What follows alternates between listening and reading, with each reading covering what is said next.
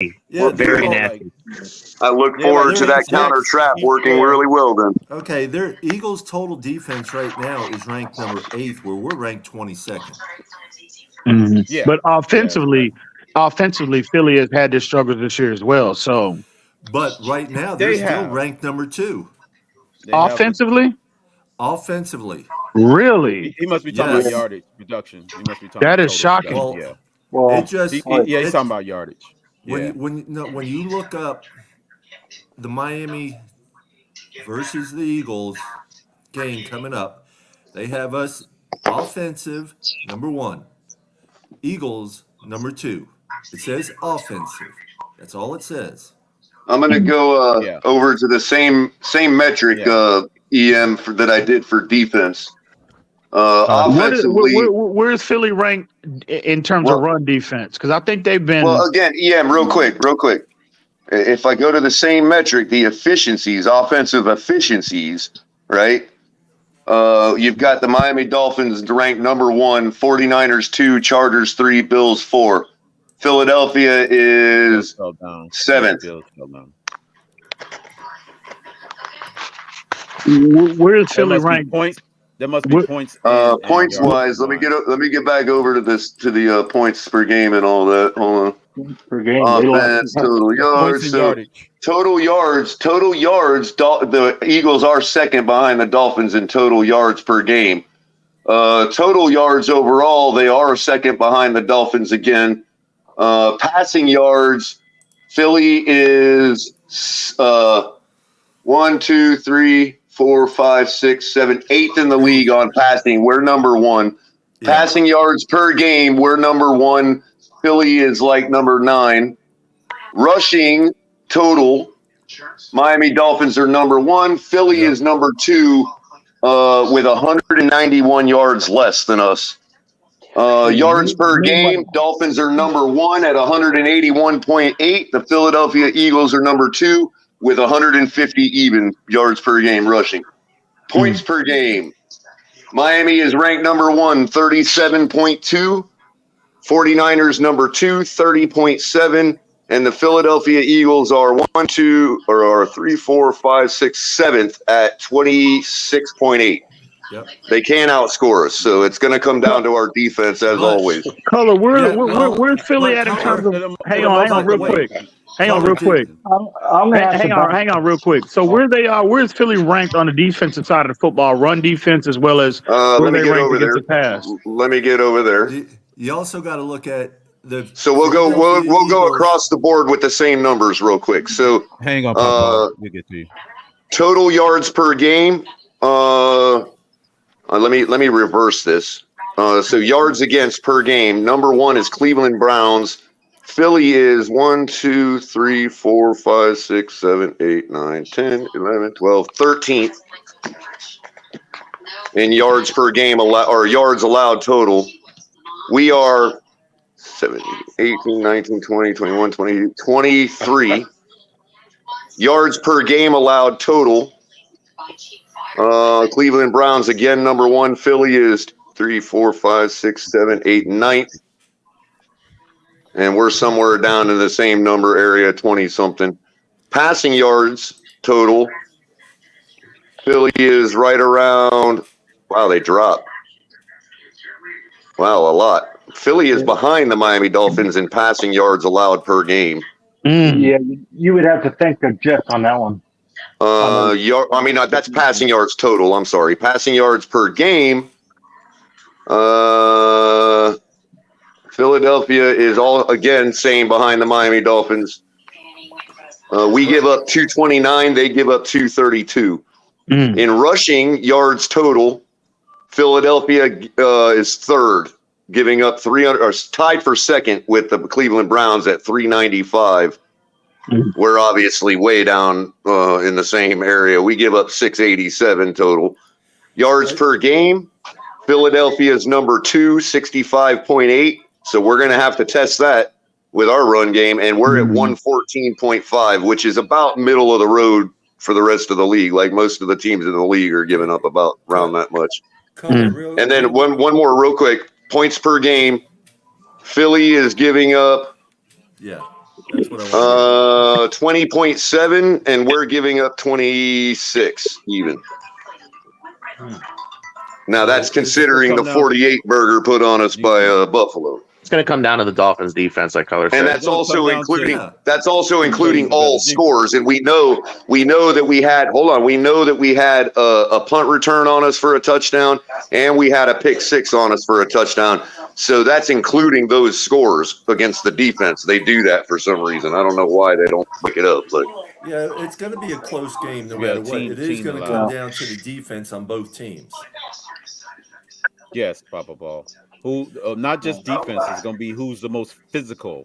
Yeah. Who can reset well, the it line looks of like scrimmage. if both defenses show up, they'll score every bit of their 26 per game because that's what they score per game, and we should score every bit of our 37 per game if both defenses. You know what I mean? Like, well, that's I agree with you, Color, 100%. or if both defenses don't show up.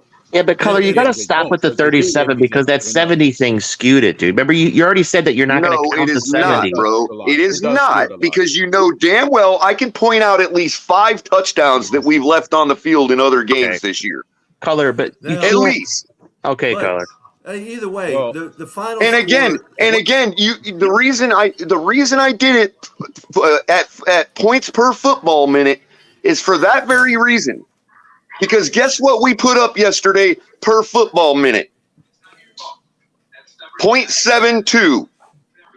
That's exactly what we are at for the whole season, which includes that 70 game. So I'm sorry, but bro, we are scoring 3/4 of a point per football minute. That is what we're doing. Now it's at 37 per game. So that has lowered. Yes, I did expect a little bit of a regression because of the 70 anomaly. But I think 37 is a lot closer to more reality than 43 was. So don't give me this, it's still inflated because of the 70 game. Okay, so what is it? How many points of those 37 do you give back? We already discussed this, Color. We said three per game? What do you give back for that? 3 per game? Color, you have to let me answer. To see what it is. I would say this, Josh. 9 games would be a big enough sample size to see whether or not the average is trending in the right direction. We're at 6 games, bro. Well, Color, let's do this. We have 6. We need 3 more. What's the Dolphins' offensive averages? Crypto, I am aware that 37 will regress a little bit more. I am aware of that mathematically. So I'm asking Josh Allen as the next Carson Wentz, how many would you give back at this moment to make it reality? For that game or what the averages are? No, right now on our 37.2 per game, how many of them points do you take from us because it's not quite reality yet? I think the Dolphins are a 30-point on average offense a game. I disagree. I think that we're at least 34. I mean, you're saying the 70 points is an anomaly, and then you're saying, well, the points per minute, but the points per minute are not all equable. They don't all equal each other, Color. That's true. Otherwise, you would have scored 60 points in another game. Right, you would have scored 60 in another game. But when you're talking about a disparity between the number 1 at 0.72 per football minute and the number 2, which was the Buffalo Bills when I did the math a couple weeks ago, at 0.50, that's a large disparity, bro. They can't just be explained by 170 game. Not all minutes are equal, Color. You take care. All right, John. Well, not all games are equal either. John, thanks for stopping by. All right, John. But it still equals 43 per game, which obviously was inflated because it's curtailed back playing the Giants and playing the Panthers. It's regressed back to 37 a game. Hey, Color, you're telling me we shouldn't have scored more points against those two teams? Hey, Pete, wait a minute. But Color, why didn't you score 60 points in one of those other games? Because shit happens. Okay. Color, let me ask you, Color. I heard everything. Welcome, I was Pete. back there. What's up, Crypto? Everybody, thank you, everybody. But I got a What's question, up, though, Pete? Color. Pete, what's What up, is the bro? points? Hold, what's up, Fred? I'm glad you're here. They said you're here because we started winning. That's what I heard. Pete, But what's good, bro? What's good? Well, I ain't hear you, Pete. I ain't hear you. Color. It's good to be I back got in a the swing of question. things. let Pete Because- talk. I just got a question for Color. Thank you, Papa Paul. Real quick, Color. Give me the points per game for the 3 playoff teams that we won, because so far in the season we've only played 3 playoff teams: the Chargers, the Bills, and the Giants. The Dolphins have the worst strength of schedule in the NFL right now. I'm going last year's teams that made it to the playoff. Josh Allen, Those are the teams that I want the score of the points per game. That's it. Well, And we're let's facing do the it. Eagles. 36 against the Chargers, Yes, sir. 20 against the Bills, and what, 31 against the Giants? Yes, sir.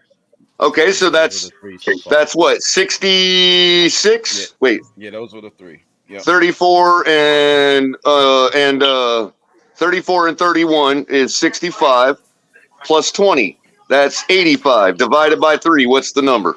It's like 27, I think. 28 and some change. That's freaking damn good, bro. Considering That's what I the said, Kansas Color. I think City the Chiefs, Dolphins' offense is considering 30 points a game. Like their considering actual the number over considering course the of season. Kansas City Chiefs total last season was 29 per game. That's Yeah, money, that- Color. I guess that's what Pete was saying. That should be more Considering like the Buffalo reality of what Bills you would average per expect. game last season was 27. You That got it, seems Kirk. about good. If we're scoring 28 against the 3 playoff teams, yeah, sounds good to me. I'll take it. That's the minimum we have to score is 28 points versus the Eagles. That's the Yeah. only shot we have. I We tend to don't put agree up with that. 28. But I know we can do think it. We're gonna beat the. Hell no! Look, I've been gone for a little minute. Color. 3 weeks is too long. Bro, whether And I believe we're gonna do it or not, I believe we have the ability to. That's all I care about. Color. If Eichenberg has to gonna go up boil against down to the Jalen Carter and content. Jordan Davis, and Fletcher Cox, so It'd be a that's nice a. I just, Eichenberg. dude.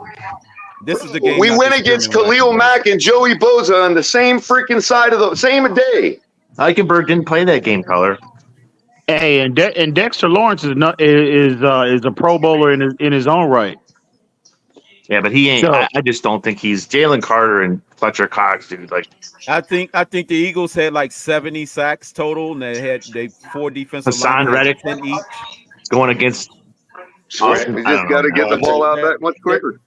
They not There's cupcake no way, defensive guys. linemen. Hey. This You can't It's going to come down to whether we can break through their run defense. Their run defense is where it's at. If we can break through that run defense, we got them. Is the game in Philadelphia? That's what Yes. it's gonna make you want to- Yes. That's What's up, It is. Dan Burke out there? I don't fear Philly, man. I'm not that. Listen, they're concerned for sure, but I don't fear Philadelphia. I really don't. No, I. yeah, but I- EM, Why? hold on, Because they EM, lost I to don't, the I Jets don't now? fear Philadelphia necessarily. I don't I think fear nobody that fears defensive them. line, man. I fear that. The Philadelphia Eagles right now are not the Philadelphia Eagles that was playing last year. They are not performing as well as they were playing last year. That's a plain I out would given agree. fact. Not at the level, but yeah, They're their just schedule not. last year was a lot less tougher too. Yes, Hey, but But they're they're playing a just tougher not. schedule now. hey, real They quick. hurt. They're May still be not winning, but they're playing not. as well as they could be. Hey, We real had quick. I just They could. wanted to say what's up to Pete. I'm in the back doing some stuff, but I just hop on real quick to say what's up to Pete. I'm What back. up, Shake? I'm here What's going hanging out, man, with the fellas. Pete, And I'm What- here to what's this- also say, like, What's this? Hold on. What's this strength of schedule? The Eagles play the Giants and the Redskins twice. You have to fact check that for me, Color. I read. Yeah, I'm they pretty do. sure I read the Dolphins have the Well, worst. I don't need to. strength of I don't need schedule. to know the numbers. I know they play their division opponents twice, and 2 of those are the Redskins and the Giants. Well, I don't know what the Eagles' strength of Well, schedule. yeah, and the Cowboys, but that Well, was it. Cowboys remain to be seen what they are. To be honest with you, they're fake. this is everybody they wants to play- still they play- hype them up. They're still up there in the projections, but I don't know, But yeah, man. Three of Real the 4 quick, Pete. teams is a playoff team. Real quick, Pete. I just want to ask, make sure everything's okay because you've been gone for so long. Oh yeah, everything is good, man. Just I had a situation happen in the family, and that's just pretty much it. Oh, as long as everything's okay right now. Well, you so- know, we all hope for the best for Yeah, you of here, course, man. And 100%. I just want you to And, know that while you were gone, I heard a lot of good well wishes from people that you wouldn't expect to give them. So just so you know, people care, man. Even the people that might hate on you. It's unbelievable, and the only reason why I even came out on Twitter and said that was because people were messaging me and asking me where I was, and it should have been obvious. Well, you know, I've character been to gone me, since- character to me is how you act when somebody ain't around. And I heard a lot of people that come at you pretty hard that were giving Yeah. you pretty good well wishes, bro. So I wanted you to know that. And that was also a color. That was awesome because that was also like let me know like this is really all just football debates. That really is, like Yes, in it our is. reality, we're all a family. We all love the same We are team, all, yes. but we all don't see it the same way. Some No, like we to say don't. you don't know football because at the end of the day, guess what? I miss Skyler. Skyler Thompson would have been beating these teams too, and I miss him. Like Here we I go. miss Skyler. Here we go. Yeah, you know what? It's And been a here while. we Wait a minute. go. It's been a while. Here We it do goes. need Come the on, Skylar Pete. Thompson Like, report. Pete, you gotta Hold on, we stop, do need bro. no, guys, man. we do need the Skylar Unbelievable, Thompson bro. report from his personal beat writer. So yeah, I mean, what's Oh my I mean, god. well, Pete, Hey man, I don't care what anybody thinks. given a Skyler would have. see if it's gonna make me throw up. Skyler would have beat these teams too. That's been on my chest for too long. This is. What the? See, that's the type of. I'm gonna kick your ass.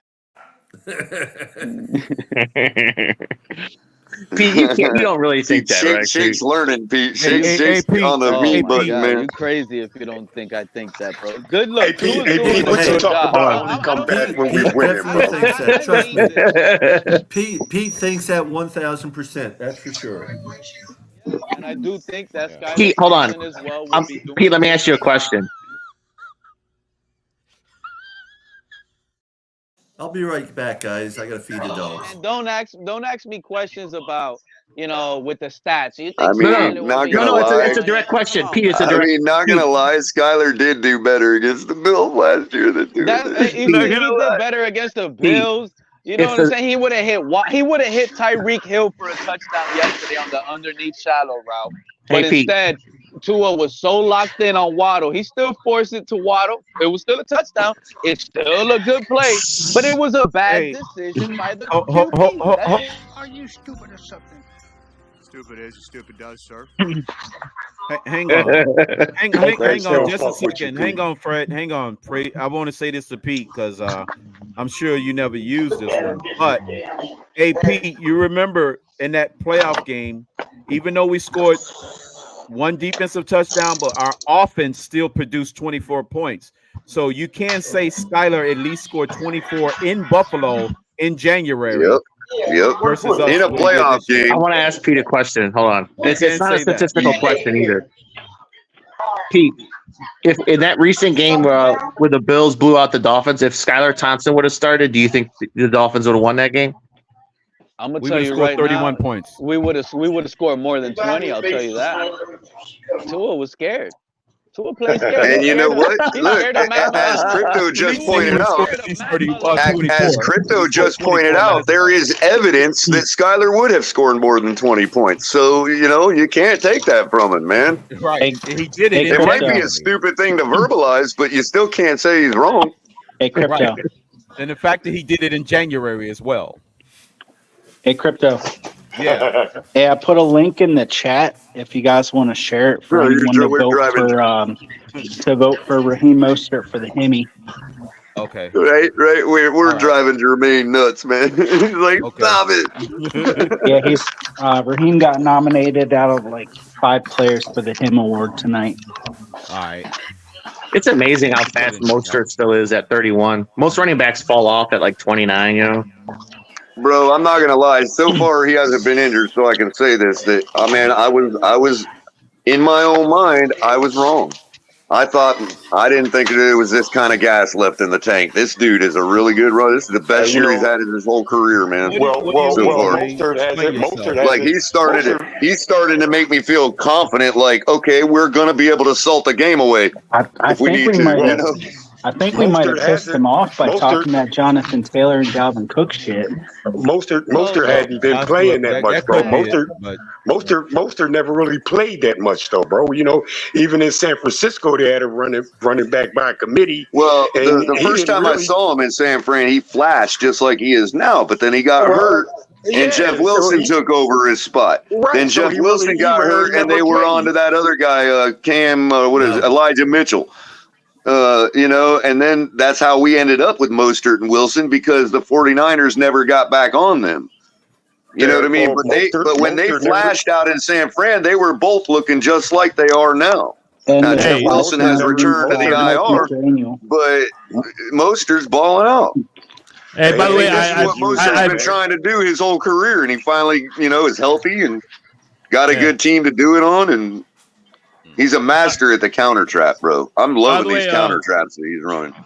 By the way, Josh Flappin put the link into to vote. I'm just disappointed that Noah is him monogamy isn't on this list. That's all I'm saying. Yeah. By the way, Shake, I said this earlier in a Twitter space, so it might be redundant for some folks, but for real, Adam Thielen balled out yesterday, bro. Yeah, he like did. seriously Yes, he did. balled out. Yes, he And did. I'm just saying, the last time we faced Adam Thielen, Noah shut his ass down, man. Just Damn saying. right. Just Noah saying. is him monogamy. Yeah, But Noah did all shut I'm him down. saying is Well, Bryce you Young know, has never looked that can- good as he did last. We had a better defensive scheme. Thank you, Because he Crypto. hasn't looked It that may good be all maybe year. so, Fred, but Noah locked freaking Thielen down like he was in jail, bro. Like there was no Thielen that day. Color, is your opinion like, because remember how we talked about before the season how I thought Josh Boyer was maybe underrated, and what's your opinion? I mean, it's still early in the season. Do you think maybe I they think he's should have? underrated by Dolphin fans. No, But look, man, you got to realize, Josh, when Shake, y'all hold on, I'll be back. when we fired Flores and made the decision to keep Boyer on, some people were up in arms already. Yeah. And those are the most of the ones gloating now are the ones that were up in arms, but now it's like, or back then what I had said was that I thought our defense understood Flores's and Boyer's scheme well enough that I didn't think it was going to matter much who was actually calling the plays. Like I thought our defense could go without a DC last year and been just fine, because I think we got really intelligent guys on our team that understood that defense fully. And like, I didn't even, hey, you could have fired Boyer too. We could have gone without a DC last year. I was joking. Obviously I was being hyperbolic, but that was my take last year. Nah, so you know what I think it might be a case of we did too much. I mean, maybe in the long run, Fangio may be better off, may build a better defense in the long run over the long term. But to make that shift right now when we're on a Super Bowl run was to me a little confusing and putting an awful lot of trust in your offense to keep this 37 you and I were just talking about per game up. You know what I mean? Right. And we've never been good under that kind of pressure with our offense. We end up breaking at some point. And you could point to a game like Buffalo where we either chose not to show up or we didn't show up because we couldn't. Whatever the reason, it looks to the fan base like, here we go again. We're not showing up for these big games and big teams. When I think that wholeheartedly we have the ability to beat anybody in this freaking league if we just execute. Let me ask you a question, caller. What happens Sunday night if the same outcome for the Dolphins is that against the Bills? Well, it depends on how, I mean, look, I can't imagine that if there was some kind of laziness going on against the Bills because of the fact that the consequences wouldn't have been as harsh. I don't think we can look at it that way going into the Eagles. So I think the Eagles would be more of a litmus test on that front. Yeah. But I don't think, on the contrary, if we beat the Eagles, I'm not going to be one of those ones that are like, oh, well, that finally does it. We now proved we can beat a big team, because I don't think the Eagles are better than us. Yeah. Hey, by the way, real quickly, I gotta introduce this next guest because I met him personally. But before I do, Josh Allen is the next Carson Wentz. I swear to God, but next Carson Wentz, potato. Anyway, next Carson Wentz. Anyway, dude, listening to your voice, your demeanor, and your tone, dude, you sound just like a young Mark. Real talk. But anyway, I like to introduce this man. I met him yesterday at the tailgate. The man with the coolest name, not because his last name is Winters, but because he is the coolest brother on the block, Mr. Dolphin Winters. What's going on? What's up, brother? From another mother. Man. What's up, Dolphin Winters? What's going on, everybody? How y'all feeling now? Michael. Wait. IP. Yeah, I'm here. What's up? What's going on? Winters, I'm here, man. I've been trying to ask the panel how they feel about my take that I'm about to give, because honestly, Well, there's been some good things. But go First ahead. thing first, where the hell have you been? Like, you've been MIA, literally. Tua has silenced me, bro. Tua's MVP. What do you mean? What do you? So you like that tweet you put up? That's it. Listen, I have my next target. I got my Tua. He's doing Tua things right now. It's early on in the season, September. We know what happens in December. But here's the next thing. How do you guys feel about Jalen Phillips, man? Because we need to trade this guy immediately. Oh, please no. While there's handicap, man. Jalen Phillips, man, this is my next hit, man. Please no. Serious, bro. I was trying to be fucking nice and say what's up. Yo, I was trying to be fucking nice and shit, and you fucked everything up, bro. Well, before we go down to Jalen Pete Phillips, doesn't like anybody. Pete doesn't like anybody named Jalen's. Well, before we go down the Jalen Phillips road, I want to say it was a pleasure to meet you yesterday, Winters. Really cool, man. Appreciate it, brother. Likewise. Right. And as far as Jalen Phillips goes, Pete, I'm going to say this one time. I'm not going to, you know me, I'm not about being redundant anymore. Y'all can disagree with it or agree with it and talk about it till you're blue in the face, but I am only going to say it once. Pump the brakes on Jalen Phillips. It's his third year. It's his third year, and I want to point out. Hold on, don't nah me yet. Okay. What year is it for Van Ginkel? Who do you want? Okay, I'm not talking about Van Ginkel. I'm talking about when we look at what he could be. When we look at what Jalen Phillips could be, and we size him up with our eye test, and we see. Look at our defense with Van Ginkel. Well, then you would have been one to get rid of Jason Taylor then before his fourth season, because guess what? In his second year, he only had 4 sacks, and he didn't get 10-plus sacks in a season until his 4th year in the league. That's Jason Taylor. Jalen, you got to put that pressure on Jalen Phillips. I know what I'm telling you. Hold on now, Pete. Hold on now. Hold on now. I gave you what Jason Taylor did his first 3 seasons, okay? Now let me give you what Jalen Phillips has done his first 2. He started with 8 sacks in his first year. And then his sophomore slump, as you would call it, as it were, he had 7.5 sacks. How many sacks did he have yesterday, Color? Look, injuries aside, I get that part. But we all know that Mike McDaniel is ridiculous, what some could argue, when it comes to getting guys back on the field if they ain't in perfect freaking health, bro.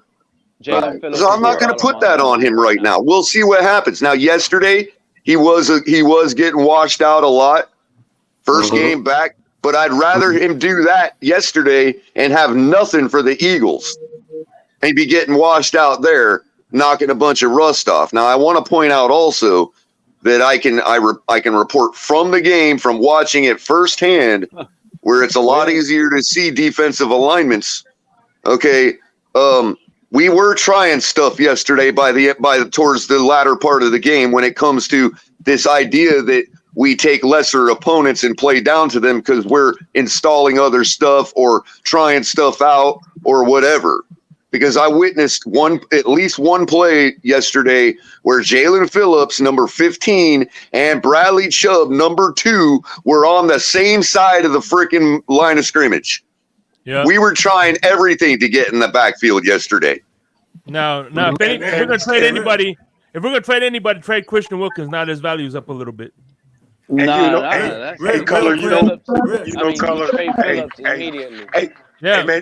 tell me what the Panthers' offensive line is ranked, man. Tell me that. It don't matter, Fred. We were taking the opportunity to look at different ways to get in the backfield, and that stuff probably wasn't working because it's the first time we're doing stuff like that. We have to take the opportunity.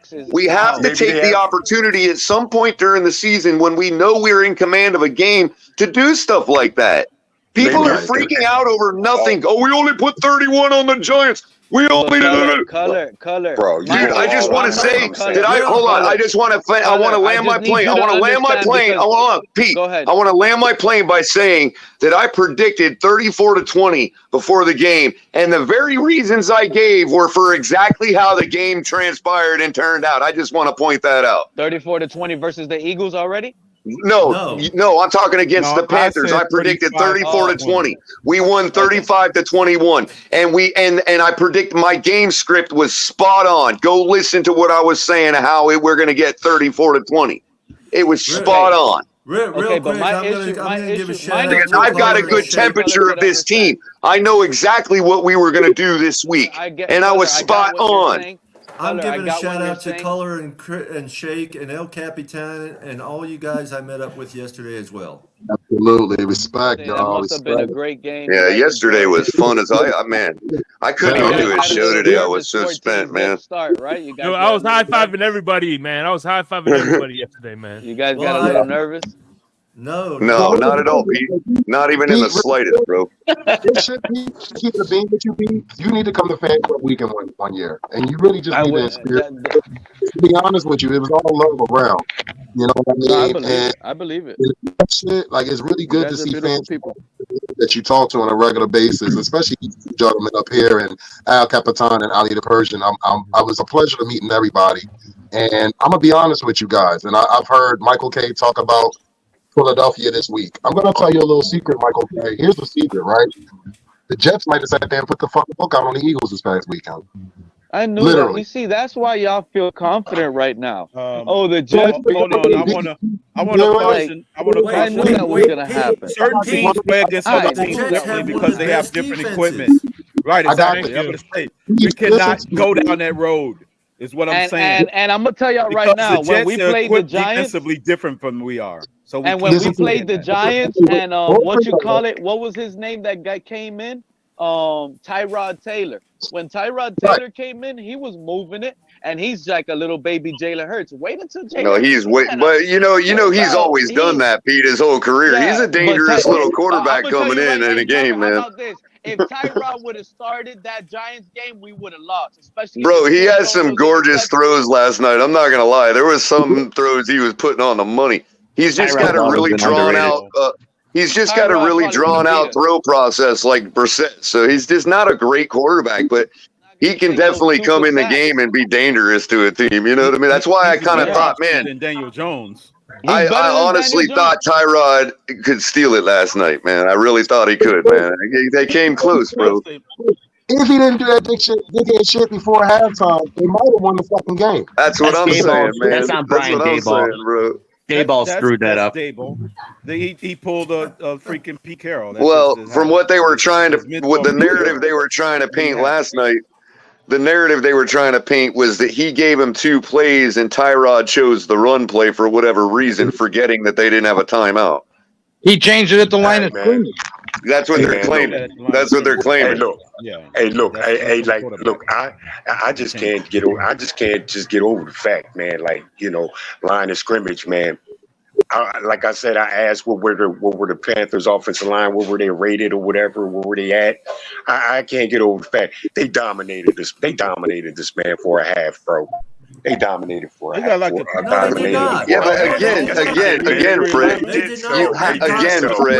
You have to provide context as to wait a minute. You have to provide context as to why they dominated. They did whatever they wanted to do, man. They ran. No, they didn't. Until we started playing football. Until we started playing football. Right, 1 quarter. And it was 1 quarter, not a half. Exactly. And which their coach went away for, which he pulled a Pete Carroll too, and not sticking with the running game. And Right. And I know Pete switched the defense. Pete and Fred, y'all are going to hate me saying this because I know how you feel about statistics and probabilities and all that stuff, right? And analytics, right? But the pie chart on ESP Analytics that had us 87% to win the game, right? You know that one, right? Definitely, man. Okay, if you go back and follow along the little graph, for the progress throughout the game, because that thing gets updated throughout the game by the minute, right? So if you follow along, when it was 14-0, that was that part of the game on the chart was our lowest point of probability to win the game, and it never fell below 50%. We were still 54% to win the game, down 14-0. Good evening, Lewis. Yeah, I don't. As soon as we tied the game, our probability shot back up to 78%. Yeah, yesterday. I don't think we were. Went from tying the game. From tying the game, our probability of winning went back up to 78%. Well, then it goes back to what it's originally at, because it's technically 0-0 at that point. Well, real quick. Yesterday, and shout out to everybody. What's up, winners? Papa Paul. They just got it. What's good, Pete? Yo. I ain't gonna lie. I cannot believe the words that are about to come out of my mouth. But goddamn it, I agree with Pete. Jalen Phillips. I'm telling you. Has been, and again, I get what Color's saying, right? I'm not with But Pete. Color doesn't let me finish, Lewis. I don't think we should trade him, Pete. Let me just say that. I don't think we should trade him. But nah, bro. Rotational. As rotational. This comparison to Jason Taylor, we already had this conversation, and I could be wrong, but Jason Taylor was either a 3rd or 4th round pick. There was no expectations on Jason Taylor, right? When he wasn't giving you nothing, you could say, you know what? Fair enough, but the league is still the league. The league is still the league, no matter where you were drafted. And we gave him 2 or 3 years. We ain't gonna give Jalen Phillips 3. Yeah, but Taylor's from a small school, Color. Bro, I'm gonna tell you this right now, Lewis. If he don't get, just know this. If he don't get 10+ sacks next season, I'm with you. No, but here's the thing. This should be this. Well, to be fair, Jason Taylor had Tim Bowens and Gardner and Darryl Gardner, not freaking. I don't care about none of that. I just want to finish my point. I don't give a damn who the fuck. I don't care about none of that either. Okay, that's cool. All I'm saying is, right, we're talking about a specific man that all of us, me included, this season was said in the beginning of the season. Color, you know this. I said there was about 4 or 5 guys that are untouchable on this football team for me. Jalen Phillips was one of them. We all sat up here before the offseason and said Jalen Phillips was going to be our guy that got us 10+ sacks. To be the 15th overall pick, he has been underwhelming at best. I had no problem saying that. For Tua Tagovailoa, wow. I'm damn I went out on a limb and said, but that's the reason we got 5 years. We got 5 years. We got 5 years to make that decision, bro. But here, you see, look, maybe I'm talking about now. I'm not talking about his projection. I'm glad Lewis brought it back. I'm just saying we got rookie control on the guy for 5 seasons. Hello, the problem that you guys are not actually listening to is the part where I'm saying is we have Van Ginkel. Van Ginkel should be the starter there. I don't care what Phillips. He's backup. He's rotational. That's fine. But we need Van Ginkel on Phillips' spot immediately. He just plays better. He's better than him. There's no comparison. That's just the reality. Is playing better right now. He's a better overall player at that position. So how y'all gonna tell me? Bro, you said that there was low expectation on Taylor because he was, 4th or 5th or 3rd or 5th round, right? Yeah, so that's why Phillips came out and produced 8 sacks his rookie year and 7.5 his sophomore slump year. I don't know why we're like, what are we doing here? We're not going to give the man his full rookie term? They're just saying, Color. They're just saying in a Super Bowl window, they need him to be a dynamic player, dude. So I don't mind making him rotational if that's the case. If that's how he's playing now, hold on. If that's how he's playing now, and we need to keep our run going and make him rotational, that's fine. But, bro, really? Hey, Color. Let me ask you this, bro. Let me, Color. Let me ask you this. Let me ask you this, Color. I'm not talking about giving the man a contract. I'm talking about play out his rookie contract. And I didn't say, to be clear, Color, I'm not saying to trade him. I'm not saying to cut him. Pete talking about put him in a rotation. I think he should be the starter. I'm not even saying that. All I'm saying is the buildup He's around this underwhelmed. guy. The buildup around this guy. When you look at him on Twitter, when he's walking around Buffalo shirtless, right, and he's Exactly. looking like Tarzan, but playing like Jane. No, I'm gonna call it out. Hey, Color. I'm sorry. And you're right Color. to do that, bro. Color. You're right to And do that. I'm just saying. I'm just saying, as far as expectations, because of where you were drafted, Tua was drafted 5th overall, but we're still here. We are at season 4. Hey, Color, let me ask you a question, Color. Let me ask you. Hold up, P. Let me ask. Hey, Color.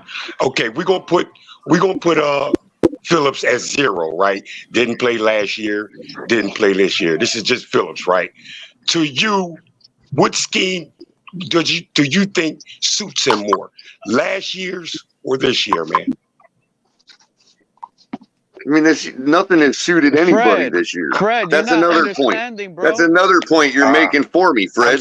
Nothing in this scheme has suited anybody this year. That's right. You don't think he excelled?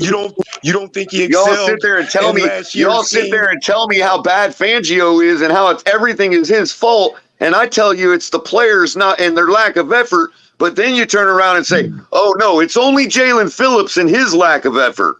But Lewis, Lewis a all I asked question. you was what? All I asked. It's not just only one or the other.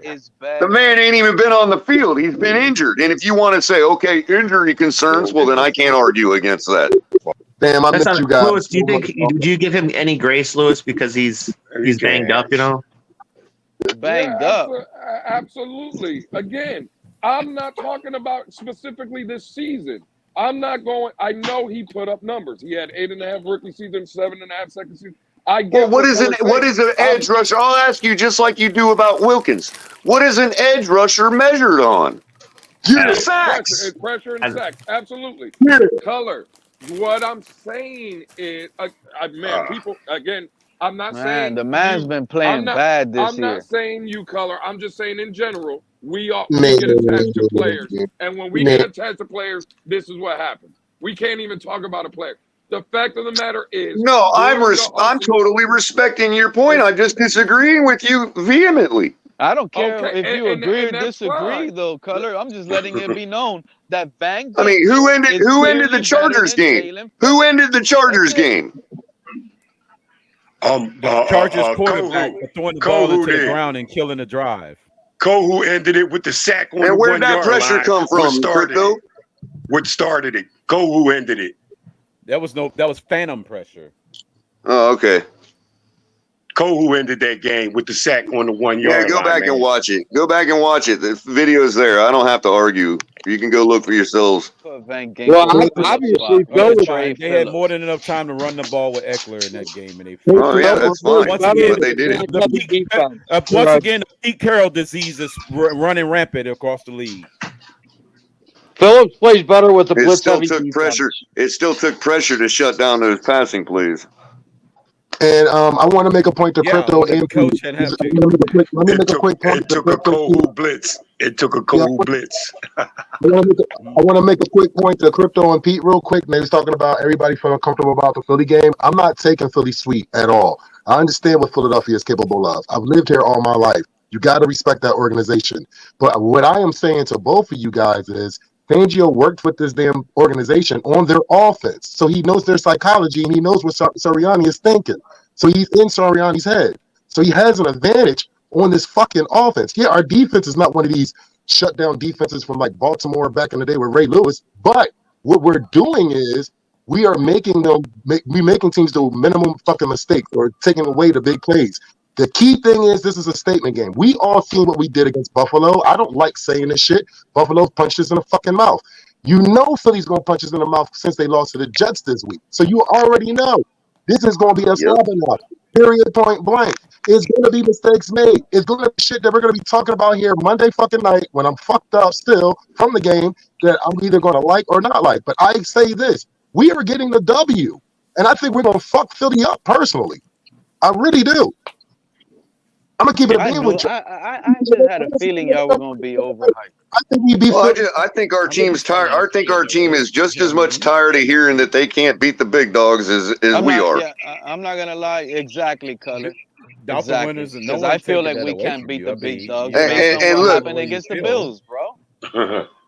and look. Bro, I mean, Fred, I just wanted to say before you laugh and talk about a Kohu blitz.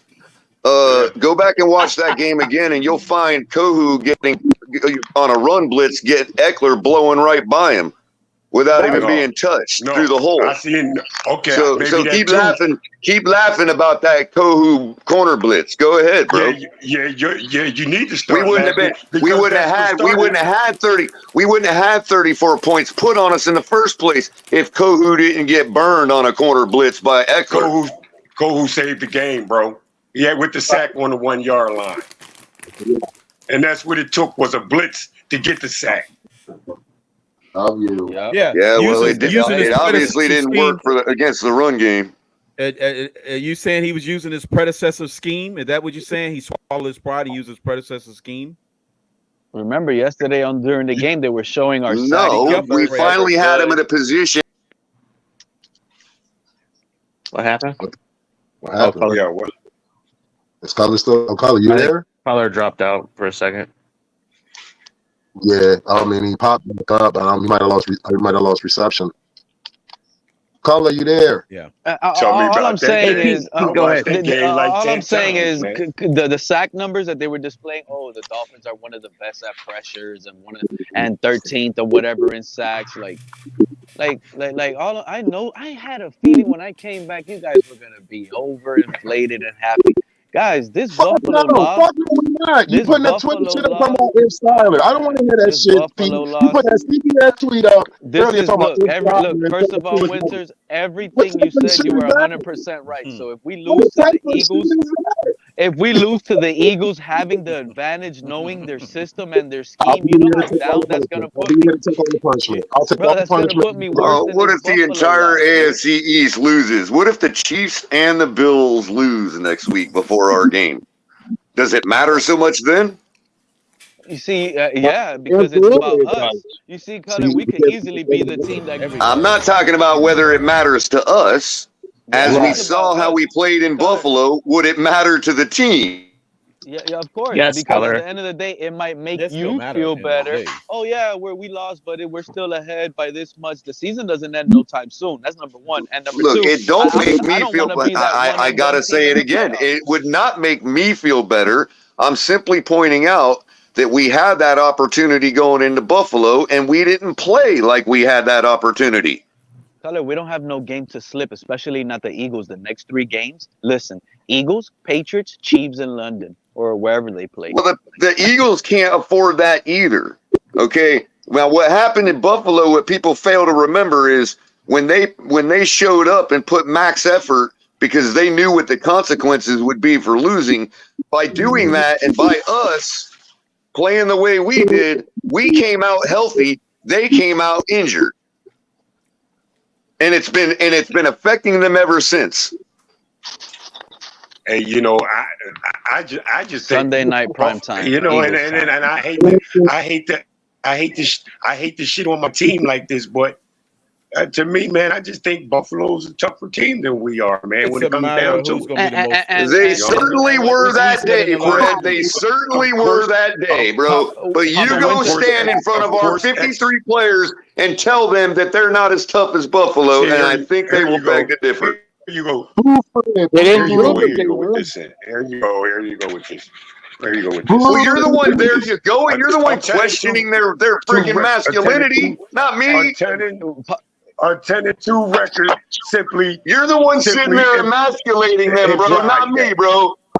Dolphin Winters, everything you said, right? If you don't see it, everything, if right? you don't but see it, but what you fail to realize, if you don't see it, I don't know. Jalen Hurts versus I don't know what Tua. kind of. Remember, Hold up, Pete. What part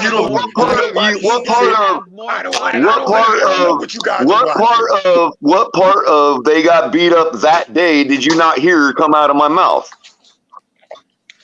Remember, been a this is tougher the team guy Yeah, but that Color, they you gave a years, bro. qualification. You gave a years. qualification for it, Color. Tua bench Jalen Hurts in For Alabama. Well, why years. wouldn't I, bro? Because we played them to 3 points twice in their stadium last year.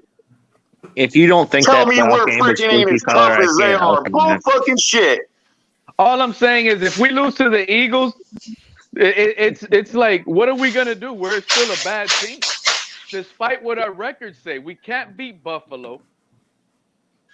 We beat Buffalo in Beat the the 18th Eagles. week. You know what? People got this weird conception that the word finesse, Dolphins winners, that that's the what I've been word trying to finesse, scare everybody people to got do. this weird conception that the word Dolphin finesse winners, is a that's what I'm trying synonym to scare everybody to do. We're of about them in soft. week 18. It's not.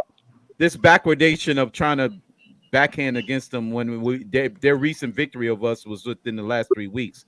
It's a futile. Right. It's just futile. I don't really care. When it Nah. comes to toughness, when you're talking about toughness, Crypto, it's the same team it was last year. Okay, plain and simple. Trade lines in a few weeks. Should we make a trade or not?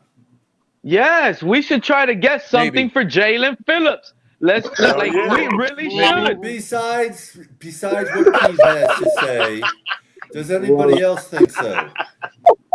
I think you need a corner, man. Maybe. Yes, yeah. You I could think- probably I get a think- corner I for think Jalen maybe Phillips. Get somebody on tackle. defense, man. You might be able to get a good corner for Jalen Phillips. Xavier think Howard We Buffalo- is got a done. corner coming.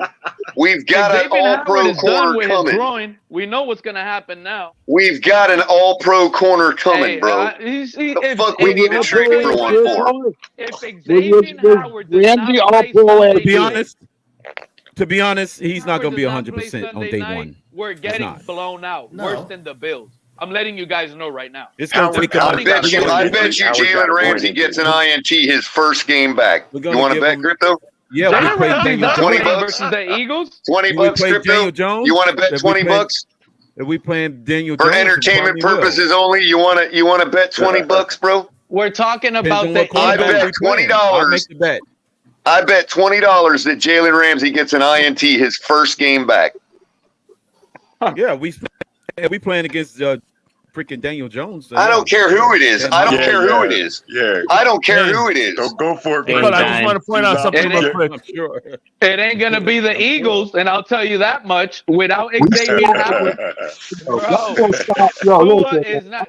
First of all, somebody was talking about offensive Bro, line. I'll put that bet up on Bet US right now, bro. If they've got the bet, I'll bet that on Bet US right now. I'm gonna tell y'all this straight up, man. Philly I'm is gonna not go do the same. Stop the cap. I watched that. telling you guys right now, I'm going to look. That's fine. I'm going to look for it right now. I'm going to see if that prop bet is on Bet US. I will If Ramsey say gets an that if interception his first game back. Look, all I'm If gonna he say does is, that right against now. Buffalo, that's what's going to matter to me. Hey, what's up, KP? What's up, man? If we keep It's this KP Week and I. 18, I'll give you the. My bad. Yo, y'all If he does wildin' it in week tonight, 18, man. Come on. If he does it in Y'all week 18, color, I'll give you the man, 20 'cause I bucks. already If he knew does it this. in week 18. this was gonna happen. Everybody thinks now we're gonna beat the Eagles. We're not beating the I'll- Eagles. I Now, don't care about that, Pete. I'm talking about when Jalen Ramsey gets So wait. So we just interception and keep the Bills from scoring 48, I'll give you the 20 bucks if he gets an interception in that game. just said it. I don't want to hear that from nobody that runs a fucking podcast. We're not going in there, no fucking town, laying the fuck down, just going, take our tails the fuck back on the jet and go the fuck home. That's exactly what the fuck you saying right now. Are you serious? Hey, winners, man, you breaking up, man. You breaking up. I can't hear you clear, bro. What are you talking about, Dolphins? I didn't. I'm what saying was you this. trying to Everybody's saying that we're not going to beat Philly. The game ain't even fucking been played yet, and y'all already sitting there, people talking about we already defeated already. What type of bullshit is that? What type of Y'all bullshit? falling for feet. Y'all falling for feet. because He is the Grinch who stole Halloween. Who stole Christmas. Stole KP, it's not Thanksgiving. that. KP, God it's damn, not man. that. It ain't- We're 5-1. I and get the it. offensive fucking line right now, and they're fucking trying to figure out who's going to be the next person that takes the offensive line spot. If we can sit there and pick that shit apart, that's Man, I gotta wait till I gotta wait till after the game starts because Bet It's US Winter. servers are crashing because That the was game's all about to sweet, start. and that was Is all the sweet offensive when lineman you were replaced talking by a about Vic practice squad Fangio player knowing the like the system. Giants' offensive lineman was? but the That's players just my played, question. buddy. I'm just Hey asking. guys, Jalen Hurts the is gonna Bet light US us up. servers are crashing because Monday Night Football is about to start. I have to wait a bit. Replaced by a practice squad player, then the Matter of analysis fact, may be slightly different. Jalen Hurts and his receivers I are don't know gonna the do depth of the better than Eagles, and I Tua don't really and care his about the depth of the Eagles. But Crazy, Hey, ain't it? hey, I don't hear too many Philly fans. You know, winners. It's funny how like if you look at the projections right now on ESPN's projections, bro, it's funny how the Eagles are like at the bottom of all the contenders when it comes to projections. hey, KP, what you got for us tonight, bro? And remember, real quick, Fred, hold on. Last week I started talking about the projections a little bit, and I was pointing out that right up until about the conference game, like when you talk about probability to make it to the conference, okay, up to that point, we've got better probabilities than the Bills. And then when you get to making the conference game, making the Super Bowl, and winning the Super Bowl, the Bills were edging us out by like 2 percentage points in those particular further, deeper scenarios for probabilities. After yesterday's action. Do you think that's representative of the truth? After yesterday's action, the Miami Dolphins have a better probability than the Buffalo Bills in every category. But Color, do you think that's representative of the truth? Including winning the Super Bowl. But Color, do you think that's representative of the truth? What it's indicative of is the fact that if we keep winning, those projections are going to get tighter, and the wave function is going to get closer to collapsing to reality into a single point. What happened in the game? Which is probability 100%. But Color, who do you think is going to win the division? I hate the fact that this is a 17-game season because we should just end the season. Okay, but you guys got to realize. You guys got to realize. Listen to me. Currently, the Miami Dolphins are in a super position of winning the Super Bowl and not winning the Super Bowl. And what I'm telling you is the probabilities are getting closer and closer. And the closer they get to 100, when they do get to 100, that is called the wave function collapsing into reality. And what was that? I'm not saying anything is real. I'm not saying any of this is real. That actually won't happen. I'm just telling you the current state of the wave function's probabilities. That's all I'm telling you. Nobody's disagreeing with that, Color. Well, then why are you coming back with me like I'm saying something I'm not? Because I'm asking you, what do you think is representative of the truth right now? What's representative of the truth is that we have a 15% chance of winning the Super Bowl, and the Bills have a 12% chance. Color, do you think the Dolphins are going to win the division? Okay, we got 3%. All right, okay. You're talking Super Bowl. And last week it was the other way around. That's all I'm saying. I don't disagree with that, Color. As far as the probabilities, you have a better record right now. Who do you think is going to win the division? Good news in going into week 7. I will say again, Miami already last week had a higher probability of winning the division than the Bills. And this week now, after yesterday's action, it is even greater. You're not going to answer the question. I just answered it. No, what do you think, Color? Take all the probabilities. You know what I think, bro. Duh, it's just you think the Buffalo Bills are going to win the division for you. No, is that a rhetorical question? You're talking to a Dolphins fan who the projections say has a higher probability of winning the division. You're asking this Dolphins fan who I think's going to win it. That's a rhetorical question. Okay, go on the record right now. Hold on, I went on the next Elway. I'm going to answer that. I already went on the record for my division prediction, and I'm already wrong because the Patriots. It's the same as you thinking Josh Allen's going to win MVP. He doesn't stand a chance. Color, I already went on the record, bro. I already went on the record with my division ranking prediction, which has the Miami Dolphins at number 1. And Josh Allen, I want you to go on the record. Who do you think is going to win the division? Well, not only are the Bills going to win the division, I think they're going to go to the Super Bowl this year. I think that's he's an embarrassment to Bills fans everywhere. And I'm simply telling you that the probability of that happening. And I'm just telling you. I'm telling you, after yesterday's action, the probability of that happening has gone down. That's all I'm telling you. What was the probability when the Dolphins were 8-3 last year? Josh Allen. I don't know. I wasn't looking at it last year. Josh Allen is. To answer your question, it was. I do know that. I do know this. At 5-1, hold on. I do know this, and this is the reason I brought it up, wasn't to talk about the Bills.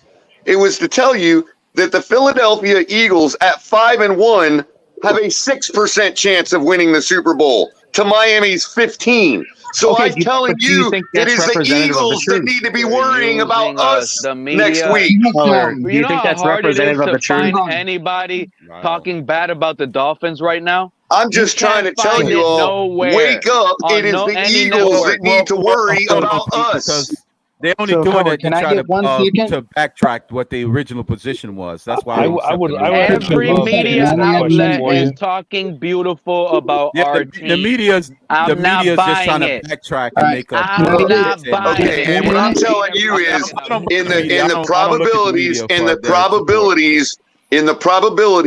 the media's feelings about us factor in 0% into the probabilities that I'm telling you guys. I'm interested if those Well, probabilities have the Color, Dolphins if the over the Chiefs. media and every I want to hear outlet about the is They leaning probabilities. do. Are they over the Chiefs? They do in some of the categories. They do. Robert. Do you think that's silly, Color? All right. No. So Josh Allen, hold on one second. After Hang the on. Chiefs win, after the Chiefs win Color, last hang week. on one moment. Hang on, I would Robert. love to he check just I got came in. like 5 minutes and then I He got to just hop came off, in. so I appreciate it.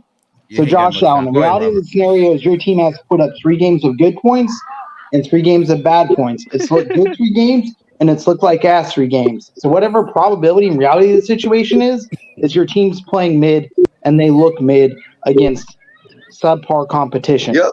Those And that's probabilities just a also fact. factor So in whatever injuries. whatever So Robert, bullshit you want to Robert, do you think spin, the Chiefs? So Robert, do you think the Chiefs are looking mid? I don't They think the actually Chiefs look are. as dominant as they have in the past. Do But the they didn't Chiefs play look the mid, Robert? Giants. Hold on, Josh. They didn't play the Giants to fuck them what? 12 points, 14 points? And what was the Broncos game, Well, he's Robert? about to hang It himself, wasn't Robert. 70 fucking points. Let him ask Hey, the Robert, question what was the because Broncos game? He's Yeah, ask your let him question about answer. the Chiefs. Hold on. Looking good. Ask your question about the Chiefs Hang on. because you're about to hang yourself. Go ahead. Ask your question about the Chiefs, Josh. What question? What are you talking about? I think it's You asked Robert a question about the Chiefs, Did and the I want to Chiefs hear win? it because you're about to hang yourself with that question. No, I'm not, because you're going to say because they beat the Broncos by 70 and the Chiefs didn't. You think the Dolphins have a better Ask your probability, don't question you? and find out. Ask your question and find out. I don't have a question. It was, do you think that the Chiefs do you think the Chiefs are mid? No, that's not the question, Color. Okay. That's what you What I'm asked trying me, to tell Josh. you is, even though the Chiefs' point differential and the way they have won has not been spectacular, okay, and they're 5-1, okay, guess what? Their projections haven't changed at all. But the Eagles at 5-1 have, and have never been higher than like the 6th spot. It would depend on the methodology, Color. I think So everyone's that's been, my point. That's my point. That's my point. That's my point. So when you look at their methodology, obviously the Chiefs, no matter what they look like to the eye test, are still performing up to the point where the projections have them top. No, but Color, they barely beat the Broncos, dude.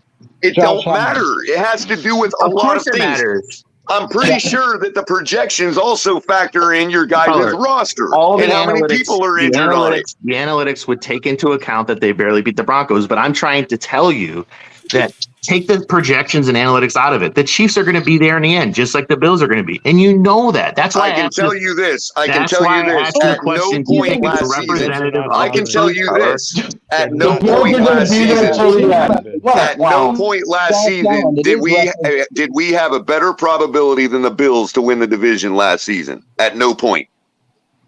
No matter what our record Is that was. according to the analytics? Well, our point, we did have a better record at certain stretches of the season than them. Yeah, the Dolphins had a better record. That's than true, Buffalo. and I'm telling you, that at those points of the season, at no point did we have a better probability than the Bills to win the division. Crypto. Yesterday, I thought about you, right, in the first quarter, real quick, because I thought about you, Crypto.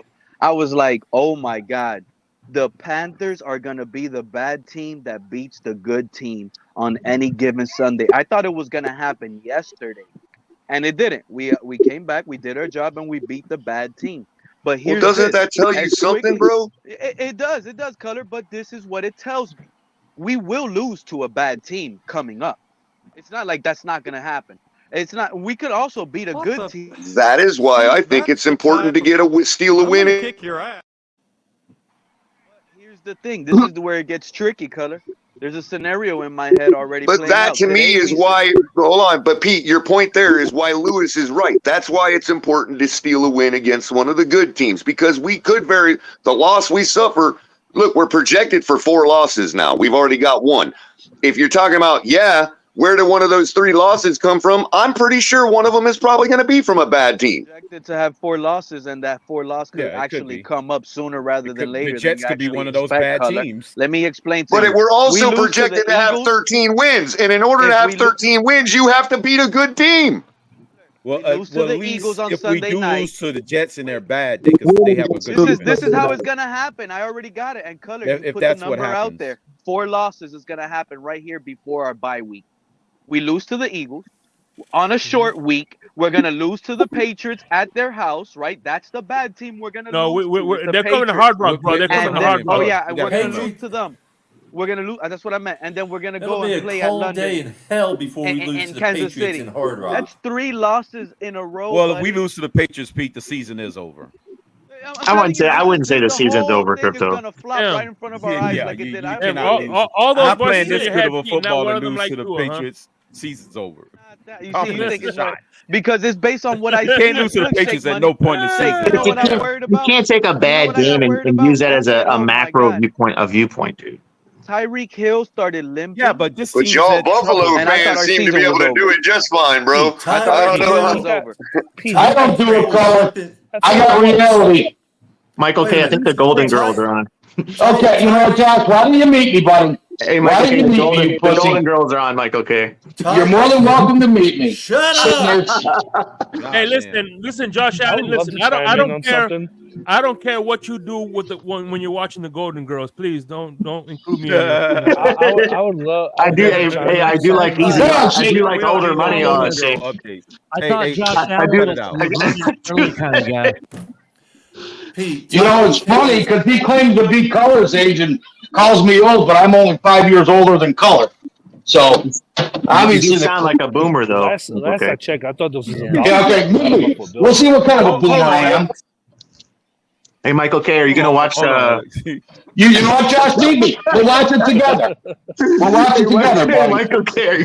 Dolphin winners, I definitely hope you're right. I'm gonna be in the building in that game anyway. So they don't We lose. I'm lose to in the Eagles. We could go on a 3-game skid just that quick. I promise. Yeah, I'll be in that Sunday night. Three's a Company is coming on, Michael K.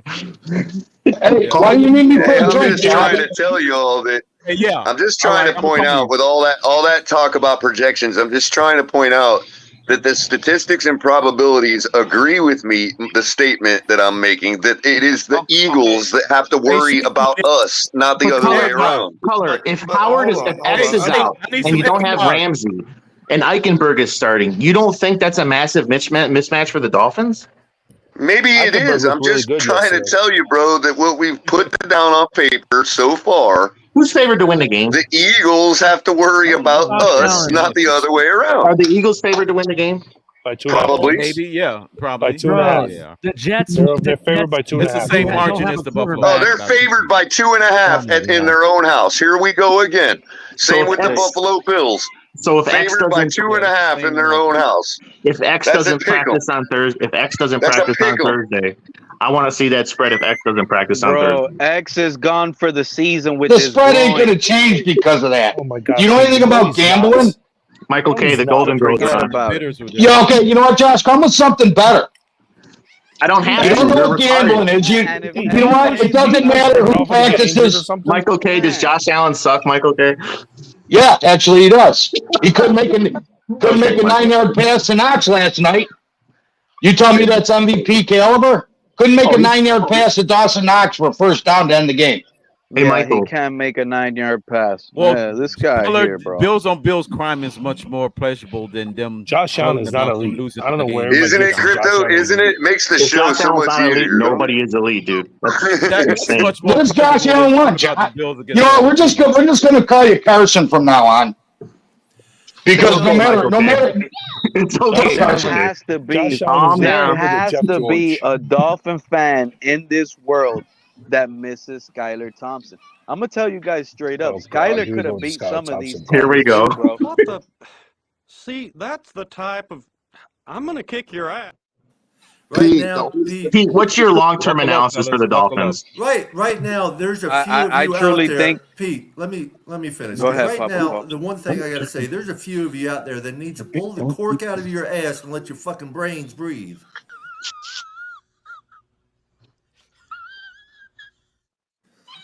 Tell him, Yeah, that's right. I agree, Papa Paul. I'd say this. I'd say Did you hear that, Michael K?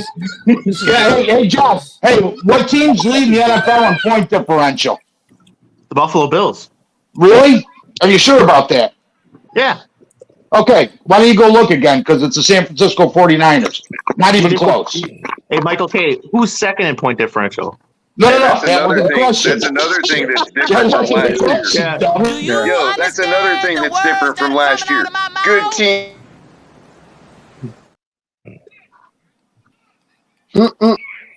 You see, I'd rather had Sauce. Like, you know how happy I would have been. We've got if a positive Skylar would've point came in differential yesterday? for and we don't usually White have was that. that We didn't same have thing. that last year. Even when we were Y'all 8-3, wanted we Mike didn't have a positive point differential.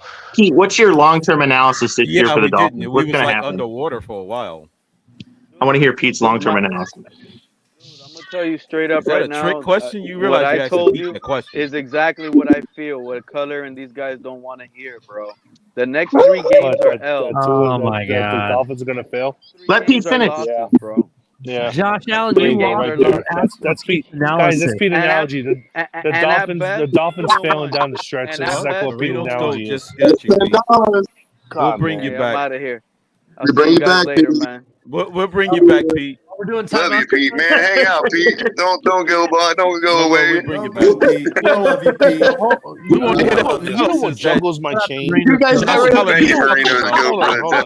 $10 donation. Appreciate that. That's messed up, bro. Guys, you know what? Well, he know juggles? damn well the answer to that question. Hello? He's asking Pete. Yo. Hello. Alex. Oh my What's God. up, Alex? So, How you doing, Alex? Hey, Papa Paul. So you know what What's up, juggles Ollie? what juggles my chain right now? The fact is that so-called Dolphin fans wish long-term injuries on their own players and wish for them to lose, just so that That's the why quarterback they're can get not out of here. Dolphin fans, Alex. That we already know this. Yeah, People that would do describe that you're are not really. Dolphin You're not. fans because what they You are, can't they're legitimately wish player injury fans. on your own They're players. fans of players, not teams. Ali. Fred is in the Bills Mafia You CIA. shouldn't be doesn't wishing matter. injury on nobody. Ali, But here's yeah. the thing.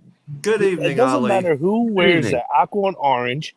Do you see this right here? You see this logo right here? That is my team, and we'll always be. Am I right, bitches? It don't matter who is under center come logo right there. the first week of the season. It doesn't matter who's under center in the Super Bowl. I'm always going to cheer for this logo right here. Amen. That's my That's what team it's supposed since to for be. 39 years. You're right back. I respect that, Alexander.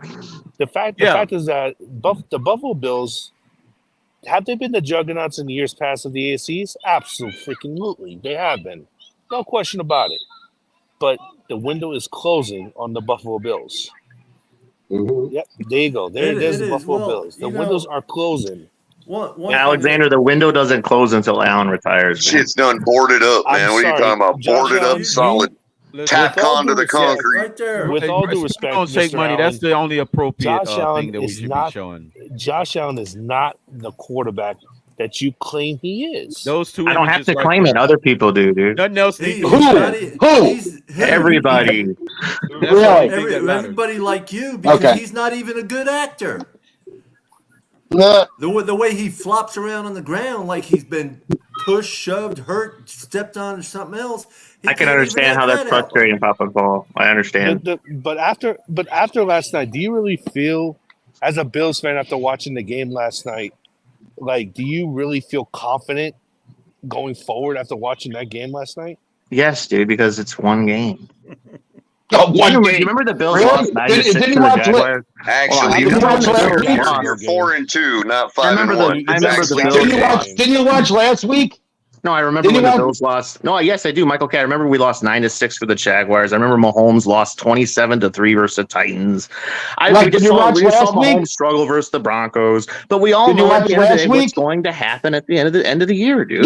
Dude, you're sitting there putting bullshit out there like Milano's going to be back in December. Okay, it's time for bedtime. Okay, bedtime. You know what? I go out at 11. Meet me for a drink. Medication, Michael K. It doesn't matter about Matt Maloney. You guys are still not going. You trying to Crypto, but you're right. But the bottom line is we got clowns in this fan base that sit there and think Milano's going to be back in December because they're claiming Ramsey is.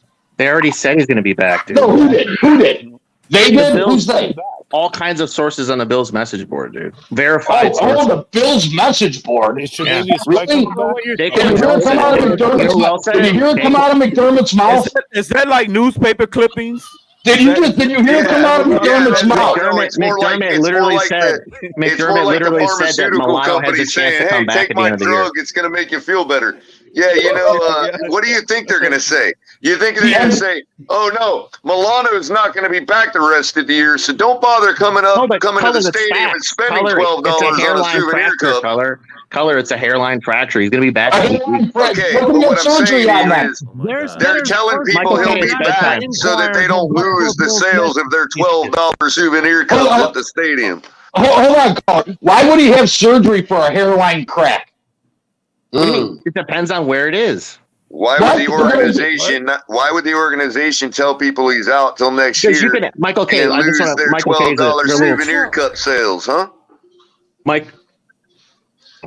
Michael K. is a little slow, so bear with me. I'm a little slow. Okay. They're gonna have surgery on a hairline crack. You got to listen, Michael K. Depending on where a hairline fracture is and depending on if you want to speed up the recovery, yes, you can do surgery on a hairline fracture. That's true, Michael K. Now go take your medication, go watch the Golden Girls, and go to bed. All right, okay. A hairline fracture. Caller, can you look that up, please? Can you look that up to see if there's surgery for a hairline fracture? Sorry, but I don't have the medical database at my disposal, Michael K. Just Google it. Michael K. is a medical doctor. If they would have said it was a hairline fracture, it would have been said there's a hairline fracture. They didn't say what his injury is. McDermott already did not. Yes, he did, dude. Okay. All right. In what press conference did he say this? It's time to watch the Golden Girls, Michael K. Is that all you got, Josh? That's all I need, Michael K. You got to know which episode of the Golden Girls before you give them that according to the report, or Three's a Company. According to the report, Matt Milano was placed in IR, ending his season.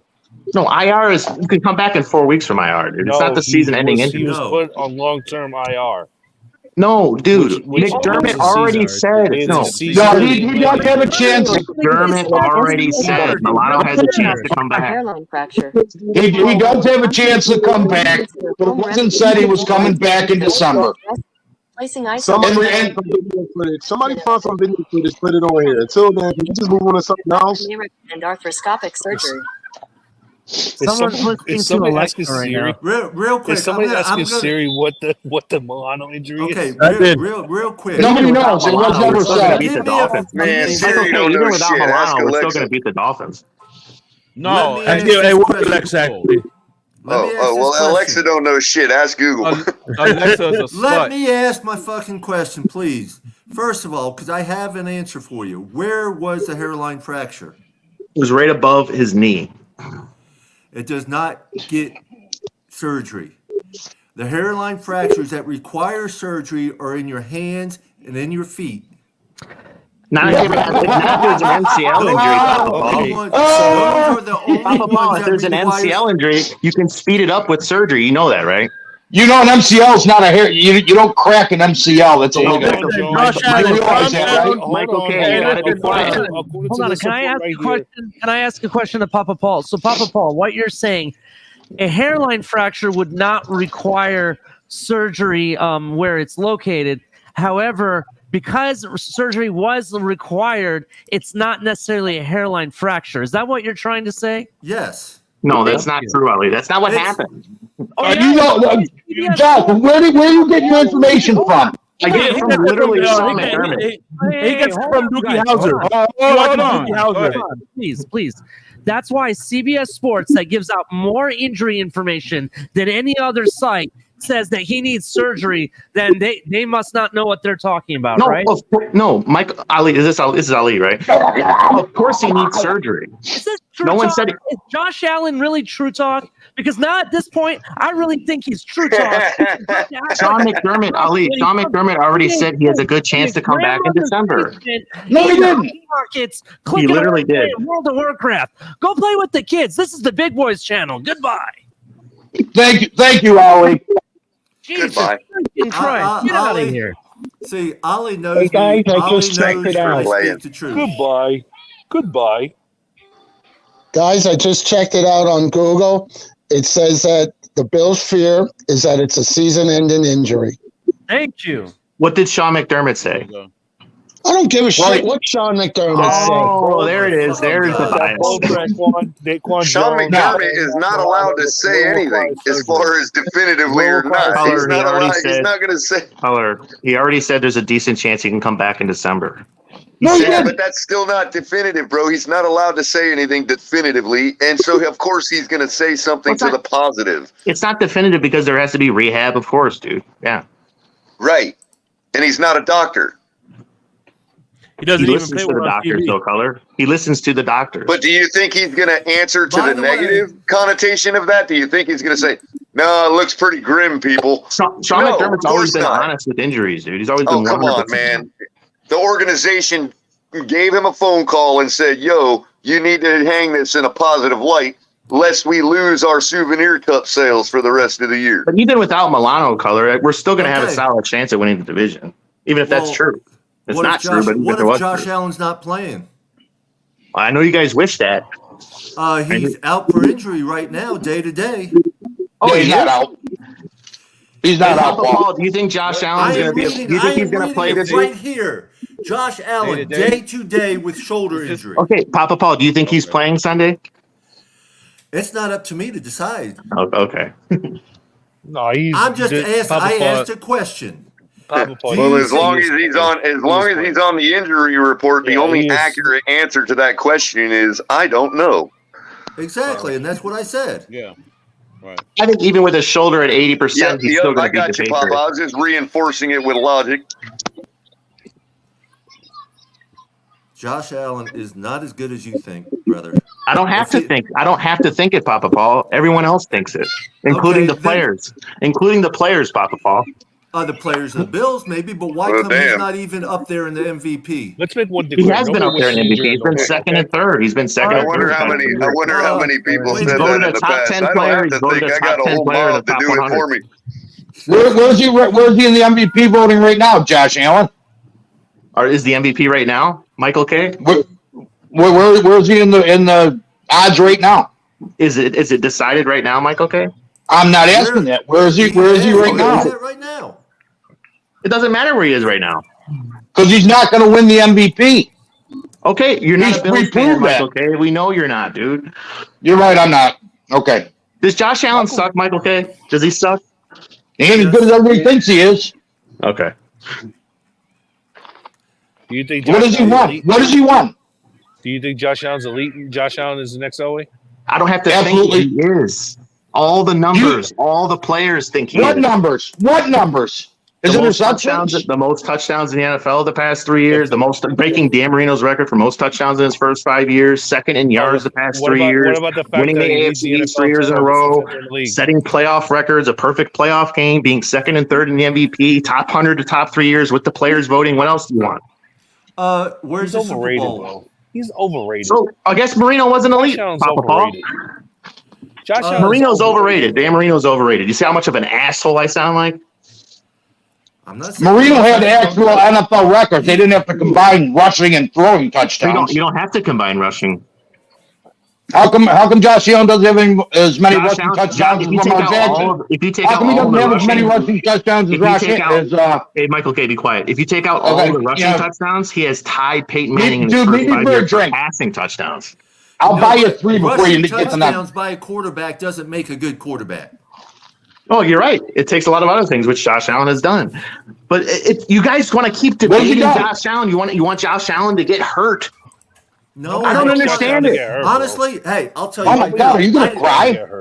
I'll tell you right now. I don't want to see a single player get hurt, especially I don't either. career ending. So I don't either. Say we want to see players get hurt. I don't want to see him get hurt. I've heard some player when that Bills Dolphins game was going. So I've heard some people on here say they wanted players getting hurt. Don't say all of us. Because that's where you're right there. Yeah. I didn't say all of us, Papa Paul. I didn't say all of us. Too. Hey, if you're going to say you heard it on here, you're going to have to. Hey, if you say you heard it on here, you're going to have to put a name on it because we have a finite number of people. Color, you specifically said it. Oh, I specifically said it. Then I probably meant it. Well, there you go. There it is. There you go. There you go, guys. Hey, Papa Paul, did you just hear that? I don't constrain myself to worry about whether a millionaire gets injured or not and doesn't get to play his game for the rest of his life. The money's not the real reason, Color. That fucking nonsense. The money's not the real reason you want him hurt, Color. That's why. That's not the real reason. You just got done saying all of you though when you said that. So don't put all of you, which is including me, and I know Dolphin winners. Don't put all of us into that category. I don't want anyone to get hurt. I don't want nobody's life to be threatened, but I don't give a shit about hurt. Well, I'm not going to disagree with you there, Color. That was ridiculous. They're fucking millionaires. What the sympathy do they need from me, bro? I don't want nobody because they don't get to play a game for the rest of their life. No, but Color, that's not why you're wishing it, though, Color. That's not why you wanted him to get hurt, though, Color. Phillies winning 2-0 against the Diamondbacks at the bottom of the first. 2 home runs. Scherber first home run, and then Harper came up right after the last batter, 420 feet, 109 mile an hour. They're all trash. They're not America's team, the Cubs. You don't be giving no updates. Hey, Dolphin winners. Dolphin, as much, let me tell you something. As a Mets fan, I despise the Phillies. Okay? I know you do. But y'all spend so much money on y'all roster, no minutes. You don't talk baseball on this channel. You don't talk baseball on this channel unless you talk Cubs. That's the rule. That's the number one rule. The Cubs are not going to see a winning season for another 25 years. I'm just saying. Doc Gooden and Strawberry ain't coming out to win y'all another World Series anytime soon, bro.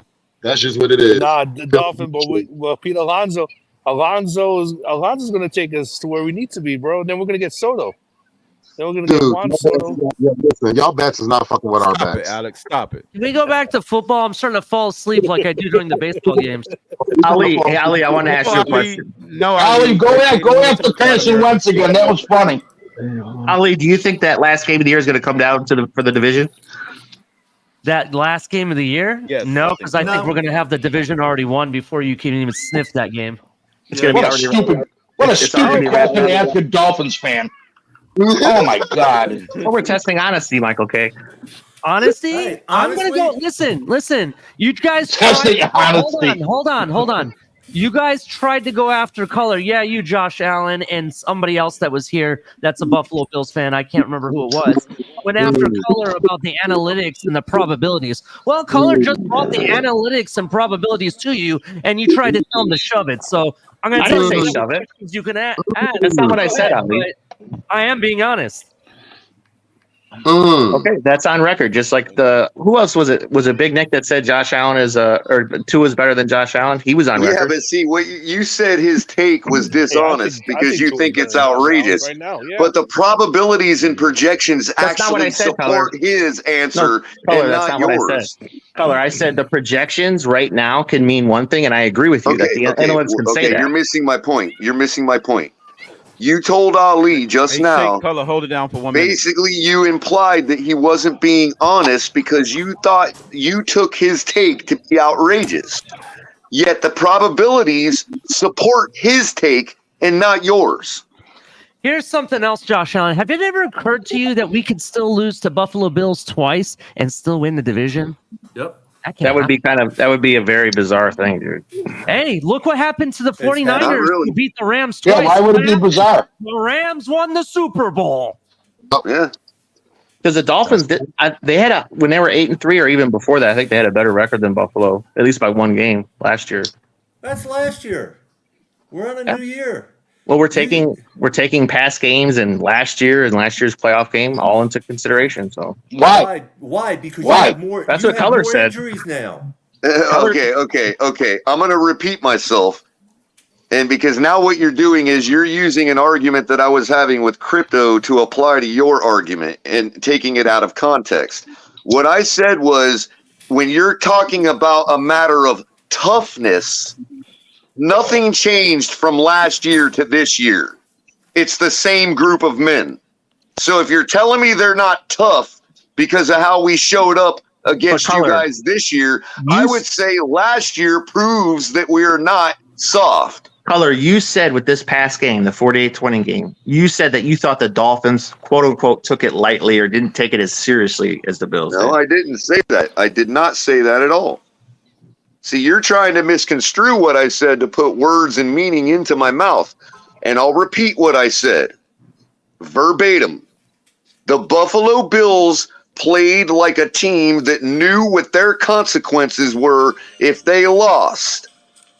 We played with the intensity level of a team that also knew what the consequences are if we lost. And as such, we got embarrassed. That's what I said verbatim. Let me ask you a question. Hold on, I want to respond to Color. Shut up, Carson. Like, okay, shut up, Carson. Be quiet, Carson, Mike, okay. shut up. I'll time you out. Let me respond to I'll Color time you first, out. and then You want me to time you out? No, you know what? Okay. Screw you. Hey, Color, what are the chances? Time me out. What Mike, are the- okay. what are- Let me what are respond the to chances? Color. Are you going to Shane, respond to Color, Michael? I'll send you Because the he was 10. talking I'll to me, send you. dude. I'll Then send you time the me 10 out. bucks in Michael, 2 okay, I minutes. don't really need a response. I only needed to clarify verbatim what I said, and people can decide what that means for themselves. Color, me and you let have me been ask you watching this. Do football you think since the late 80s with the Dolphins and Bills, and you know damn well the late that 80s? game meant more You've been to watching Miami than football Buffalo. since the late 80s. You know that, Color. You know that game meant more to Miami. And you know it that's didn't. the truth. Apparently, it didn't. Okay, it didn't. Okay, it didn't then, Color. Based You know on the damn evidence, well what that based game on meant to the Miami. evidence of how we've played you the past 2 times in Buffalo, yes, I believe I'm right in saying that. So now we're going back to last year again. What's Color, changed? what are the the fuck what- has changed? Go ahead, Color, Michael. what's the possibility, Color, that the Bills were just so powerful that the Dolphins looked like they didn't show up? Hey, by the way, I shout out guess to it's shout out to possible. Joe Rist with the But then we would have seen all right. that last year. Hey, shout out to Well, no, Joe Rist because with the $2 donation. no, real because quick. our offensive Hey, man, line. go hard Oh, on wait, hold Sunday, on, too. Mike. Okay, hold on. Yeah, sorry, Shake. That's right. Joe Rist with a $2 donation. Michael K might as well hunt on Sunday too. I do, That's Joe. Joe Rist. I do, Thank you, Joe. Joe Rist. But it isn't the same team on our side. We got 2 new linemen. We got 2 new offensive linemen, and Daquan Jones is getting more of the snaps. And we've got a crippled offensive line by the second half of the game. Right. So what I'm saying is, it's possible that the Bills just dominated because they're tougher in the trenches. See, I'll be honest, Color, I will be honest, and I don't think Buffalo is 48 to 20 better than That Miami. day they were. I don't know how many times I have to say it. 3 Sundays ago, they were tougher in the trenches. But Color, you're trying to invoke an implication that, well, Miami, the game meant more to Buffalo. The game meant more to Miami. You know I that's did not the truth. say, bro. How many times do I gotta fucking say the words, man? They played with the intensity of a team that knew what the consequences were. Period. That's Color, all I said. You're implying that, Color. No, I'm not implying anything. You said intensity. How do you know I'm what the not intensity implying was? how they If felt you're not about the implying, game. then why are you saying I'm not intensity? implying how Dolphin fans felt about the game or No, how the the team players. felt about the game. You said intensity. Josh Allen, what are you trying to get at? What are you trying I to have say no is the fucking truth? clue. He's trying to get me on something. I don't know. All I can do is repeat the words I said verbatim. You can imply, you can take, and you can infer whatever you want from them words. Okay, so Can we move on to something Sue else? me. Can we move on to something else? Because this shit Yeah, is I'm taking boring. care of that. I'm taking care of that right now. Yeah, Dolphins win. I've been trying to tell them to wait. Make sure you save some money for your medications there, I Michael. got more than enough money, buddy. I got more than enough money for you. Make sure.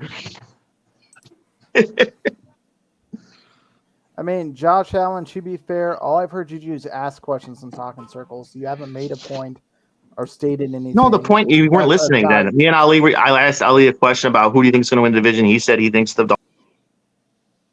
Thank you. Thank you. Whoever did that, appreciate you. Thank you. You're welcome. You're welcome. I appreciate it, brother. Because that didn't make any sense to me. I was like, we're going around in circles talking about the same shit. Hey, by the way, man, real quick. That's what I'm saying. It's like no matter how you want, just say you're putting the words in my mouth and we can move on. Hey, by the way, real quick, I just want to say real quick, R.I.P. to Susan Summers. I just found out she Suzanne passed. Summers. Yeah, rest in peace.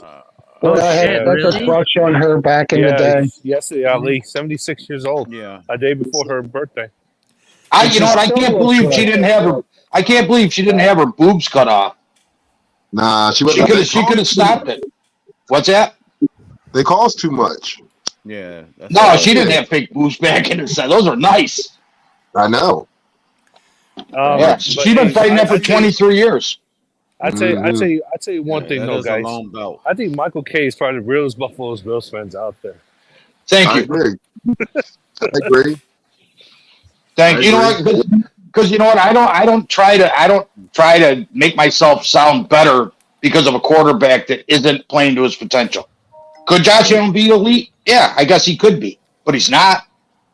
The other thing is to project the way the fans feel about that matchup onto this team and this organization and this coaching staff and all that.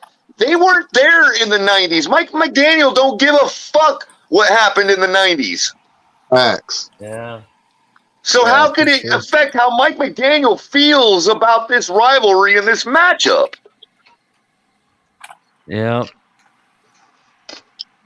He wanted to preserve his freaking team for the long haul. And guess what? Who's healthier right now? Yeah, ain't never lied about that. We are a lot healthier. We got to talk about Chris Brooks going out yesterday, and that was huge. Yeah, but didn't Buffalo Now, if we could have played like that, and Buffalo would have made a bunch of mistakes, and we got to steal that win, all the better. Yeah. What was that, Ali? Didn't Buffalo lose a running back today also? Or yesterday? He's got a sprained neck. He's resting at home. I know, they didn't give him a timeline.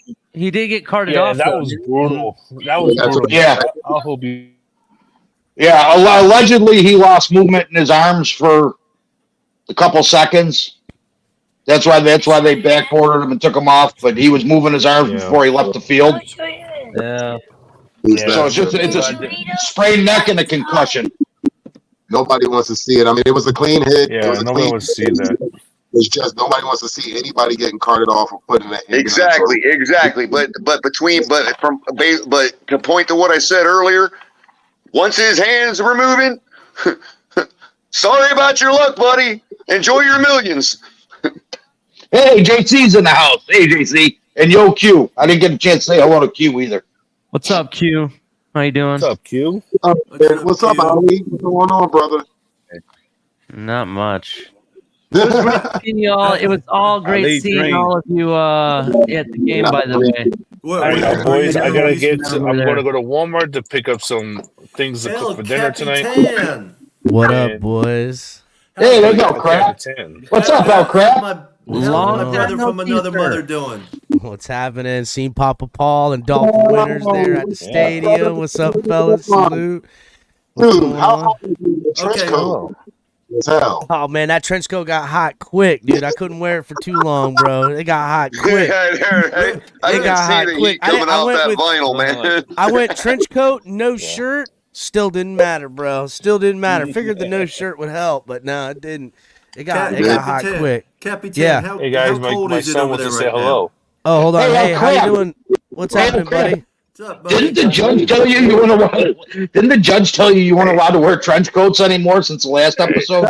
Hey, Papa Paul, he actually cooled off down here pretty good today too. That's man. only We've on- been sitting in the mid-60s all day. Hey, guys, That's only on federal property. I bet I've been cold all day. All right, no dicky waving.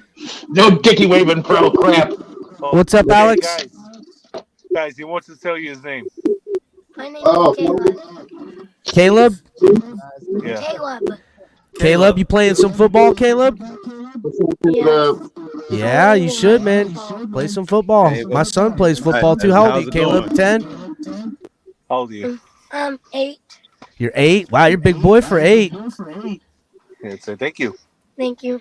You're welcome, buddy. go Get into some Dolphins. football. Go Nasty Dolphins.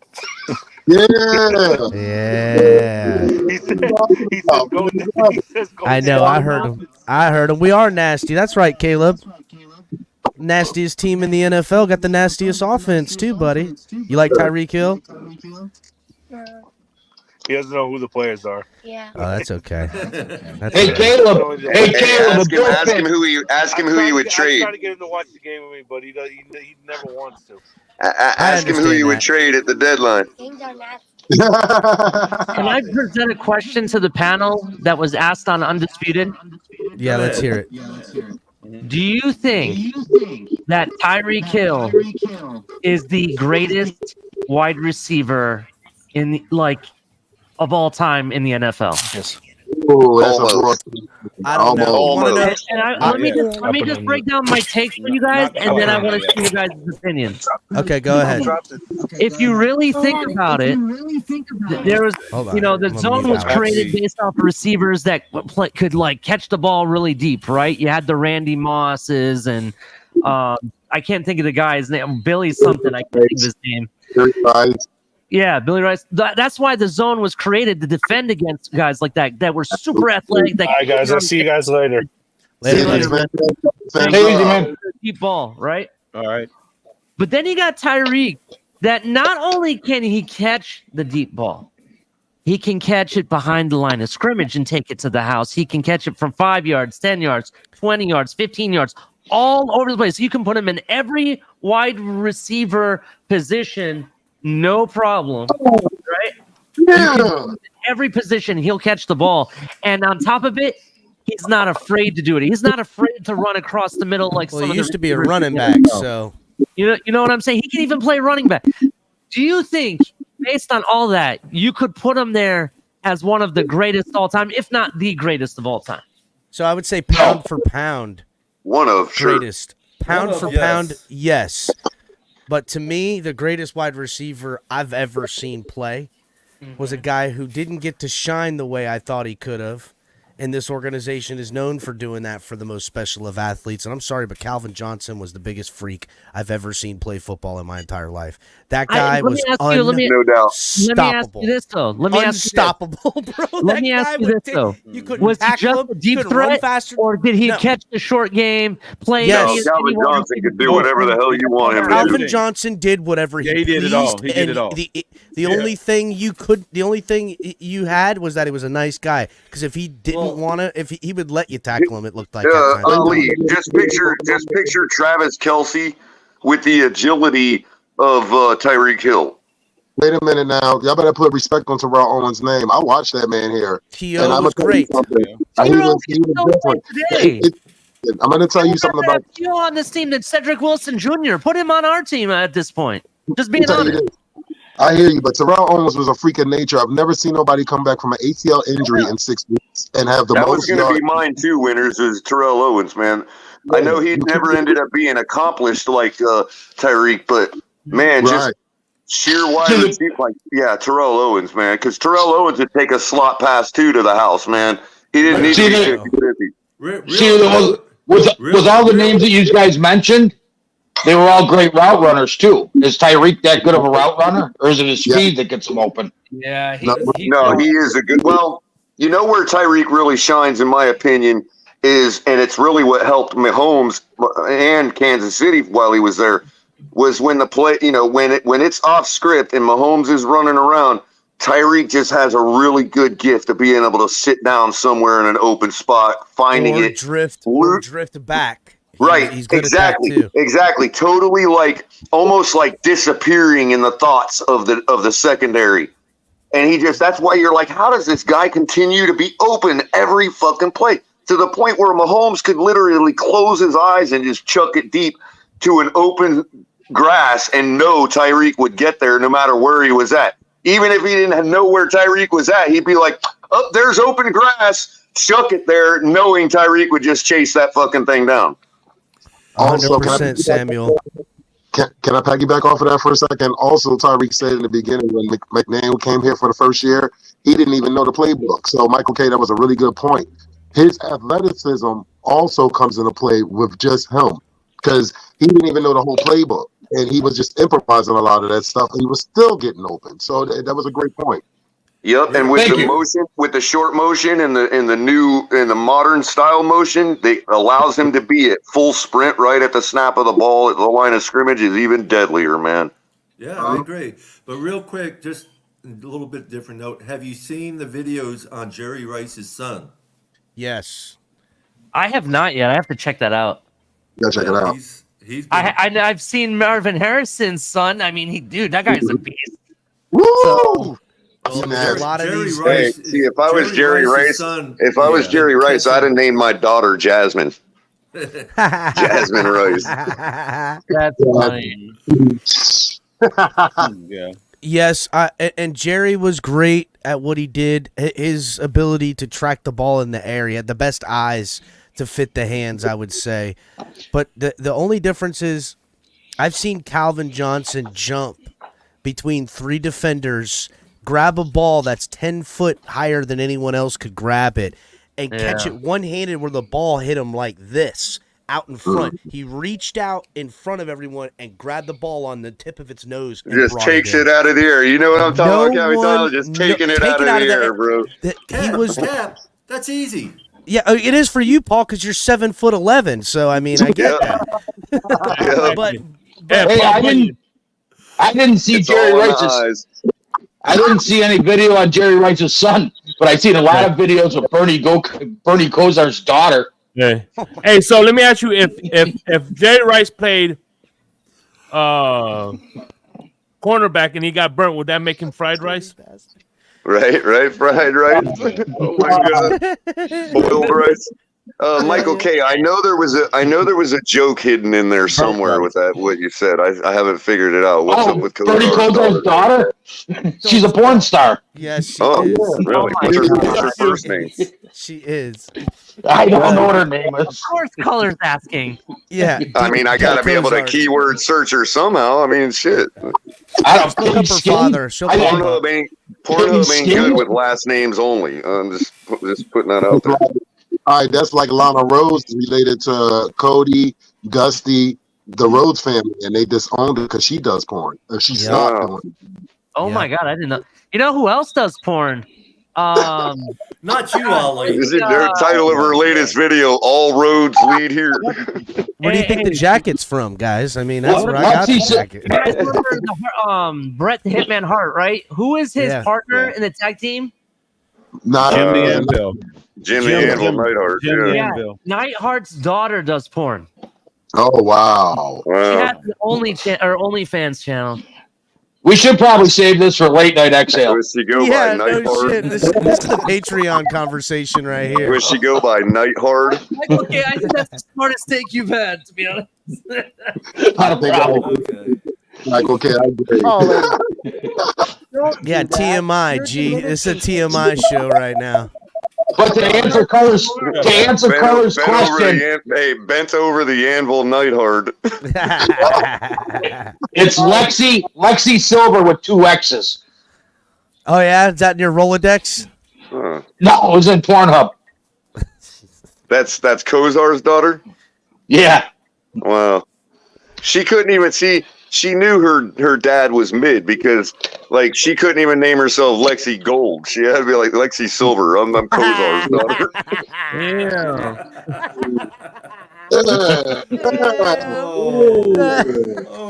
Oh man, that was good. She knew her dad was mid. Oh, that hurt. I know. I'm a Hurricanes fan. It hurts saying it, Winters. Oh shit. Funny as hell, bro. Oh man. I mean, he did all right for us later in his career, I guess. But I mean, he could have come a little Breadwinner of that sooner. family now. Well, the wife's on vacation. I guess I better go watch my porn. Yeah, Papa Paul got a whole And new you know, list of had I names known all his over your daughter was brain going to right become now. a porn star, I probably would have done better in life. I don't know. It's a rough How do life. you miss that tackle? Oh, was a game? I'm not watching the game. They Yeah, still it's got 7-0. it. Didn't matter. It didn't matter. What was that question? How do you miss a tackle? I don't know. We're gonna start. We're gonna go. I have to go to Jerome Baker's School of Tackling to find that out. Oh God, dude, Jerome, man. Right now the score is 7-7. Need a linebacker. Jerome needs to start quit just hitting and start wrapping up, bro. Let's keep it being, guys. We're gonna keep it 100 in here. We're all football fans. If they don't they don't do fundamentals on Sunday, we are going to get scorched. Oh, no doubt. Capitan, remember yesterday we were sitting there on that one play yesterday, they were replaying and Capitan and I literally sat there and looked at the Jumbotron and counted broken tackles in that play. We're like, 1, 2, like miss. You do that against Philadelphia, they're gonna make us pay all night long. And we gotta do our best to make them one dimensional. Well, winners, let me ask you this, winners. We know that both lines for Philadelphia are just behemoths. Absolutely. If you can't control that, I think it's going to be the same outcome as the Bills game. And the key thing is, I'm going to tell you guys this. Eichenberg is the key of this game. I'm going to tell y'all this. It's going to be a raucous crowd Sunday night in Philly. I'm telling y'all, it's going to be. Especially since they lost, it's going to be louder. It's going to be much louder.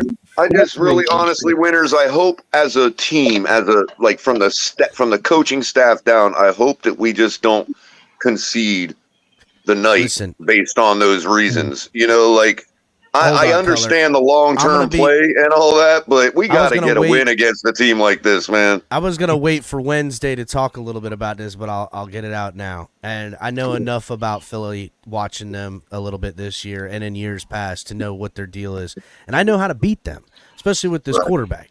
And what they need to do, and we can stack our front and stack our formations at the snap of the ball, needs to get parallel. He needs to not get and sit in the back of that pocket. Move outside the pocket a lot. Make Open that up your lanes and defensive throwing, line. absolutely. Make that defensive line have to get wide because they run a 3-down lineman. They bring more up on the line, but they run a 3-4.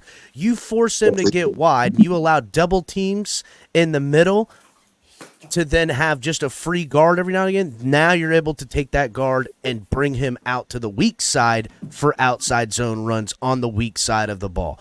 Once you do that, you force the middle linebackers to play deep, the inside linebackers to play wide, the outside linebackers to play wide, and now you can go back to sitting in the pocket and throw and dice up the field the way you want to. And those throwing lanes will be there. They'll be there. But if you want to run and you want to pass on them early in the game, you gotta get mobile. You have to get mobile. That's how you slow down that team. That's it. That's how it's done. It's the only way to slow down an effective personnel 3-4 defense. It's how it's done. So here's the flip side. And we certainly got the personnel to do it. You keep AJ Brown and you keep Devontae Smith and what's his name, Swift off the field, right? Just play against their defense, control the clock. That's how you beat the Eagles. And I'm going to come down to Mostert once again. What's up, winners? The flip side of that is they might slow the game down. They might just run the rock and just don't do that too. Because I'm going to tell you something. Don't be surprised they hold that ball and do like a 9-minute. And they'll likely be successful doing it, highly successful, as were the Chargers. And you could almost see the same type of game script playing out. Like, you can run against us, put up your 250, but that is just not going to allow you to keep up with our point machine if you do that. Can I also bring something else in light to this? If you actually really look at it, the Eagles are a different version of our team, and I'll explain why. They have a very similar quarterback who happened to went to the same school, has history with Tua. They have two amazing receivers on the outside. They have Devontae Smith and they have AJ Brown, right? Two great receivers in what they have.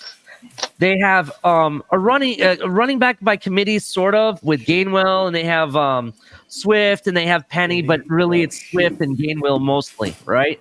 Which is kind of like what we would have had with Mostert and A-Chain, because that's really what would have happened. Then you look at their defense. Their defense are really strong up front, and they have very good corners at the same time. They have Sly and whatnot. But you look at this scheme. Ali, on offense, you forgot about a player on offense, bro. Who? Dallas Goedert? I already know. Dallas Goedert, likely the key to the game for them. I understand, but I'm going to explain why I'm not so worried about that, right? Let me finish, and this is why you needed to. So the defense is very similar to ours. And guess what? Vic Fangio's protege is the defensive coordinator and is having similar issues this year that we're experiencing, the transition into the Vic Fangio scheme, right? And that is the key to this game. This offense needs to take advantage of that. They need to know where those weaknesses are. And this is why I honestly think, and this goes to what Color was saying, the Eagles need to worry about us. They need to worry about us because we have the OG godfather of the scheme that they're running right now on defense. He knows where the holes are at. He knows where the weaknesses are. Right now on offense, yes, they have Dallas Goedert, but I've been watching. They have not used Dallas Goedert the way that I've seen them use them in the past. They're going through a little bit of a transition. It's more of a run first, kind of similar to what we're doing. So it's almost we're playing ourselves in this game. Well, I honestly, hold on, Color. It's my last take, and I'll let you interject all you want. Sure. I honestly think this is going to be a point-for-point shootout type of style game. Whoever can score more points. That's what I. Whoever has the ball last, and we win it. We win in that regard. We win on that game. But about Dallas Goedert, though, what I'm concerned about is first of all the weakness that we have on defense can be exploited by a good tight end, and secondly, they're going to want to get things back right after losing their first game. I think that Jalen Hurts is likely to fall into a comfort zone to make himself feel comfortable again and utilize that big all-pro target. You know what I mean? I don't know if he was all-pro, but he certainly plays like it most of the time. So, I do kind of look for them to exploit whatever they can with Dallas Goedert. So he may actually be the key for them if they expect to actually outscore us. You know what I mean? Well, I think we're going to have at least one interception, if not two, tomorrow or Sunday. But my prediction right now, I'm saying 35-24. That's a big game. That's a big game with a big show on Sunday night, too. It's That's going to be huge. I almost have to give two. If the defenses show up, and then if the defenses don't show up, I have to kind of give two. If the defenses don't show up and it's your typical primetime shootout, we likely win it 42-38. And I'm going to tell you this is a key factor of this whole shit. It's going to be 30. Crypto, you need to listen to this. It's going to be 39 degrees on Sunday night. So you might want to bundle up. Because I'm going to tell you, that wind that comes over, that wind, you better pull the scullies out. You better bundle up because that wind that comes across that stadium is treacherous at night. I'm gonna be looking for two things out of these teams. One, I think Jalen Hurts is gonna run the ball a lot more than he has up to this season. He hasn't been running. He hasn't been running like he did last year. He hasn't, and I'm sure they've said something to him. But in prime time, at home, after a loss, you're gonna see that man get to the outside and take off. That's one of the places we can be exploited too, Capitan. So it makes sense. Right. So on the flip side of that, I'm looking for Jalen Phillips to show up. That's who I'm looking to show up. To Dolphin winner's point, you segue right into my point, Dolphins winner, that I was gonna make to follow up Ali. Due to the fact of those conditions you just mentioned, to me, I think they're going to run the ball at least 45 times. And due to the fact that they have the hell of an offensive line that they got, and they only need 8 yards to get a first down versus 10 because they have that unstoppable short yardage play. Right. You got to keep them in 3rd and long. They only need 8 yards to get a first. The rest of them need 10 to get a first down. Here's the other thing. You're absolutely right, Crypto. Those are all good points. Those are all really good points. My early score prediction without seeing the injury report, which I already know the Eagles may have lost their left tackle Just going to let you know that early on. Without looking, I'm going to go ahead and predict. This is my prediction for the week, regardless of injury report. It's going to be 42-38 Miami. That's my early prediction. Like I said, shootout, high scoring. That's what's going to happen. Guys, I'm gonna sit there and I'm gonna make my last minute take because I'm gonna take my ass to bed because I gotta get up for work in the morning. I'll say this: if we play our type of game against Philadelphia with no flaws, this should be a show. This should be one of those. Look at us in Philly because we won in New England Sunday Night Football. Now look at us in Philly. Like the key things we talked about in preseason were winning primetime games, and this is another statement game. So we show up, we show out. We have no problems. We do the dumb shit like missed tackles or whatever, it's going to be fucked up. So I'm going to say my score is going to be 38-21. I like it. I like it. I like it a lot. You know, real quick, one other thing I want to point out. They can't our play biggest games. playmaker on the team is used to that type of cold and running around and handling the ball in that type of cold. Likely we get the quicker we get the ball in Tyreek's hands, the faster we move the ball down the field. Right. So, gentlemen, y'all have a good night. I love meeting all of y'all this past weekend. I appreciate y'all. Dolphin winners. I had a blast. Peace, love, fins up, guys. Have a good day. Fins up, Dolphin winners. Later, winners. Later, Dolphin winners. We'll meet up again on Sunday. Yes, sir. I'd argue it gets colder and more miserable in Kansas City than it does Philadelphia. I don't know. That Midwest cold is something real. Yeah, it could be pretty brutal up there too. I mean, it was brutal the day he put up a couple touchdowns on us, 19 degrees, and he's running the ball right down the sideline in front of me like normal. Well, it's fucking cold here right now. To me, it's 59 degrees over here. Of course, that was I don't know what it is, but it's chilly here. 59. Damn. We got that cold front from that eclipse the other day. Yeah, and we still had Cam Wake that day. We had Cam Wake and Jordan Phillips that day. That eclipse, man, is raking havoc over the country, man. I'm down to 58 actually right now. 58, damn. In Florida? It's cold cold here. Over here, because even though we're just south of Crystal River, but a little north of Tampa, right where we live, it'll be colder here than it is just north of us at times. Yeah, it's because of the river. Well, Capitan, it totally chilled out this morning. I came out on my porch, man, and I had to put on a sweater, bro. I'm like, where the fuck was that yesterday, man? I'm wearing a hoodie right now, dog. This morning it was nipply. I've been wearing a hoodie all day, Cap. Yeah, man. I don't know what it is. I'm up here, about North Daytona area, and it's cold.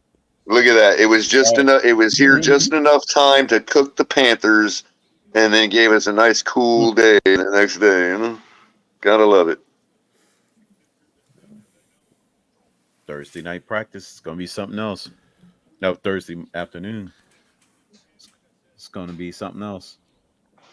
I'm watching this Dallas defense. They need to put them in the tent.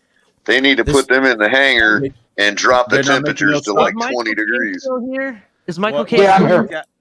I have a question for you real quick because this came up on Twitter. I saw people talking about this. Are you now having concerns about the referees not following through, or not the referees, I should say, the spotters not following through on what they're supposed to be doing in regards to concussions and stuff like that? People were saying that Josh Allen should have been pulled, at least evaluated. He did. He got evaluated yesterday. Okay, people were saying that he wasn't evaluated, but I just saw about 10 minutes ago, I saw what's his name, Prescott, take a knee to the face and a shin to the face, and they didn't do nothing to him. They're like, oh, keep playing, no problem. I'm just now looking at Herbert get fucking blasted right now. Yeah, they're not. It's only when it fits their agenda the referees call. Well, it also, I just want real quick just to play contrary and just for a second only. There is also the spotter doesn't have to pull them off just because they got hit in the head. The others step in. They see how they react after. Right, right. If Dak Prescott jumped right up and was there was no problem and looked coherent, they don't have to pull him off. But they did against Allen because it was the play that he hurt his shoulder, and they actually got one play off before the spotters got the word down to the thing because he hit his head pretty hard on the turf. Yeah, I was about to say. Here's another example against the Giants. What's his name? Daniel Jones or whatever took a big hit. Right, he got right back up, but you could tell he was wobbly. It didn't take to him almost falling to the ground before they finally said, "Oh no, we need to check him out." And I was saying, spotter, call the spotter. That guy has a concussion. I was screaming it before they even blew the whistle. See, but the refs have the authority too, and that's what kills me. It's not just the spotters. Oh yeah, definitely. You know, but they don't say how many spotters are around the stadium. But in the macro, Wally, I agree with you that it's like a patchwork of guidelines going on everywhere across the league, and it can be used to manipulate. Oh, guys, I'm gonna head out. Yeah, Papa Paul.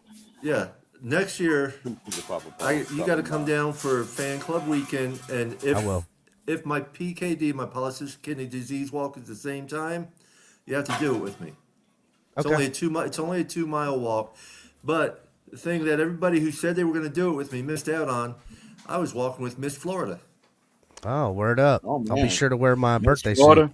suit. Hey, Paul, were you walking just a step or two behind her? No, I got a picture with her, and she followed me, and then I followed her. I would have followed her the whole time. There would have been incentive to make it across the finish line. Oh, I made it across the finish line because she finished before I did. Yeah, there you go. That's what I'm talking about. But Wednesday night on my show, I'll put up the picture I have with her. Please do, Papa Paul. Please do. Yeah, Papa Paul, keep in touch, man. You know me, man. If I can make it to an event, I will definitely come, buddy. Yeah, and real quick, I'm there for the good time. Are you on Facebook at all right now, or what? Nope, they kicked me off Facebook, bro. They kicked me off. Oh, that's really? I don't know why. Why? Yep. I don't know. It's a bunch of bullshit. Yeah, my super secret hider name. My super secret hider name was you friended me like a month and a half, 2 months ago, and you haven't showed up. That's why. That must be why. No, I don't know. Facebook has recently done all this stuff, and they've got like a whole change coming. And they got advertisers and stuff, and they gave us a warning on something. But like they've got these Facebook accounts that are like in India and Bangladesh and just weird places all over the world that copyright all of our content. They hit everything, all of my content. And so I would go in and I would dispute them and everything like that. Well, I haven't been disputing them because it's every single thing we do. Yeah. And they took away my channel because of that. They let other people steal my shit. And then because I didn't dispute it every time, they go, oh, well, you must be just a thief of people's content, and took away my deal. So that's how it is. So fuck Facebook, and they don't pay you no money. They don't give you nothing. I just used it to find more Dolphins fans, and then they took that away from me. And my personal Facebook account, too. I had pictures of my kids, everything. They could suck it. I'll never use Facebook ever again. They could fucking go to hell. So that's how I feel about that. You tell them, Cap. Yeah, bastards. I'll be in touch. Tell them to stick it where the sun don't shine. Cap, are you going to do the DCC walk at all or anything? I don't know, man. Probably not. I'm not that cool. Maybe. When is it? February 24th. All right, maybe then. Yeah, that sounds like something. Keep in touch with me. Let me know. You can be on my team. All right, word up. Yeah, I'm a winning team too, Paul. I fucking play to win, dog. I don't play around. I know you beat me in the ring toss game, but me and Paris we're doing the ring toss. Shout out to Paris. We gave it our good effort, but Papa Paul, watch out. Papa Paul got such a reach on him that he could damn near dunk the damn thing every time. He does, bro. Speaking of. Oh, what color are you gonna tell everybody you dunking? My ass and fucking. Speaking of being able to put an object on a target. Color. Consistently. Color is fucking good. He got like fucking, I don't know what he got. He got the touch. He got the flick. He got the flick. Yeah, Color started. At first, I was whooping him. Then he stole my mojo, and after that, he didn't miss nothing the whole rest of the time. Well, see, the war shoes I like. I had at least two, nothing but air through the cornhole. Like speaking of cornhole, Lexi Silver. Oh wait, never mind. That's for late night exhale. Hey. Actually, speaking of cornhole, and just so you guys know, Color did the giddy, right? And almost Yeah, made he did the gritty on our asses, dog. He fucking made us all fucking. He did, fucking danced No his joke, he victory was doing dance his on our ass. perfect While I imitation was of Mike throwing. Gesicki. Yeah, while he was throwing, fucking behind the back and shit. Color sucks. That was it my better than imitation of Gesicki? Tua throwing on the Way run. better than Gesicki. He way more coordinated too, for that matter. All right, Papa Paul. I know you got to run. Keep in touch, man. You know I'll be around, man. I'm down. I'm down to clown, as you guys can Hey, tell. Paul, if you ever want to come to a walk in February up here, I got an extra pair of snowshoes you can borrow. However, I don't know if you have. got size 21, Michael K. They have snowshoes. We use tennis rackets. They do the same thing. The one thing I got to say, El Capitan, my hand is actually only maybe a 1/16 of an inch smaller than Shaq's hand. That doesn't surprise me. You and Shaq probably, But you're in the up. my feet aren't even half his size. Oh, okay. Well, yeah, Shaq got some gigantic old feet on his ass. Yeah, that's he for wears sure. a size 21 shoe. Hey, that's the last body part you're going to discuss. I don't want it to go any further. I have, however, no more body parts. I have, however, lost all Michael K. Get your mind out of the 100% of my ability to throw a football, unfortunately. Well, I will talk to y'all later. Peace, love, and fins up, everybody. All right, later, Papa. Take it easy, Paul. All right, So, Paul. later, Papa. So, Yeah. Captain, Who's playing you know, kick the can? them like Somebody's 3 kicking the times can. that I tried to throw the football, bro. I've been crippled all day because of that shit, bro. Oh man, Color, that sucks. We had my son there, and everybody threw the ball to the boy, and I had to try, man. I don't like the prospect of never being able to throw a football again, dude. It really That's all sucks, right. man. You still put some spin on it.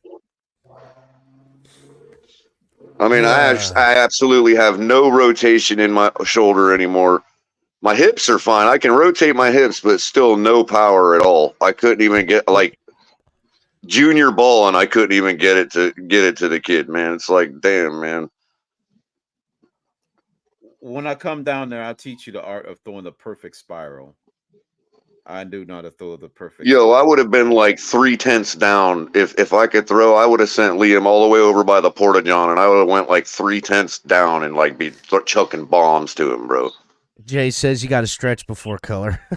Oh, stretching don't even help. I mean, I stretch just to be able to lift my arms now.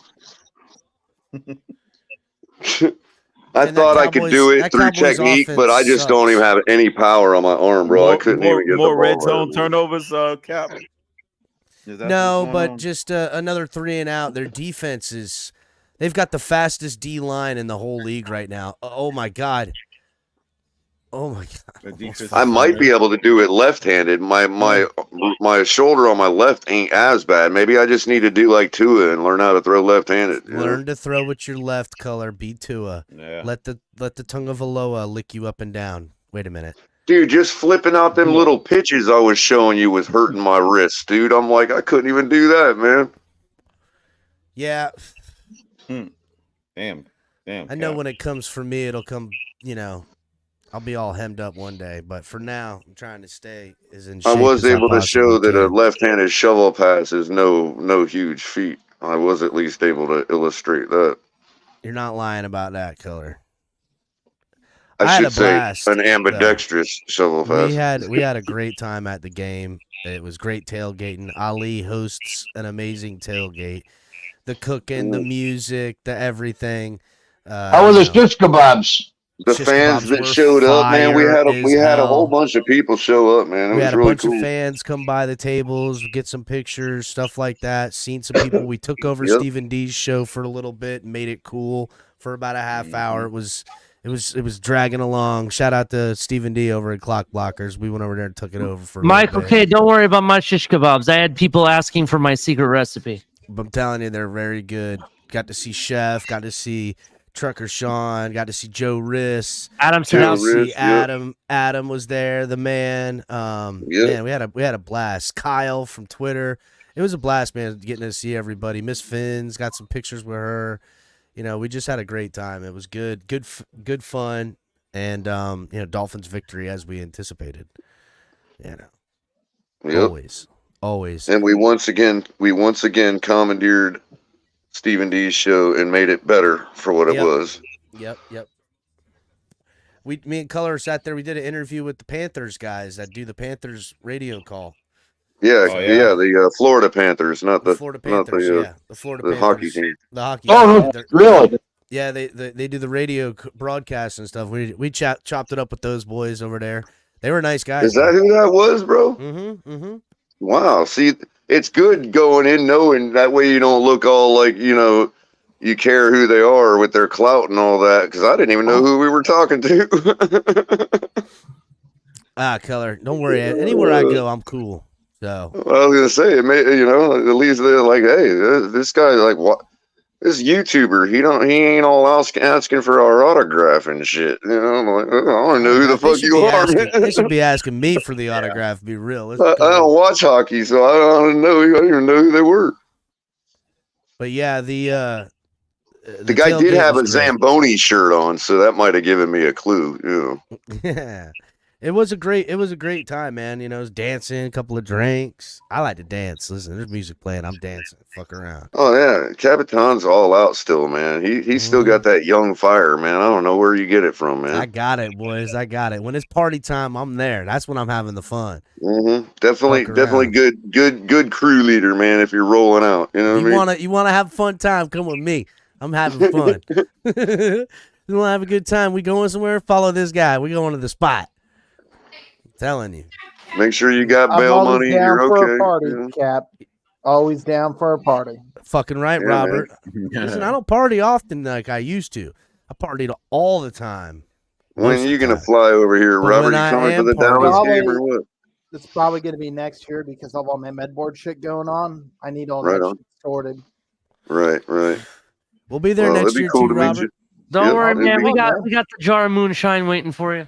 Yeah, we do. Ali brought some moonshine. I just got to make sure I come there on a white weekend. I'll drink it. Listen, we got a fan week. Whatever fan week is, I'll definitely be there. Everyone will definitely be there for fan week. That's and look, you gotta go. People can talk about the past and how Miami Dolphin fans are jaded and how this or that or the other. We don't want to we don't want to jinx and blah blah blah. But I tell you what. Miami Dolphin fans knew we were going to win yesterday, and they knew we were going to win big because they showed up like, you don't have what brings out the pure casual is when they know they can bring their kids to the game for their first time in their life, knowing that they're going to get a win. It sucks to spend all that money without kind of being sure you're going to get the win. So people, whether they wanted to verbalize it or not, because nobody wants to jinx nothing. People showed up because they knew we were going to win yesterday, man. That stadium was jamming. Not wrong. The color's not wrong. That stadium was filled. There was no empty seats anywhere in the stadium. It was full. It was a sold-out game for certain. I would say maybe 8% Panthers fans. Maybe. Yep. That's only because we were walking in a mob to get in.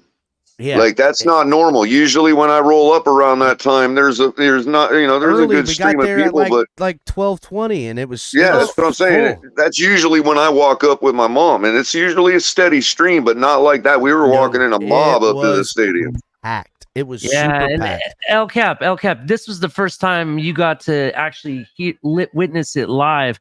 Describe the atmosphere when it comes to those MVP chants going on. By the way.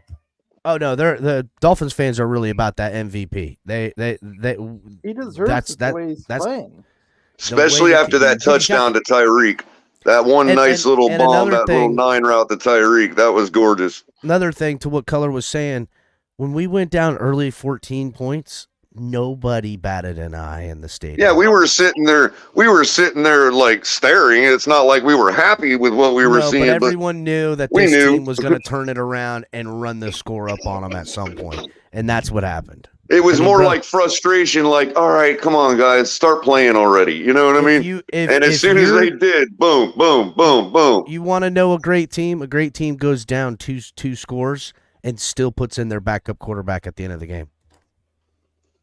I mean, how many times have we seen Kansas City play like that against an inferior opponent where it's like, oh, is there going to be an upset today? And then an hour later, you look back at the score and it's like, oh, nope, 38-14. Nope. Yeah, that was that was That's the only us now, points the man. offense scored was in the first quarter. The other score they had was the pick six from Mike White staring at the guy. The guy read it the whole time. You know, and the Panthers, they dialed up some good plays. There was one where the outside linebacker came in wide and got in the throwing lane. Tua just put it around him. He just put it around him. It was a good throw by Tua. It could have got dangerous though. That could have been a pick six.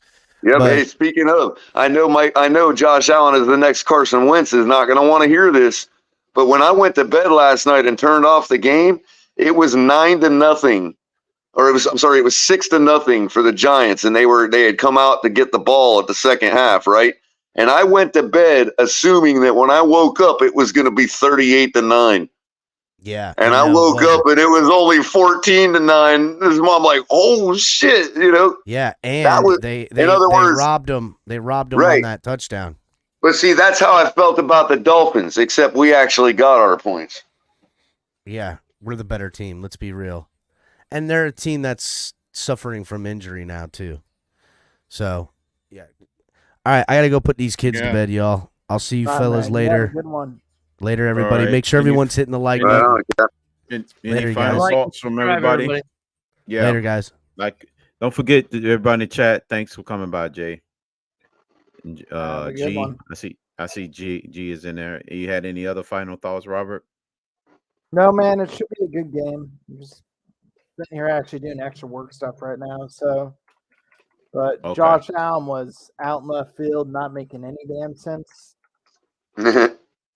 Like that crap was just dumb. Mm-hmm. Well, you know, you like to say it's an aberration, but they're starting to stack up. That's 2 now, you know? I mean, it's 3 subpar performances out of 5 games. Like, Did we get our butts spanked? Hell yeah. Were they the better team that day? Hell yeah. Am I scared of the Bills? No, they don't look unbeatable. They look a lot worse than we played them. It looks like they're still drunk from that game. So Maybe their depth isn't as good. Maybe their depth isn't as good as the Bills fans like to believe it is. That could be a little bit of both, Robert. That's a good point. They may be still drunk off that game. Well, drunk meaning still injured too. I mean, they've taken a lot of injuries since that game. Since the game, yeah. Took a lot of incoming fire, you know. But like they really didn't get banged up super bad until the Jags game, and that doesn't. Right, like, yeah, when they got the interior front I'm seven. not I mean, their putting- front seven was the most part they got banged up. Well, they lost Tre'Davious White against us. Against us, yeah. They start dropping against us was the first time. Yeah. Yeah, They depth getting tested. valid. So I don't know, but I'm. Who was this one? And for the ones that didn't get injured, we could have beat up a couple of them more than we know as fans. You know what I mean? I mean that's fair. Why is That'd be the Greg Williams approach for the Saints. Is that who that was with the bounty guy? Was it Williams? I forget. Yeah. Greg Williams was right? the coach that got in trouble for Bounty Gate, right? Yeah, that was him. Mm-hmm. Sense. Yeah. I'm surprised he got a job again after that. Are you? I mean, that is the good old boys network from hell. That is the definition of it. Who's that? The NFL. Williams. Oh yeah. NFL giving him a job again. Yeah. Like, I mean, these people. Well, you know, Gruden is suing the NFL and has a pretty good shot at getting some resolution on that. Is he getting in on a Snyder deal? Well, no, it has to do with I don't know. I forget what the details are on it. I don't want to speak out of turn. I had reported it on either Ali had reported it or I did. I don't remember which one of us on the morning show, but or it might have been TMI or that I filled in or something. But What reported what? about Gruden suing the NFL and the details of his lawsuit. I believe that was on TMI. Right. But I don't remember the details, but it has to do with them, like, you know, like taking his emails and all that and using them out of context and all that. Mm-hmm. Fair enough. Like setting them up, basically. Setting them up, yeah. No, I mean, they needed a fall man, and I would fight them on that too. Yeah, because they was about to get hemmed up on the other stuff, so they used that as a fall guy. Sort of, you know. Jawan Samuel is a new guy. Welcome to the in the chat. I haven't seen him in a while. Well, I haven't seen him. So, what's up, Jawan? How's he coming to us from Facebook if we're not on Facebook? I don't know. Must got some Facebook thing there. He is coming out of Facebook, YouTube. Everybody else is on YouTube. Maybe his YouTube is connected to Facebook. And that could be. No, it's showing us the Facebook logo. That usually means the message is coming from Facebook. Right. But I was thinking if we're banned from Facebook, he could probably that's his way around it. Maybe it's the den. Maybe it's the den. I think Shake puts on the den too. I don't know which one that is, so I don't ever highlight any of the Facebook ones. But maybe it's from the den, the Dolphins den. Yeah, because I know Shake turns that one on for us to stream there too. We might not be banned on that one. Yeah, man. Everybody like and share and follow us because we're the what do you call it? We're the renegades. We're the ones that got banned on someplace, you know? Right. Yeah. I mean, shit happens. Tell our story, everybody. Like and share and follow us and subscribe and march for us. Yeah. We got banned. They're trying to cancel the tailgate. I was sipping on some orange. Hey, Robert. I'm sorry, Crypto. Robert, what do you call it when the tailgate gets gate kept, right? What would they call that? Would they call that the tailgate gate? Or would it be tailgate squared? I mean, if you're kept out of a party, that means you're really just having a bigger party. Well, you know what I mean. Like they put gate on the end of anything where it's happening, like Comics Gate and all that stuff. You know what I mean? I don't know if you've ever followed any of that stuff. Like, so like, there's like it's basically like payola is in like every community, and every time it's exposed, they add gate to the end of that community's name and say it's a something or other gate. You know what I mean? So we're saying it's a tailgate gate. Well, Miss so it would be the tailgate gate, right? It would be the tailgate squared, if we're being gate kept. Tailgate squared a little bit more, but you're gonna have to stick a root in there. No, we didn't get canned, Miss Friend. Right. I guess on Facebook. Facebook. Oh man. We don't even know why, really. They just it's a whole thing that people are scamming people where they snatch their identity basically and make it look like you're the one copying them, So it's Facebook's problem. It's not that we did anything. It's just their system is flawed. It's like nobody's running the show there. I mean, it's not just a Facebook problem. Zuckerberg's off fighting, UFC battles and shit. You know what I mean? Yeah. With Elon, so nobody's at the wheel. Right. Yeah, it's. You know what I mean, bro? It's weird. It's that's what it feels like. Like nobody's at the wheel. Nobody is at the wheel. Let's be real honest. All right. So from a software developer's perspective, I don't write code because I want to do work. I write code for exactly the opposite reason. I am the laziest motherfucker when it comes to wanting to do unnecessary things. Well, Robert, I've tried to learn a little bit about coding. I just ain't good at it for the same reason I could never learn another language. I just don't have the brain for it, right? But one of the things I do know that when you start to get into dabbling into learning about coding, one of the first things you'll learn is that there's a purpose for programming, right? Programmers don't just program for the hell of it. You program to do what? to solve a problem. There's a problem. There's something that needs to be solved, either a task or what you would call just a problem. Right? So you're programming to solve a problem. So the problem may be, I want to have a digital. I want to have an easier way to use a calendar and have it all digitized. That's the problem. So somebody programmed a calendar for computers way back in the day. You know what I mean? Yep.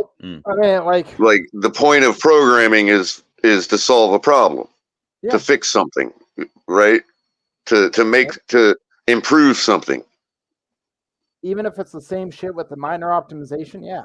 Right. It's just like necessity is the mother of invention. You know what I mean? It's not like people just program for the hell of it. No, if we want to sit here and use a washboard to wash our clothes, we can do that. Nobody cares. But if my washing machine is always fucking timing is always off, and a programmer wants to program a Raspberry Pi to make it run better, that's different. That's a problem being solved. You know what I mean? No, really is no problem because we could just wash our clothes with a washboard down by the river. You know what I mean? But it's laziness. Right. Yeah. It's laziness. Programmers are so they're a weird group of eclectic people that are inherently doing things because they don't want to have to do it by hand again. Right. Mm-hmm. Like, hey guys, I gotta go. Just so you guys know. Right. Well, but all I want to say is thank you for everyone that came. Yeah, I just want to say thank you for everyone that came to the tailgate. I appreciate all of you. You know, I really mean this when I say I call you guys my friends. I really mean that 100%. Everybody that comes around, even Michael K, if he ever came or if he's here, you know, I'll say he's my friend, bro.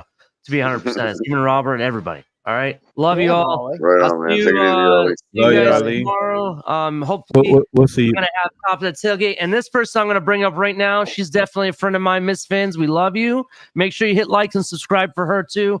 Y'all have a good night. Fins up. You too, Ollie. Love you too, buddy. How's it going, Miss Fins? How you doing, Miss Oh, Fins? it's Welcome. good. You, what do you got? I know you haven't been able to come on early, but speak your piece. Yeah, I've been out. What you need I to just know. personally wanted to say that right now I absolutely can't stand this one member of your team.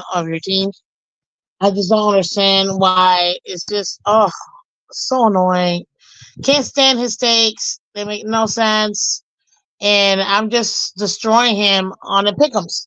I don't want to name no names, but you know, it's just Miss right Fins, now. I'm not included in this. Throw it in chat or something. That's the most ridiculous thing I ever heard. And I'm sorry to tell you, Ms. Fins, but wow.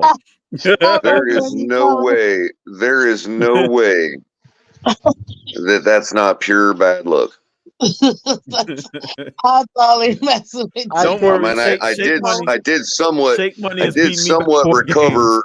I did somewhat recover in the 4 o'clock slate, but I mean, You geez, did. man. Holy smokes, bro! I think our game in the early slate, besides Thursday night, our game in the early slate was literally the only one I got right.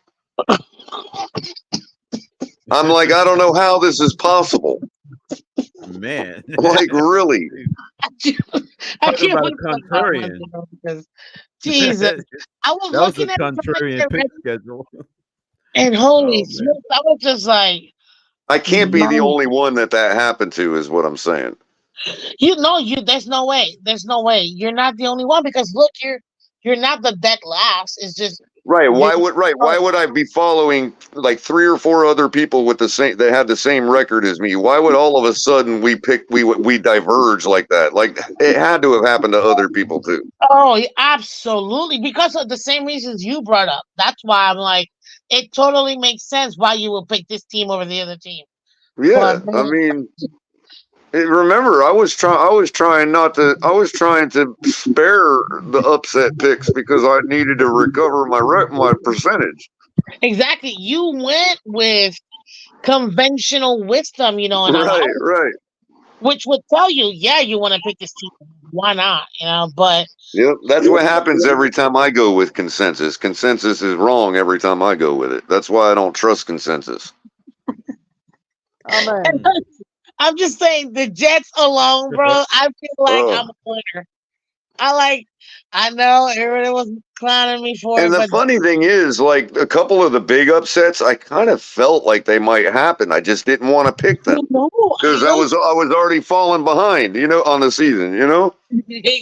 trust me, man. I know, but the Jets were for me more than anything else because Isn't that exactly the time you're supposed to pick it?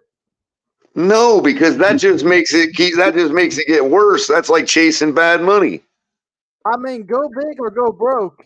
Well, yeah, I guess, but at least I could have laughed at it. If you know what I mean. At least I'd be like, well, oh well, I picked all these upsets. You know what I mean? I guess you're right there. Yeah, you can say you gave it your best effort. You did everything you possibly could. My percentage dropped from like 87% to like 71 or something. I'm like, what? What happened? I started rolling up the list. I'm like, you got to be kidding me.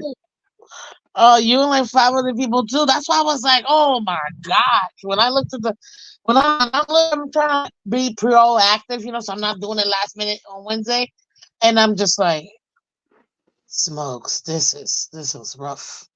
This was definitely rough. I missed some too. I'm not saying that I didn't miss. I missed. Right now it's a toss up. The Chargers could win and then you get an extra one and then I lose one. But yeah, this is a rough one for you, man. But I know it was terrible. I can't wait to show you. I don't even want to say nothing. We just gotta see the impact players and you'll see what I mean. Anyway, I don't even want to give it. I don't even give it away. Wednesday night, I want to have a blast. I forgot who I picked for impact players. I know. That's what I'm like. Nope, I don't want to say nothing because Is it as bad as the pick'em, or I'm not gonna tell you because I want did you I to redeem myself, or what are we talking here? Do I want to call in sick Wednesday and submit my picks to you through email? Nah, you're not calling it sick. But no, man. Listen, I gotta talk to y'all for real though. Listen, I watched that Jets game. I mean, look, 71% is still pretty dang good on the season. You got to admit, dude, 7 out of 10 in the macro. But as far as this competition goes, yeah, I think you're cooking me. Yeah, I know. It happens, but it's okay. Story of your life. No, just kidding. I'm gonna have to buy you a cooking folk apron after this is done. She's not letting up at all. But listen, I wanted to talk about this. She knows how to play the game. You know what I mean, Robert? I ain't got no hate for it. But this Jets game, guys, I thought it was so entertaining, man. Like, I thought it was probably one of the best games all weekend. Which one? The Jets Philly game. I thought it was going to suck so much booty. But then I'm like, this is actually a competitive game. Okay, let me see what the Jets got. And I was how's it going, Nene? No, go ahead, Miss Vince. Nene just showed up in the chat. Oh, where is she? Oh, she's in the chat. I didn't see. Yeah, hey, Nene, how are you? But yeah, no, I thought that was a very entertaining game. I'm glad that it was an entertaining game because, my God, Sheko, how are you, Sheko? Welcome. So if the Chargers go 3-2, right? That's bad. And they do it against the Dallas Cowboys. Does that make us good again? Just asking for a friend. Just asking for a friend. Yes. I've been trying to tell everybody stop rooting against the Chargers now. After we beat them, we should be rooting for them to win every game. That make our record, our strength. Well, these people that keep pointing out our opponents' winning percentages and our point totals against these teams and all that, this and that. They keep ignoring the fact that and leaving out the fact that the Chargers are 500 and they had a bye week last week, so we really don't know what they are yet. So if they win against the Cowboys and go 3-2 again, in other words, go above 500 against the Cowboys, right there on the football field, are we good again? Yeah, it just make our strength of victory that much better. That's what I'm saying. Yeah, I'd like We to have think no so. interest in the Chargers losing any more games. Right. Well, I'm asking Bills fans, are we more or less for real? More for real, less for fake. Yeah, you definitely don't want the Chargers to end up 2-15. Yeah, that's why it's such a convenient argument. When it's such a convenient argument, it's like the first one that makes the argument gets the platitude. You know what I mean? We don't want that to happen because we're like, damn, we struggling against that team. But then other teams struggle versus the teams we whoop booty. So like it really comes down to all about matchups, guys. At the end of the day, it's all about matchups. Yeah, the individual matchup, 1-on-1. Yeah, exactly. But what I'm saying is this defense is actually pretty decent, man. It's nothing to snooze at. Well, I'm starting to become convinced that it's less, other teams' failures and more that the Jets' defense is really for real and holding their season together. They really are for real, in my opinion, man. Like I'm like they've gotten some feather in the cap wins now with a pretty bad offense. You heard what Robert Saleh said. You could tell he'd been listening to probably a lot of Dolphin spaces and a lot of chatter about the narrative that been out there that they was only a good defense because they played a bunch of bad backup quarterbacks. You know what he said? He said, we're making the elite quarterbacks look awful. Hey, hold my beer. That's basically what he said. But we weren't the only ones saying that. We weren't the only ones saying that, though. Sorry But about that. no, but it spun out of our fan base that drummed What? it up and started putting it out there. I missed it. What are we talking about, Crypto? No, Robert Saleh's response to this was only good exclusively because they was playing a bunch of backup quarterbacks. But then he said, well, we made a bunch of elite quarterbacks look bad in the first 6 games of the season. That's what Robert Saleh was they're saying. actually that good. He's saying it without saying he was mad. Yeah, he was mad that people was not, downplaying what they did last year. Yeah, I mean, let's be honest. It's his job. You know what I mean?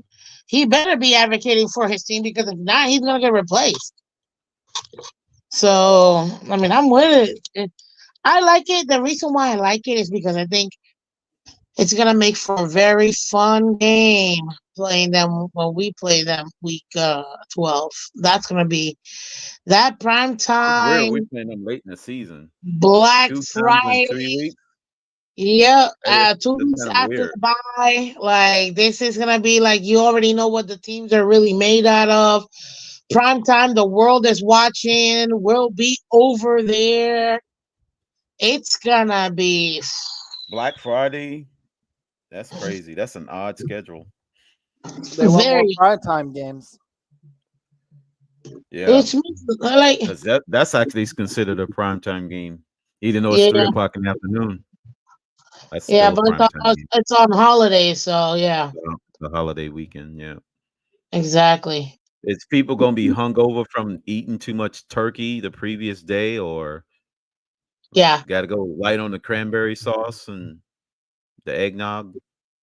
Oh, I don't like cranberry sauce, but I know a lot of people do. I You're missing can't. the pleasures of life, Miss Vince. It's not for me. That's all I'm saying. It's just not for me.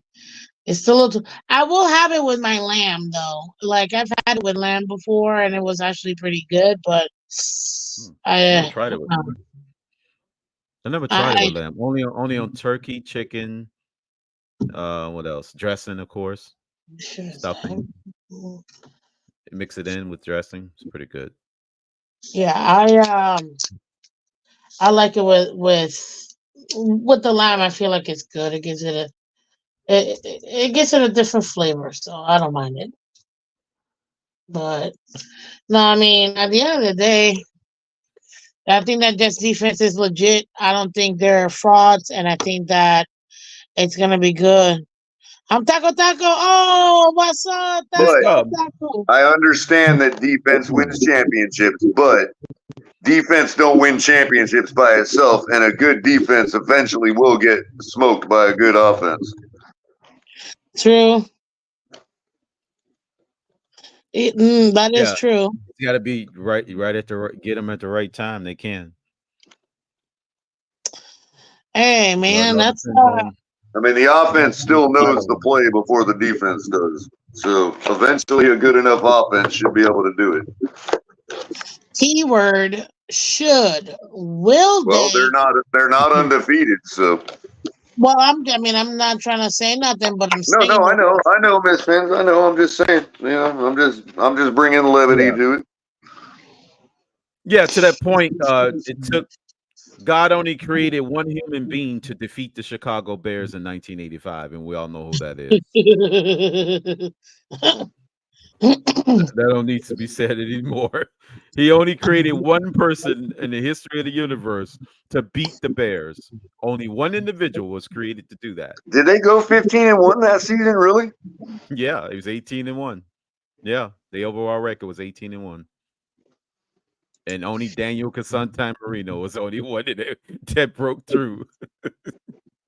I don't care how they did it. As long as they did, that's for darn sure.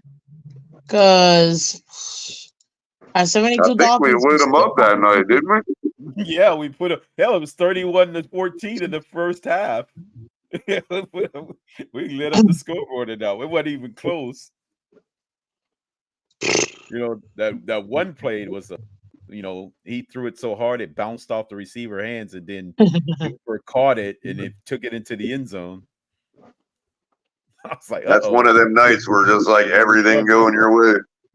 Pretty much. It was like he was right. He ran in a perfect route. I'm like, damn. I almost thought that's a short turnover. And then nope. We need one of them nights in a prime time against a big team. We need one of them nights. Right. That will be good in prime time. You know what? I'll tell you this.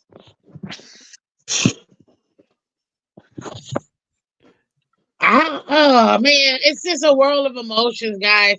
Okay, I gotta ask you a question. As far as this game that we just played, obviously, I think we could all agree we were sleeping in the first quarter. But overall, give me like two things that you can think of that you're like, okay, I like what I saw in A and B. I didn't like C and D. Like, what do you guys have from this past game? I'll say I liked it. Mostert being a little tough and not giving up on the initial person that's trying to tackle him. He showed all the running backs, actually, even Ahmed and Brooks did the same thing, just refusing to go down and not accepting being tackled. So I like that toughness. We're going to need that next week because Philly's defenders are a lot physical than Carolina. So we needed that out of Mostert to get that going. So I liked that. And I didn't like our linebackers being beat by freaking like a drum with tight ends and slot receivers. That's what I have to say. Take away that was the one thing I really didn't like, even though we won the game. Yeah, I'm with you on that one. That's the one thing I don't like, the continued lack of fundamentals, which only reared their ugly head like in the first quarter. But a better team's gonna be up 28-0 if you do that against a better team. Right. Before the half. So, exactly. We got to still clean up the fundamentals right from the get-go. We got to come out strong on that.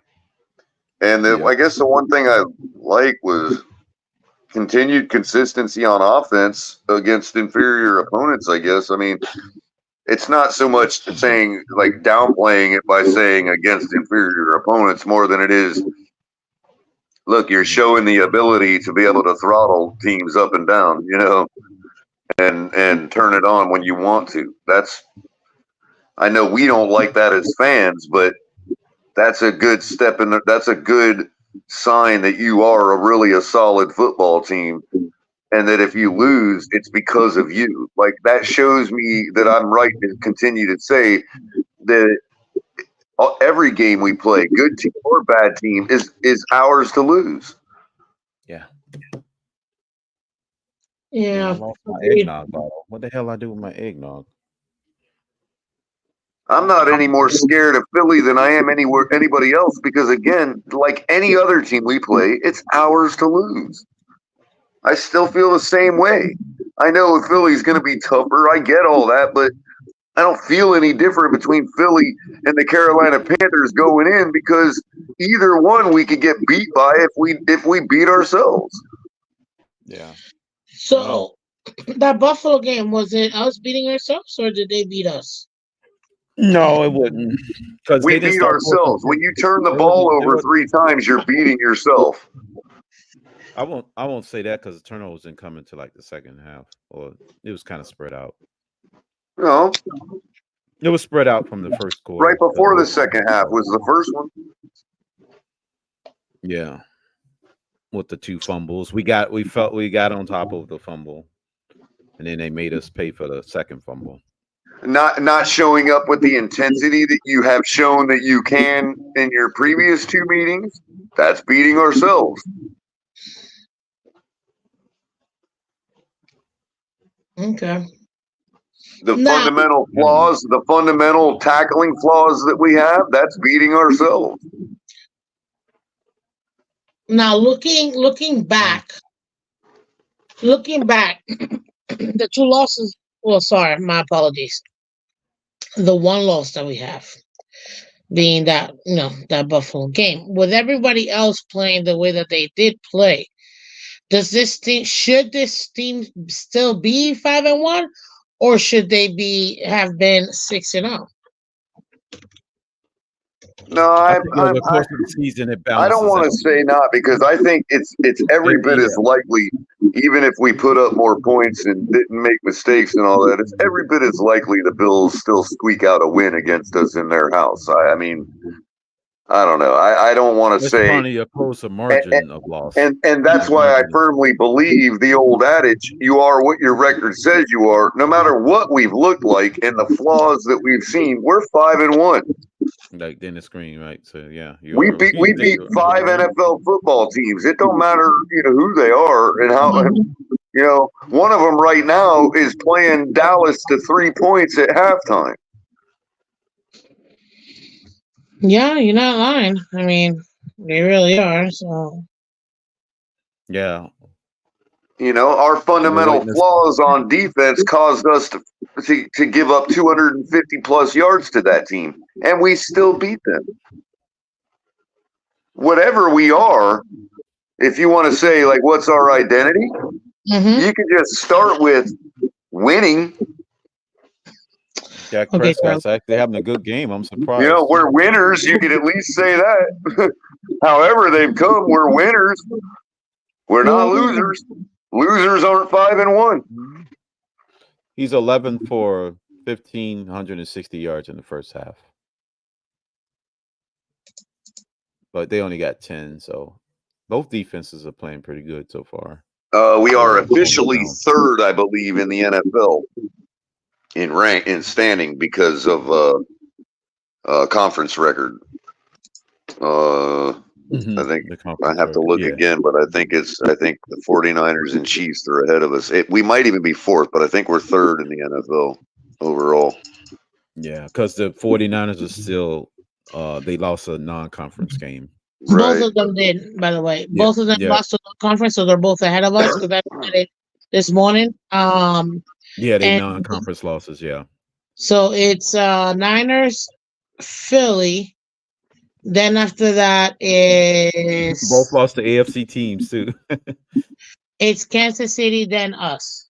Right, so we're 4th. Yes, because Kansas City hasn't lost a conference game. Wait a minute. See, since I'm looking at Kansas City lost. Wait a minute. I'm looking at ESPN right now. NFL standings 2003 league.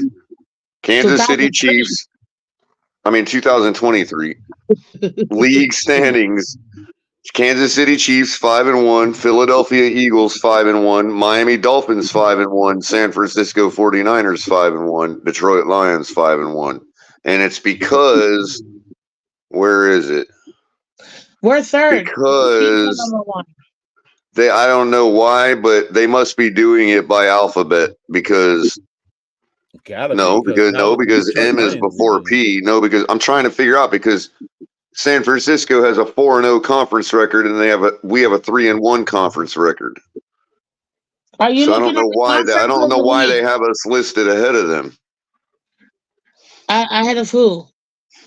They have us listed ahead of the 49ers on ESPN's Yes, they do. ranking. That was my mistake. I flipped those two. Right, but I don't know why they do, Miss Fins, because 49ers are 4-0 in their conference. We're 3-1. Yeah, That's true because Kansas City's 4-0 too, right, in the conference. They lost one No, game Kansas City's 3-0. Kansas City's 3-0 in the conference. They had a bye week already? No. How many games they played? They played They're 6 games 5-1. like us. They only had 3 conference games though, and they've won all of them. Matter of fact, oh no, that's home games. Oh wait, division. Yeah. Kansas City's 1-0 in the division. We're 1-1. So the breakoff, if I'm not mistaken. But the 49ers are 2-0 in their division. Regardless, it would go to conference record, and the 49ers are 4-0. We're 3-1. I don't understand why they have them listed below us. Go all the way to the right where it says versus division, and then you'll see why. Versus the well, yeah, and the 49ers are 2-0. We're 1-1. Right. Right, Color. Yeah. Because they haven't lost a single conference game. No, they haven't. Right.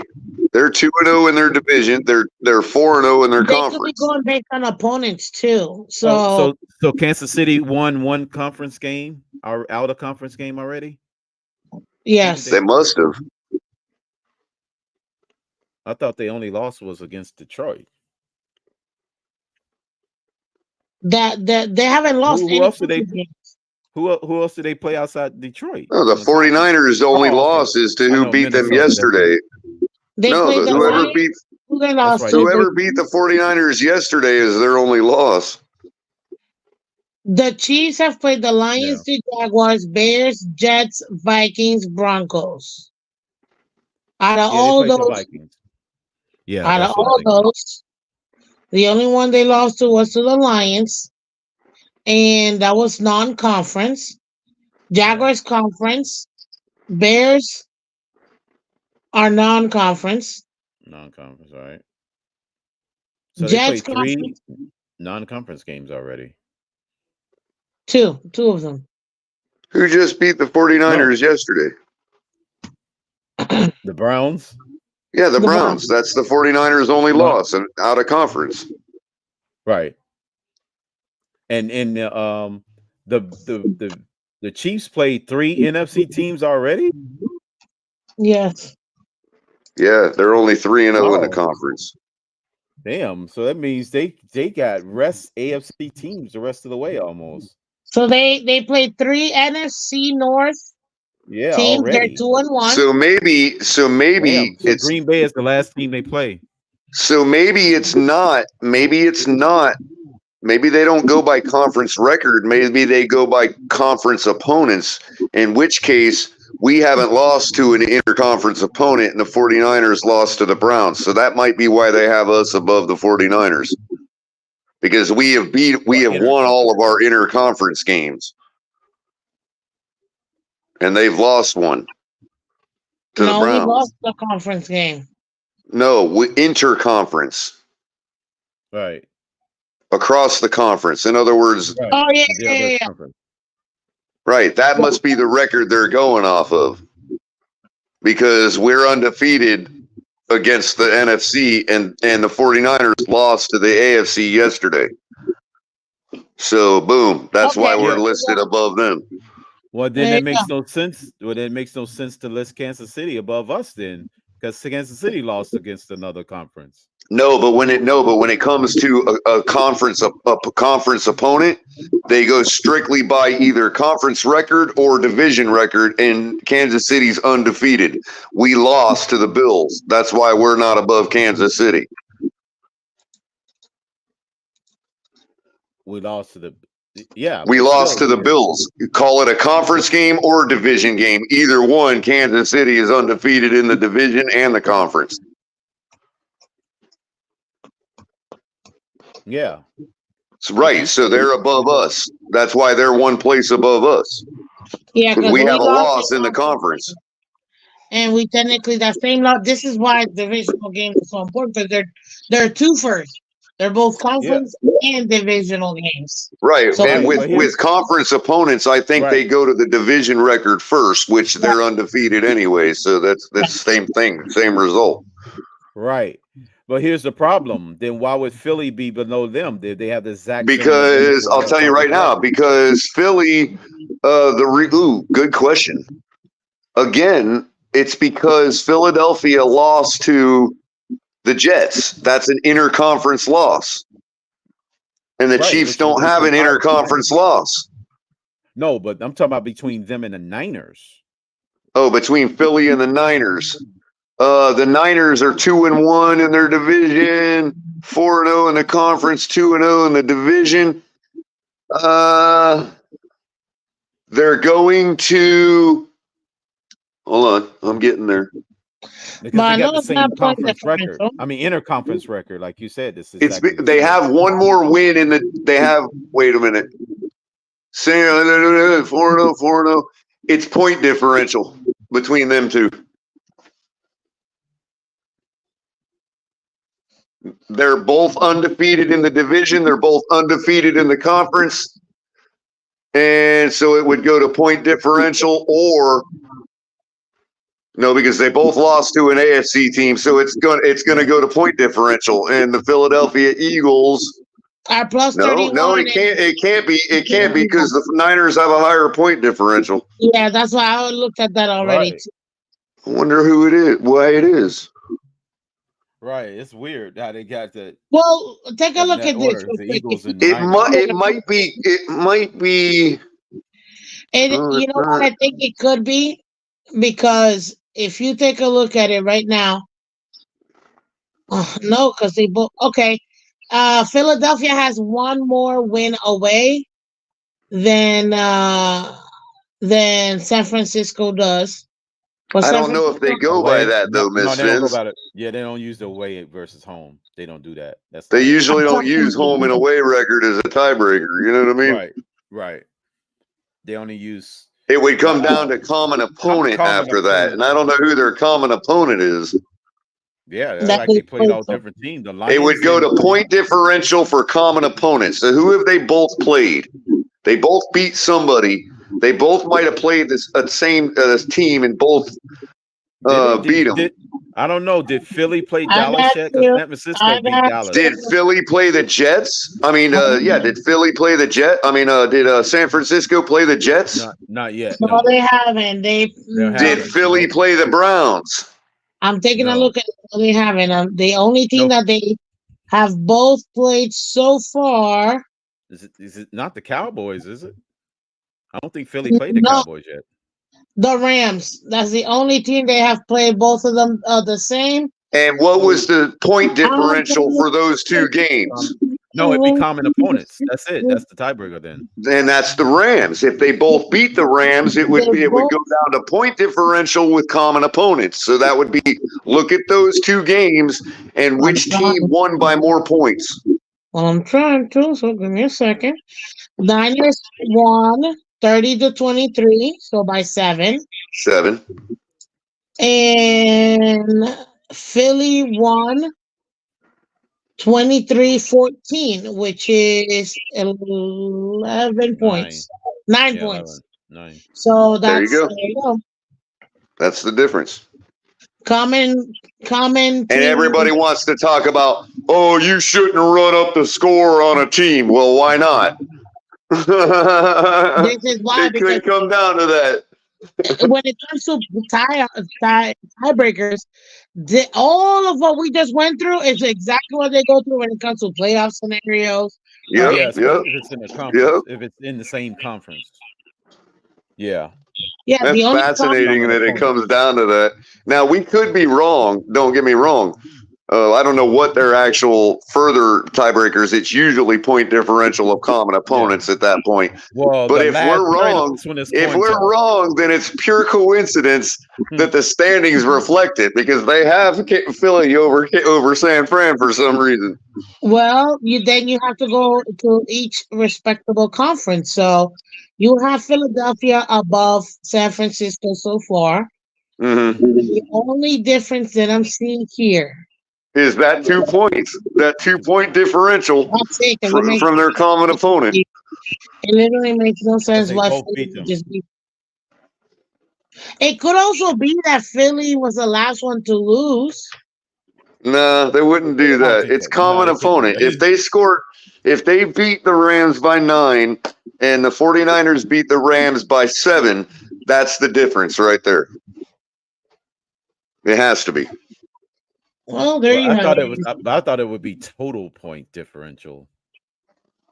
But apparently not though, because the it'd be the Niners have a 49ers. higher point differential. 3 times higher, actually. Yeah, right. So yeah, that's what we're looking at right now.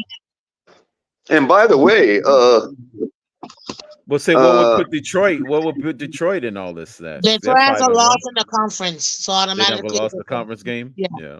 Automatically third in the by the conference. way, I want to point out, we've got a plus 67 point differential. Yeah. Philadelphia has a plus 31 point differential. Again, the Philadelphia Eagles need to be concerned about us, not the other way around. I'll say it till I'm blue in the face. Well, I want to be. I don't know. I can't say that, but I can't say I'm all not that. there yet. Well, Because it's different look when at you it. Look at it this way: if we were about to face the Bills right now, okay, and a Bills fan said, "Well, Color, our point differential is 67 and yours is 31," I'd be like, "Damn, good point." Why doesn't that apply to us? Yeah, but because you gotta take a look at this. We literally got 50 off of one game. That don't but still, it's an outlier. Right, but okay, that's true. But that can easily be made up, okay, by something that's not an outlier. In other words, Philadelphia could have beat somebody 42-3, and that's not much different. True. However, and we see 42-3 all the time. But somehow 70-30 or 70-20 is different than 50-0. That's why at the end of the season, that's or 56-3, 56-7, 56-7, 56-7 would be the same exact thing. Just about. I mean, yeah, you're not entirely wrong. It's not like we haven't seen 56-7 before, or 42-7, or something of the sort. But somehow 70-20 is weirder. It's because it's the Dolphins. Like that, I keep telling people it's only because it's the Dolphins. This is Kansas City, pure dominance. Look at what Patrick Mahomes and the Kansas City Chiefs have been over. It's just because it's us. That's it. That's literally it. That's what I'm saying. If we were talking about a 30 years, if we were talking about a 30-some point discrepancy in point differential, if we were facing the Bills, everybody and their mother would be like, "Oh, it doesn't matter, Color. The Bills' point differential is PLA and yours is PLA," and we would be like, "Yeah, I'm kind of worried about that." Why is it not the same when our point differential is double our opponent that everybody thinks is better than us, when in fact we're better? Proven by the point differential in 6 games. It's not like we're talking about one game. We're talking about a 6-game sample size. Okay, so here you go. And not to challenge you, Miss Fins, this isn't my point, but to ask the Oh no, I question, don't mind. how many points would you give back in that point differential to make up for the 70-point aberration? We're still, our point differential would still be higher than theirs by a lot. Oh, you're 100% right. Even if you take away the 31 points that they have, we'd still be plus 40. So it don't even matter. Like that's not where I was going. We'd still be plus 30, 20. Yeah. Well, we're plus 67 right now. You Right? take away the So where 31, would we that be puts us- if we only scored, excuse me, if we only scored 42 against the Broncos? A little more realistic, right?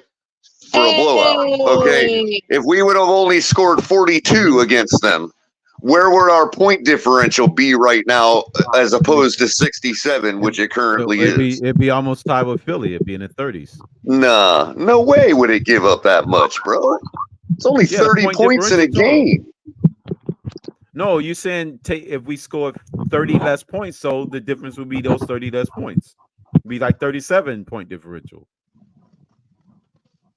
Yeah, I guess, but I mean, would we have given up the punt return touchdown? You know, if it was closer, would we have played the way we had the personnel in that we did? Well, could you know, I don't know. Things would have been totally different. Brian Brains just made me laugh with his. First of all, Brian Brains is such a mind bleep. That's what I'm gonna say because that name is just. If you're dyslexic, you lost with Right. this name. A. Two. Yeah, I know. Real Pie got I that hadn't thought of that, but Steve you're right. It's not an average. It is a literal point differential. So you're right, Crypto. I hadn't thought of it that way. When is crypto not right, Color? Gosh, I I know. Well, there's plenty, but on this one, he explained pure logic, which I missed, so I would stand corrected. Ladies all and right. gentlemen, It's I all need you to good. please clip those last Like a- 22.5 seconds that Color just said. Like a good No, magician Miss- should do. That is logical, Crypto. You're right. 30 Come points on, less would mean man. 30 points less in point differential. You're correct. But what would the point differential then be if you gave back some of those points because of the fact that we obviously know we left a whole bunch of points on the field against the Patriots, the Chargers, arguably the Giants, you know, the Bills, Even in obviously. that We only same scored game, 20 we points left some against them. points, bro. You know, we left at Even least in 4 that points on the You could say field we did against have the some points Bills. on them. Well, considering that we've scored more points against the Bills in the last two meetings, we left points on the field there. So we all know that.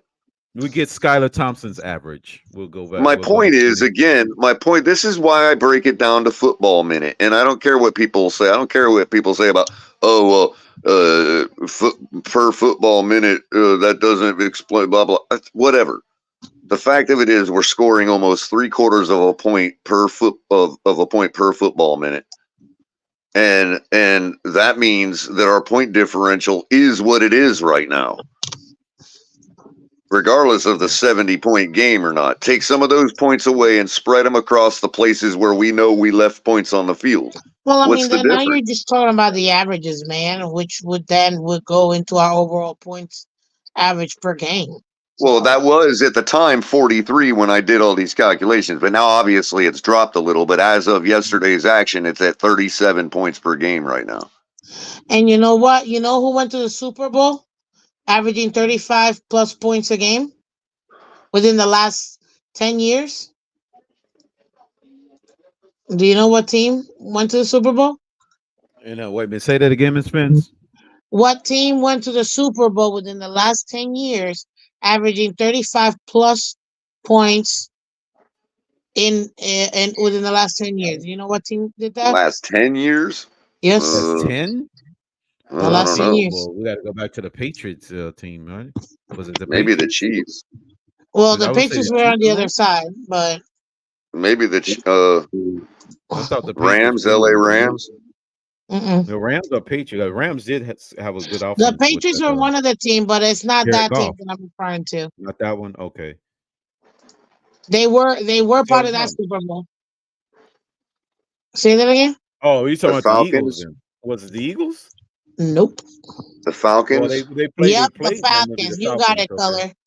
The Falcons. They were averaging I forgot 35 about plus the offense. points Yeah. per game that season. It was the number one Yeah. Good offense one. the entire season that went up against Good point. the number one defense that entire season. And it was Oh a man, tell you of mean to two tell me halves. Belichick crapped the bed against the number one offense? Is what you're saying? Well, he did the first half. He did the That's first for half. sure. It was a tell of two halves, man. That's what I said, a tell of two halves, Right. you know? Right. The first half he So did. Brady's like, man, old man crapped himself, guys. We got to take over this shit. And he came back and won. literally. Although, as I Right. told Yeah. people, you can't pretend just who the defense did all that work. No, they didn't. Because they would have had to have stopped Atlanta from scoring, period, to come back and score 31 points straight. Well, You know let's what I be mean? People, real. Atlanta completely changed their game plan and kind of handed the game they to were them too. gassed. They were gassed. Atlanta at that point in the second half, first of all, they were feeling themselves because they were the underdog, A.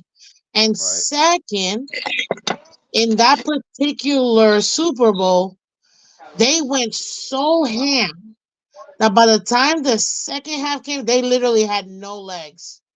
No legs whatsoever. The guys were out there, they were like barely breathing, like they were just gassed. They couldn't do it at all. They couldn't do it. And you know what?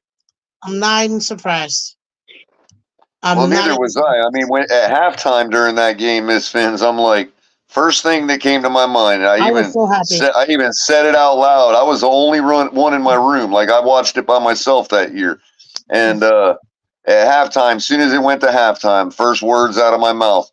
Well, that ain't enough.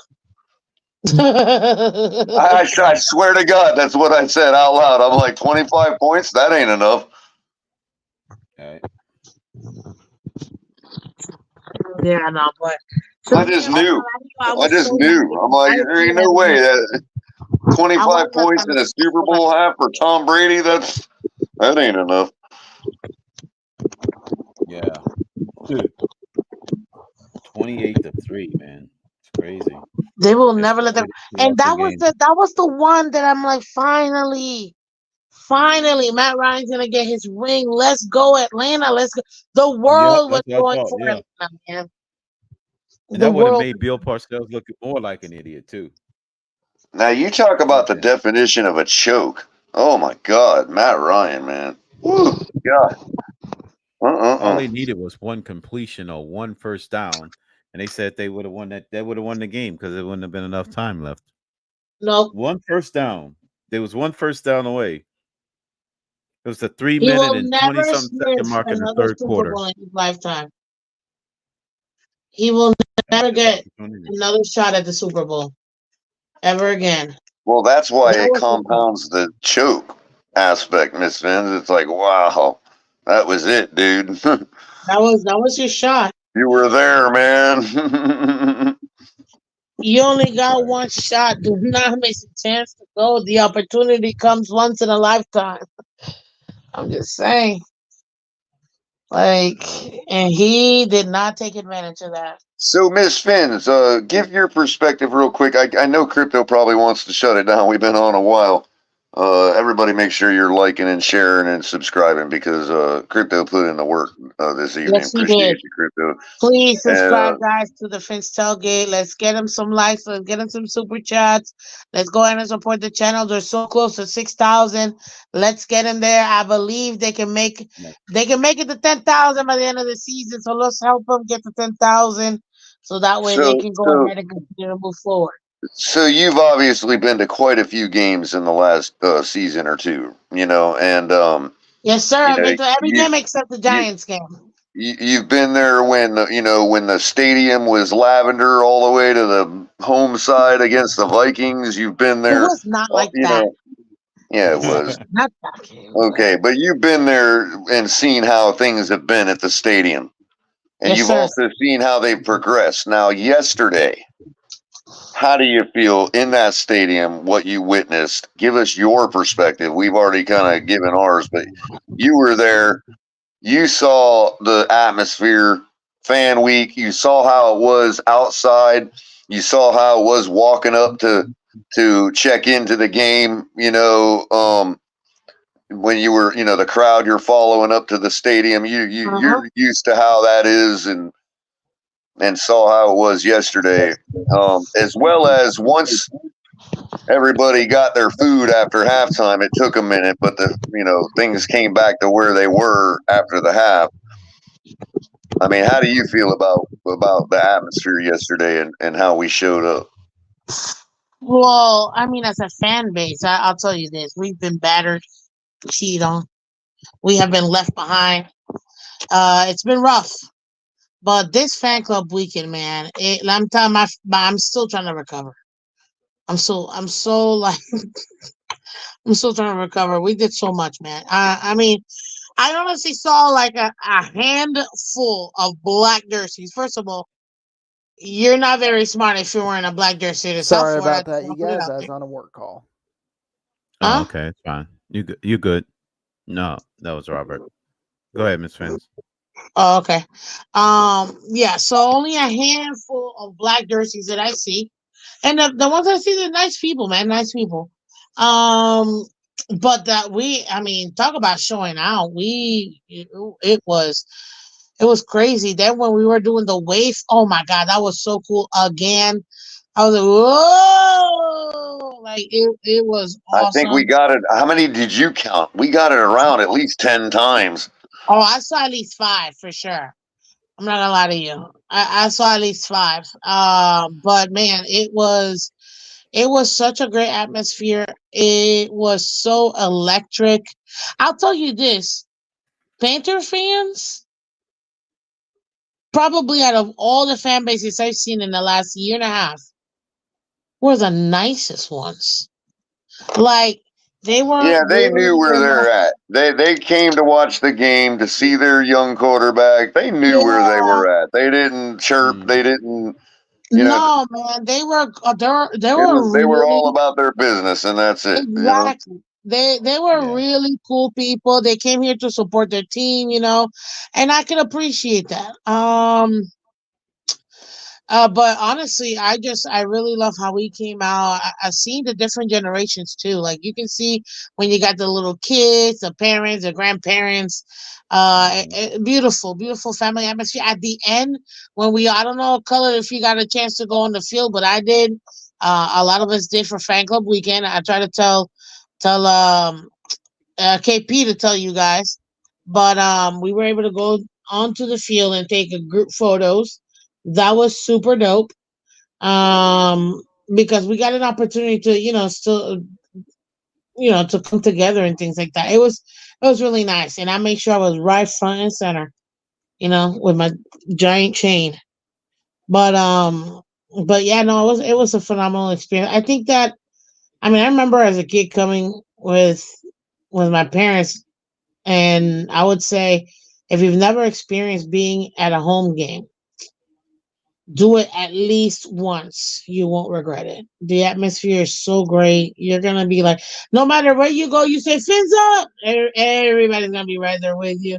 Like whatever you yell out to the crowd, "Let's go, dog!" Like everybody will follow up with you. It's just an overall great atmosphere, and I really enjoyed it. Yesterday was awesome. Not gonna lie, it was awesome. My Also God. had fans I didn't know, like the lady sitting in front of us was high fiving us all. You had that kind of atmosphere where Oh, absolutely, absolutely. Like random people people will were come. coming together whether you knew them or not, and Oh everybody yeah. cheering. But I will tell you this: when Carolina scored that second touchdown, it got real quiet though. It got.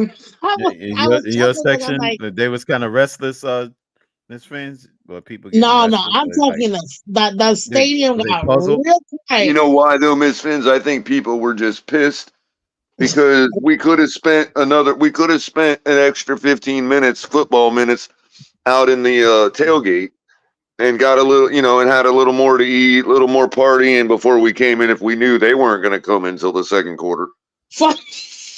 For real though, with this heat, man, I swear. But I mean, that's why we were grimacing though, not because we were worried, but because we're like, well, shit. If y'all weren't going to show up till the second quarter, we could have stayed out and partied a little more. we really could have, like, no joke.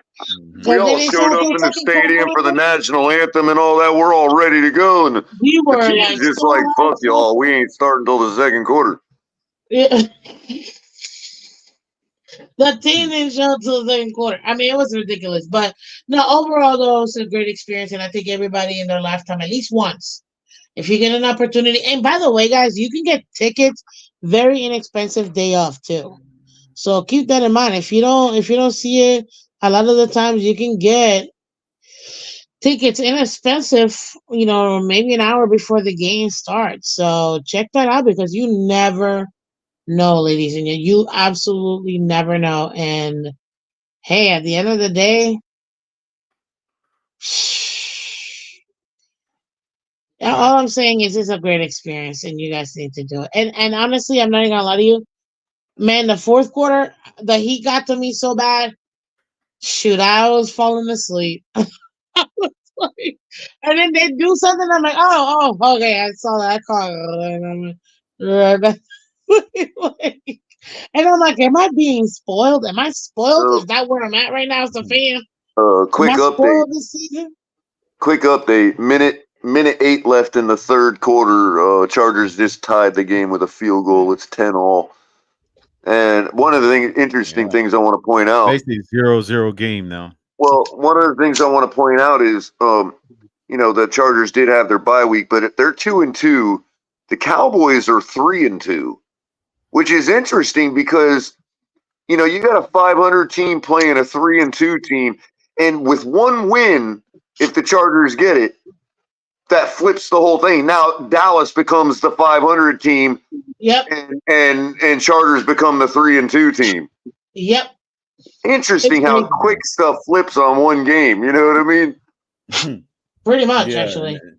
It's crazy. Like basically, like the destiny or the way that each of these teams' season is now shaped after this game, even though their paths diverge from here because one's an NFC team, one's an AFC team. So their paths are going to completely diverge, but they both have the ability to completely shape their season right now. If the Chargers lose, they fall to a typical 2-3 team, trash. And Dallas moves on to a 4-2 strong team. But if the Chargers win, it's like Dallas is crappy 3-3 team, and the Chargers are like, okay, respectable 3-2. You see what I'm saying? It's like that quick, one game like that, and it's tied right now going into the fourth quarter. That's it. All you have to do is outscore your opponent by 1 point. That's how you do it. Game is. We've already played one of them and beat them. The other one we play later on. I don't understand this idea. We haven't played nobody. Bullshit. I think Chargers are just fine. They've been you play your opponent, what they've been the past couple seasons. We gotta show up though this game. That's all. We just gotta show up this game coming up.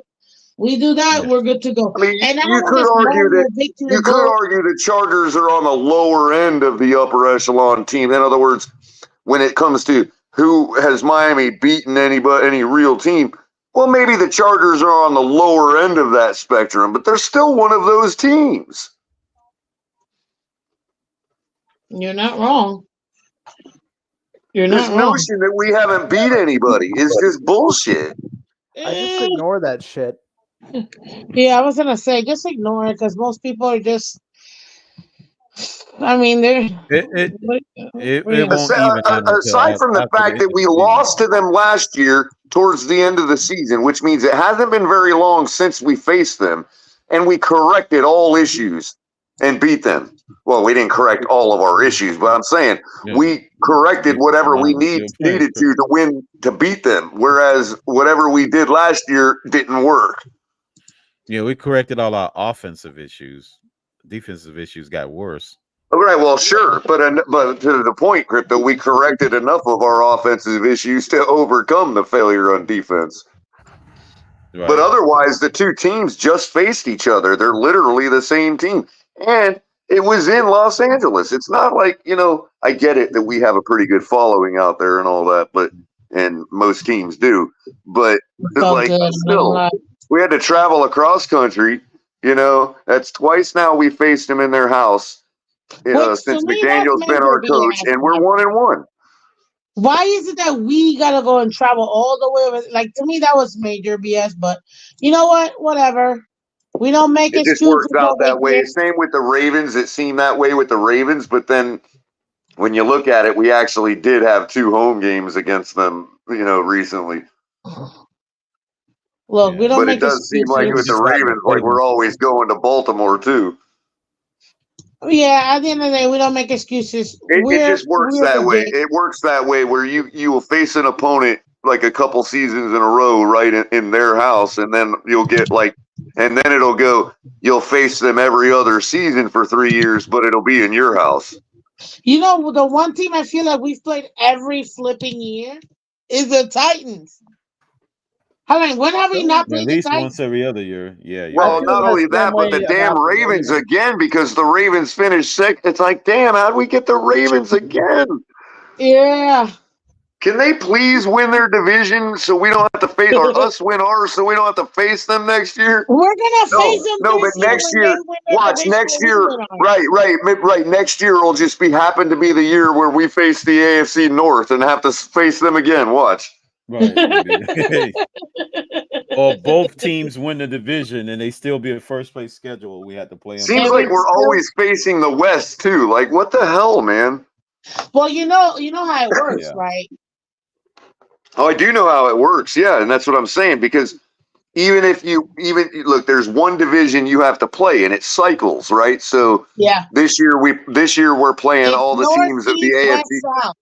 Right, all the teams of the AFC West were playing, but then you also have 2 other conference opponents, and those come from divisions that cycle in and out too, and those teams are based on your place in your division. So, like this year, we have to play the AFC South for that one of those games, and so we're playing the second place team from the AFC South last year, and that's the Tennessee Titans. The other team we're facing is from the AFC North, and their second place team just so happens to be the damn Baltimore Ravens. That's why we draw them again, even though it seems like we constantly have to play them. Right. They just happen to be the second place team. Because I think the last time we had to play them was because we happened to be playing the AFC North that year. All the teams of the North. Last year when we played Pittsburgh and Cleveland and Cincinnati. We had to play the Ravens too. Right. This year it's because they were the second place team in that division. We're not playing the whole division, but it just so happens to be that they're the second place team from last year there. So that's why we're facing them again. Same thing with Tennessee. They're the second place team. So we have correct. Which we're kind of lucky there. I don't know if we're lucky. Maybe that's bad because we could beat anybody, but I feel like because some teams have aspirations and some don't. And Tennessee, I would argue, has less aspirations than the Jacksonville Jaguars, which is the reason they're the second place team in that division. We don't match up well versus Tennessee. Just because of their linebackers. But it is kind of another bug we got to get off our back, Miss Finn, another monkey when it comes to the last time we faced them and what happened and all that. 100%. That's the one game we want to get under our belt. Exercise the Tennessee demon late in the season. Mm-hmm. It just so happened we have to play them in prime time on Monday night. and let's face it, Baltimore too, because I don't care what the Tuaneers still claim. Half that game was played by Jacoby Brissett, so we're not going to sit here and act like, Tua beat. That win goes to Jacoby, not Tua. Well, I know who the win goes to. Yeah, I understand who the win goes to, but still, they equally both played. So in the court of public opinion, right, half a win to each of them. But the Tuaniers come out and credit My to it God, did you with see it that? as if he beat Oh the man, Ravens, like he no. beat Lamar. No, beating Lamar is first of all, you don't play Lamar, you play the Baltimore defense. If you're talking about outperforming Lamar, is doing that for an entire game consistently. Correct. You know, and I don't see coming in the game after halftime as, oh, Tua beat Lamar. No, plenty of other things beat Lamar that night, including one, Andrew Van Ginkel, and two, Xavier Jalen McDaniel? Phillips.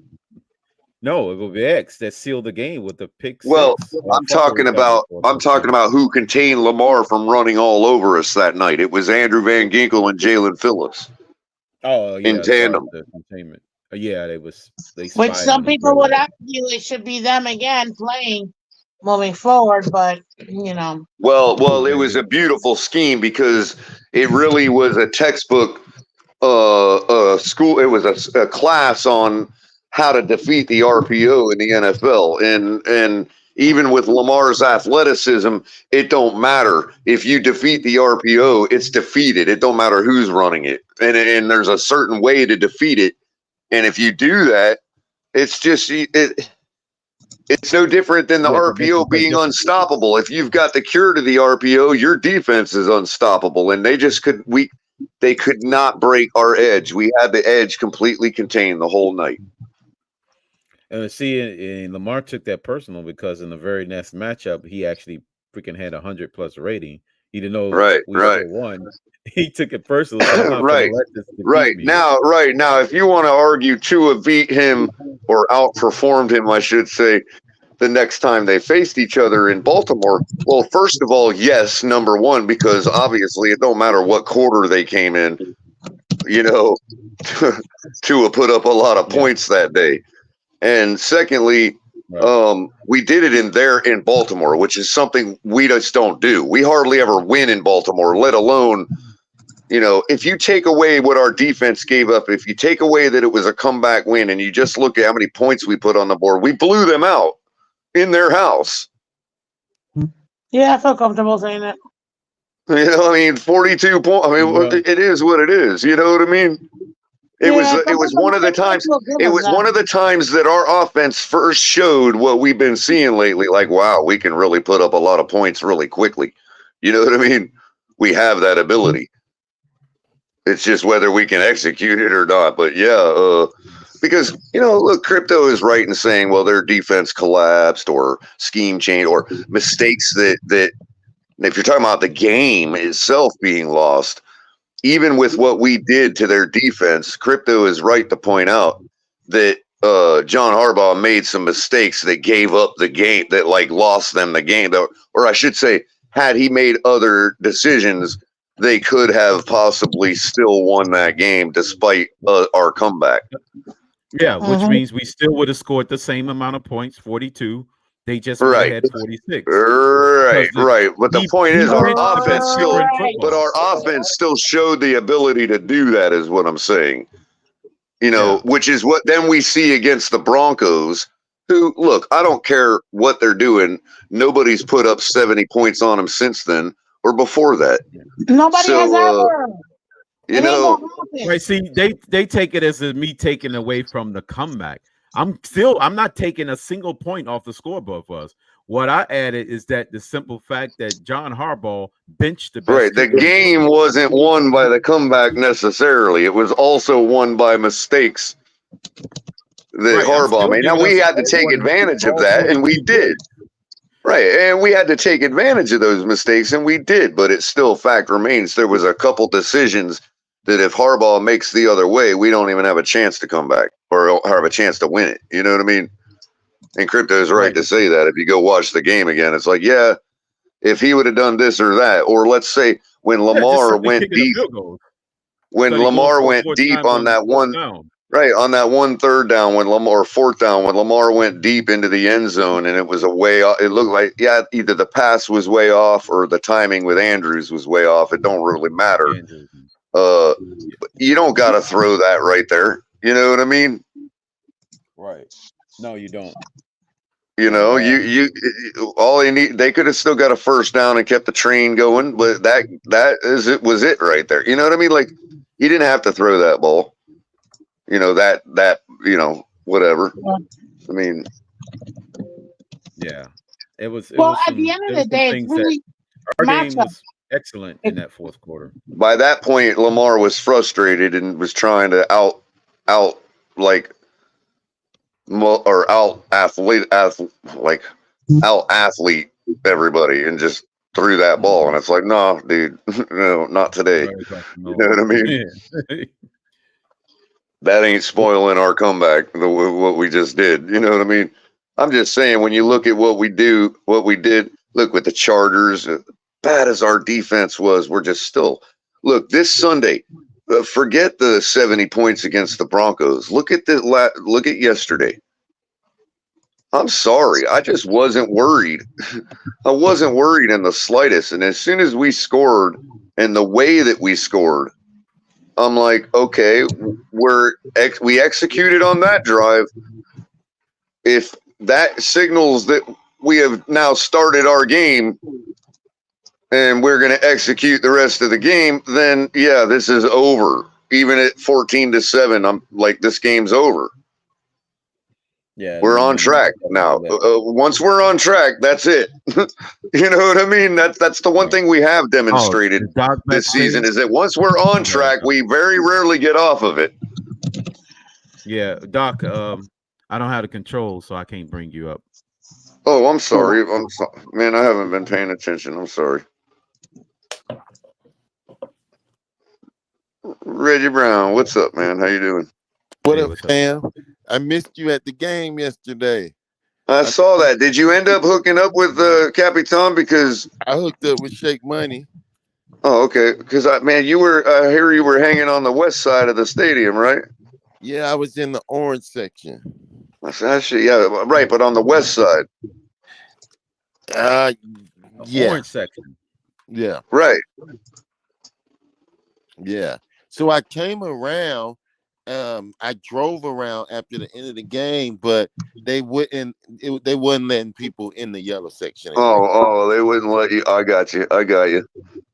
Yeah, when I got there, I pulled out all the cards. I put out my NFL card. All that's like, man, we trying to go home. I pulled out my NFL card. I'm like, look, man, if your name ain't Tua, you ain't getting in. No, it's cool, but you gonna is that the only game you're hitting this year, or are you gonna be back?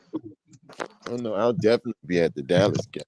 Oh, well, I'm going to Dallas too, so I'll definitely make a point of hunting you down, man. Is no one going to the Patriots game? Nobody's going to the Patriots game? The who? The Patriots game. Oh, we lost Doc. Yeah, we lost Doc. I'm not familiar with that team, Miss Fins. Oh, right. Well, update, guys. The Florida Panthers have beat the New Jersey Chicken Wings. So we won. We beat them, and I'm very happy. Let's go, Cats! So apparently, Miss Fins, Capitan and I were speaking with and interviewing the guys that call the Panthers games. Like I didn't even know it. Wait, I really? gotta get out of here. You guys have a good night. You too, buddy. Okay, you too, Robert. Doc, Thanks for coming by. Thanks for coming by, Yeah, man. man. Thanks for having me up. Be safe. See you later. Got your back, Doc.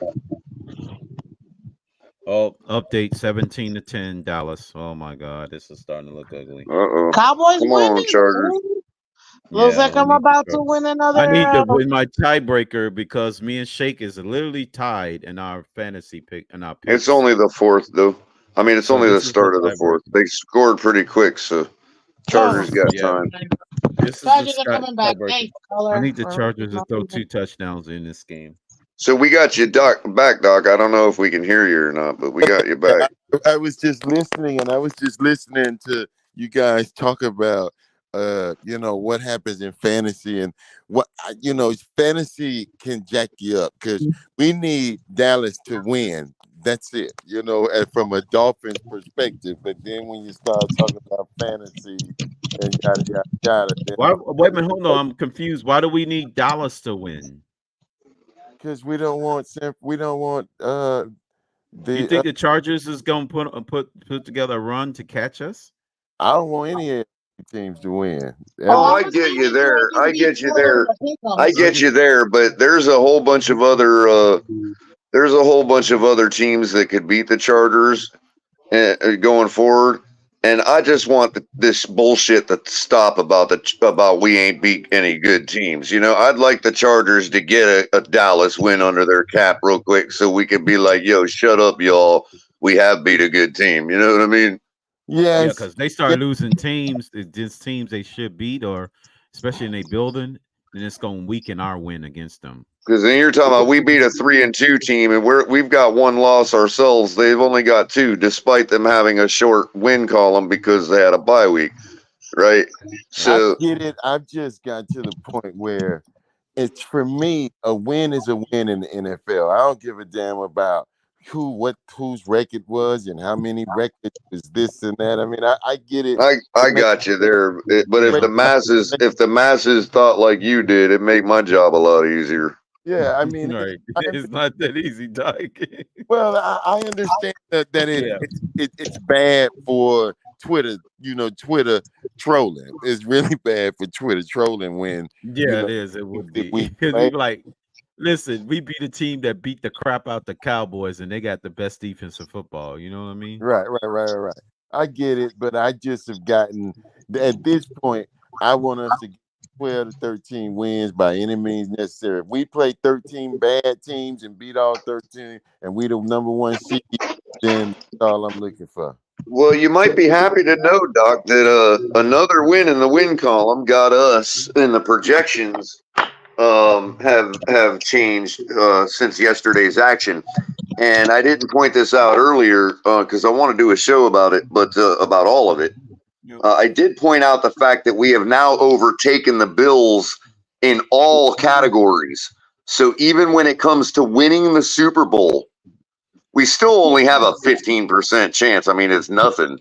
But now we're the ones that have a 2% better chance than the Bills. Instead of last week, it was the other way around.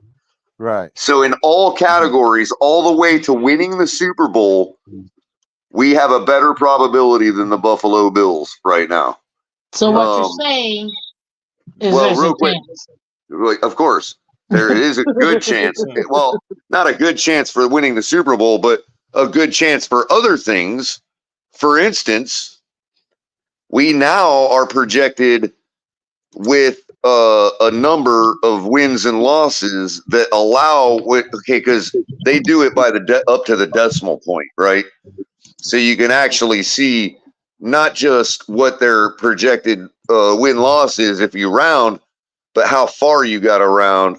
So you can look, okay, how confident when I say, okay, we were projected for last week for 12.4 and 4.7 or 4.8, right? You'd say, well, rounding that would be a 12-5 record. Okay, which makes sense, which is fair if you're talking conservatively, right? So now the other team might be like the Bills in this case. I don't remember what the exact number was, but they might be projected for 11.9 and 4.6. Now that's a lower projection, but it's still a 12-5 record. But it gives you an idea of how confident, if let's say the probabilities and statistics were a person, it gives you an idea of how confident that would be. Like how strong is the wave function for each team collapsing to a 12-5 record. It would be more probable with the Dolphins than it would be the Bills. Now, that margin has gotten to the point where our rounding now rounds to 13-4. So we're like projected for like a 12.8 or something and 4.3 record, which rounds to 13-4.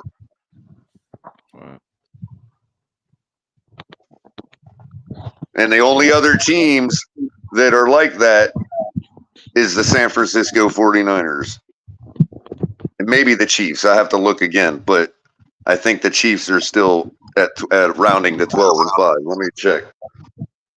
So there's differences over the weeks, and you got to also remember, like last week, I'm like, okay, well, we're projected for 12-5. That means that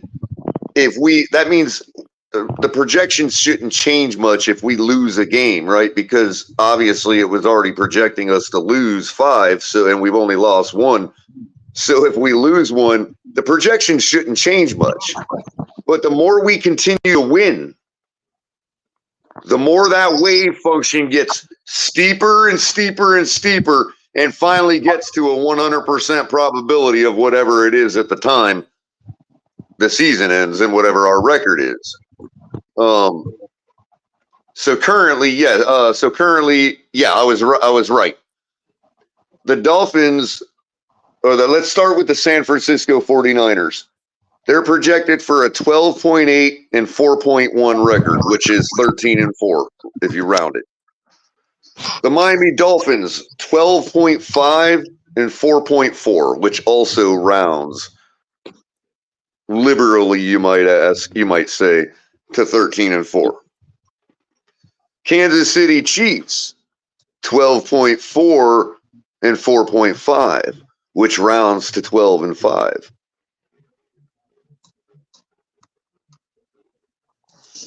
Those are some beautiful numbers. Detroit Lions, 11.8 and 5.2, which also rounds to 12.5. And the Buffalo Bills, 11.7 and 5.3, which barely rounds to 12.5. I stress barely. And the Philadelphia Eagles, our next opponent, the big, scary litmus test for our team, right? They're projected for 11.1 and 5.9, which rounds to, do I have to tell y'all math majors? Yes. 11-6. So what you're saying is that at minimum we will be 11-6. I'm just saying that if the statistics and probabilities were a person, they would be telling me that the Philadelphia Eagles are the ones with something to prove. The Philadelphia Eagles are the pretenders on that freaking list, not us. So let me ask you this then. How much does... Wait, Doc. If the statistics and probabilities were a person. Go ahead, Doc. Sorry. Oh, I'm with you. I'm tracking with you for sure. I guess my question would be, how much does Philadelphia, the game, matter? It's actually less if we win, believe it or not, than if we lose. Let's say if we lose big, then it means more to me than it. I'd rather us not lose close, because I don't believe that if we're losing to them, it's because of a major failure to launch on our part. And I just don't believe we'll lose to them in a close game. I don't think they're the Buffalo Bill type or the Kansas City Chiefs type, as illustrated by these projections that I just said. You know what I mean? They're at the bottom of the list of all the top echelon teams in the projections. Even though they're 5-1, and have a better record than half those other teams. So where does the fact that it's and I know Crypto will agree with this, styles makes fights? I mean, the biggest concern to me is that it's in Philadelphia, to be honest with you. In prime time. Yeah, that's hard to defeat. Yeah, Doc, I would You're not agree. wrong. The styles make fights. That's the style of plays. So a close loss would still be respectable to me, I guess. But my point is, if we win, especially if we win big, then it just confirms everything I just said, and I'd be less surprised and see it as less of like. People want to hype this game up like, oh, it says something if we can finally beat one of the good teams, and I just don't see that. Like, okay, I get it, they're good, the Super Bowl runner-ups, I know. And maybe they've started slow. These projections might change for the better if they continue to win, especially if they beat a team like us. Okay, I get all that. But I'm just like, if we win, I would actually feel less different about it than I would if we lost. I just think I'm like, y'all can talk about it being a big test all you want, and I'm glad. Yeah, I'll join right along and call it a feather in our cap. Sure, you know what I mean. But I'm the same way. It would say less to me if we beat them. Less than ask what I already more. believe and know. You know what I mean? Yeah, I will ask this: who does it legitimize more, us beating them or them beating us? So that's what I'm saying, Crypto. Them beating us. Well, Go ahead, Doc. That's when I come into the point of saying, I don't. The National Football League is crazy from week to week, right? We see it every week. Week to week, it is crazy. These crazy things that happen, and so I just take it as a win or a loss. If where some this week, past week, how many what Cleveland beats who did they beat without Deshaun Watson? They beat San Francisco without Deshaun Watson, right? Right. I mean, so if we lose to them in any form or fashion, I'm not gonna be overly hyped or overly upset because when really it comes from something that Crypto said. We can go 13-5, we can go 10-7.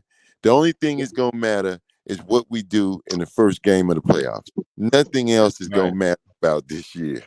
Well, true. It's just that throughout the season, it gives you indicators of what you can do in the playoffs. Now, of course, I firmly think that our team has abilities that as long as we execute and exercise those abilities, that we can beat anybody in the league under any circumstances in any conditions.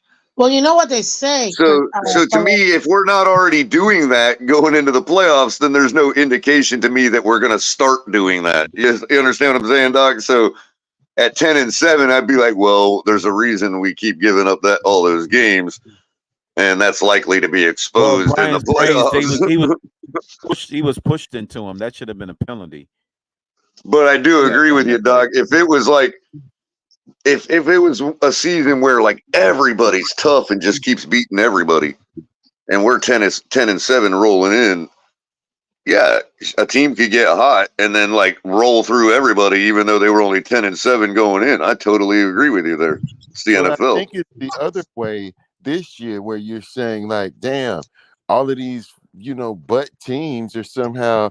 How does Arizona somehow beat Dallas when Dallas just came field? How does Cleveland somehow win? And this seems to be the year. I mean, you look at what almost happened last night. You're one bad call away from the Giants beating the Bills. You know what I mean? So it's the opposite.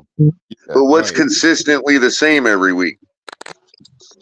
Well, nothing now. We didn't lose to some obscure team. You know what I mean? And also, the other thing that's the same and consistent is our scoring machine. I mean, yeah, we only scored 24 against the Patriots. We only scored 20 in our loss to the Bills, which obviously is leaving stuff on the field.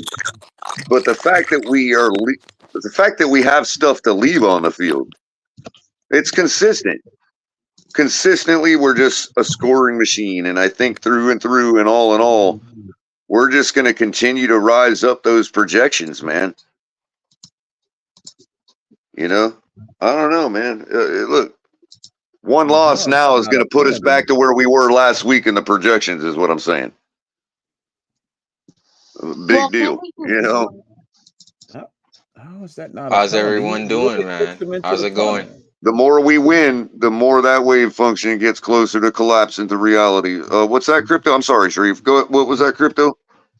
No, I'm talking about that obvious homer call that they got against Dallas. Right. That was obviously he pushed the man into the return and the punter. Man, Who I did tell you favor? what. The guy was trying to catch the football. He got pushed into him.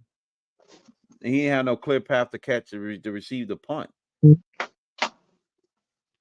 Oh well, they're gonna take the flag away on that then. Oh, But the color, Chargers man. about to tie the game. Wow. Yeah, they Who'd have thought? Color. That was almost to you guys' seats.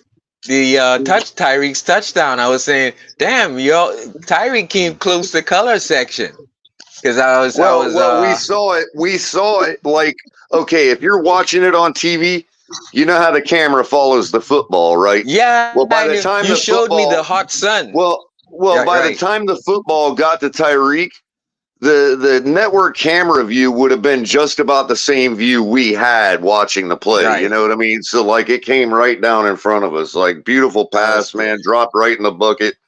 You knew I knew it was a touchdown the moment it left to his hands, bro. It was that clear when you look at like the overall picture because you're there to see like everything at once and you see the whole swarm develop a certain direction. As soon as that ball left to his hands, I knew it was a score. I'm like, the ball's definitely wherever he's throwing this, I'm following it. It's going to drop right in. And sure enough, there was Tyreek across out in front of two defenders. Boom. Man, easy as pie, man. I tell you what, man. I got so much things that I've asked for and I've gotten. I don't know where to start. First of all, good night to Miss Fins and Hey, what's up, everyone sweetie? else. But with color, man, you remember I'm very pleased. When you adapt as a being on this earth, I mean, you can either adapt or you can die out, right? And I think what has happened to the front four of the Miami Dolphins is they have adapt because I've never seen them get anything, and we are one of the leading pass rushers to get hits on the quarterback and sacks. We're in the top 10. So the thing about it is, they were forced to play that way, and then we weren't seeing the results. But they're being forced. What else? We're not gonna go to Flores defense, and that's what Fangio is telling them. So you're either gonna have to make it upfield on your own, get past to the center and the guard on your own, and that's how it's gonna be. And I'm proud of these guys. Proud of these guys. Gerald Carolina Everett just caught a touchdown to bring it within one. Extra point remaining. 7-11 left in the fourth.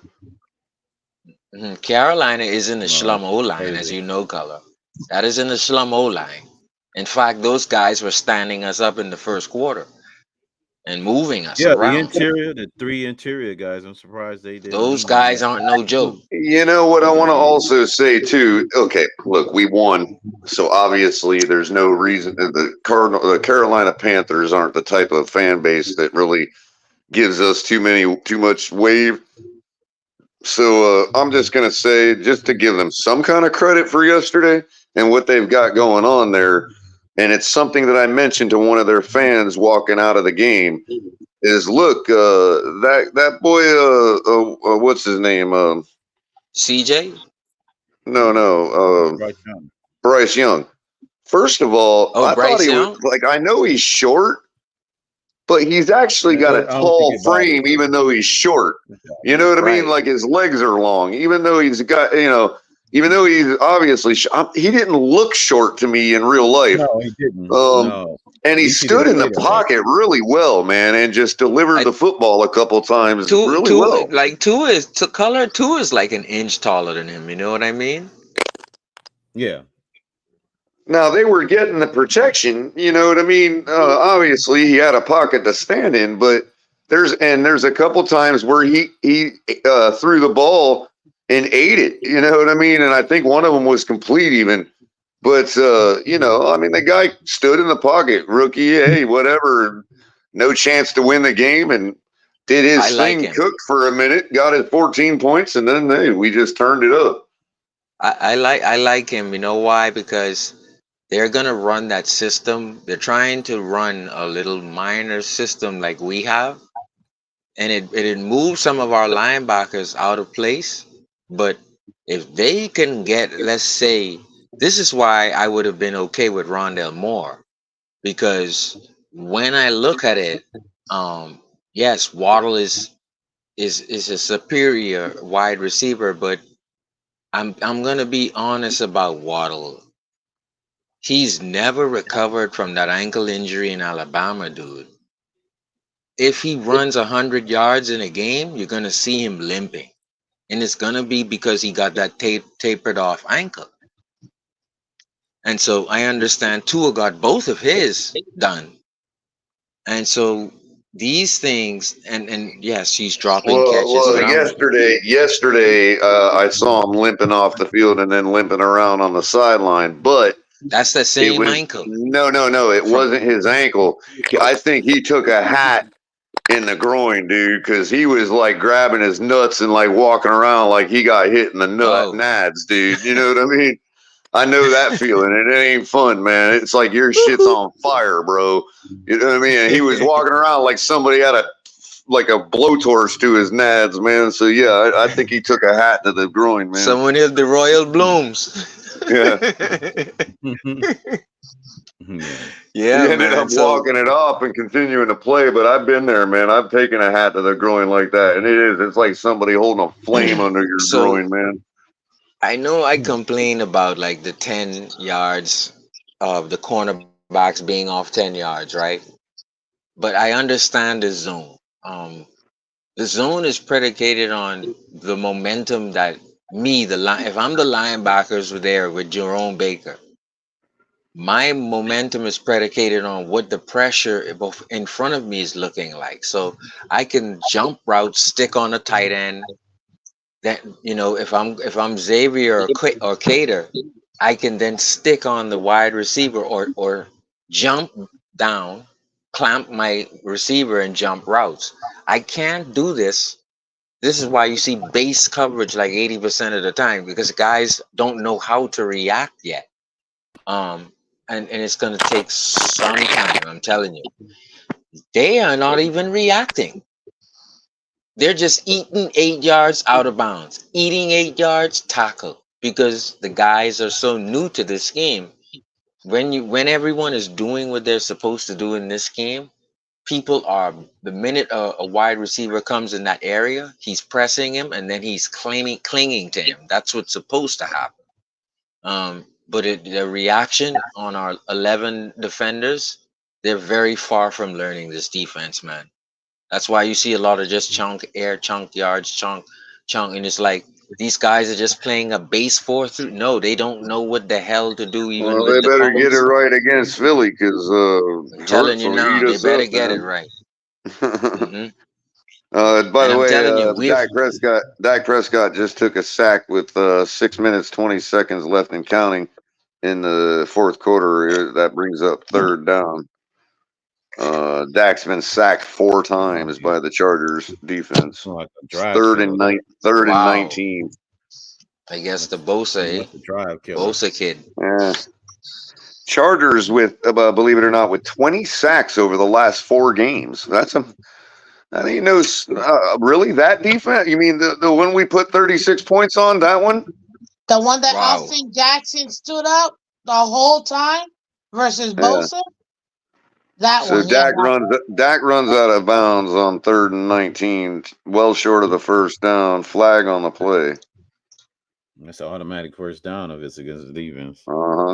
Let's see. Could be holding. That's some stupid stuff.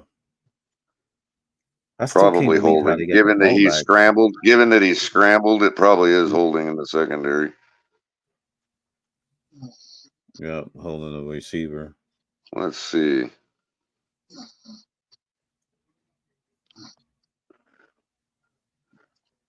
Man, I tell you what, man. I'm proud of the holding on the defenders. defense. Automatic first down. Yep. I was proud. I was the one complaining, man. There was actually 2. It was actually 2 holding calls on the defense. They declined one of them. Yeah. Man. I'm like keeping a drive alive for a team. I would give a different perspective on our defense.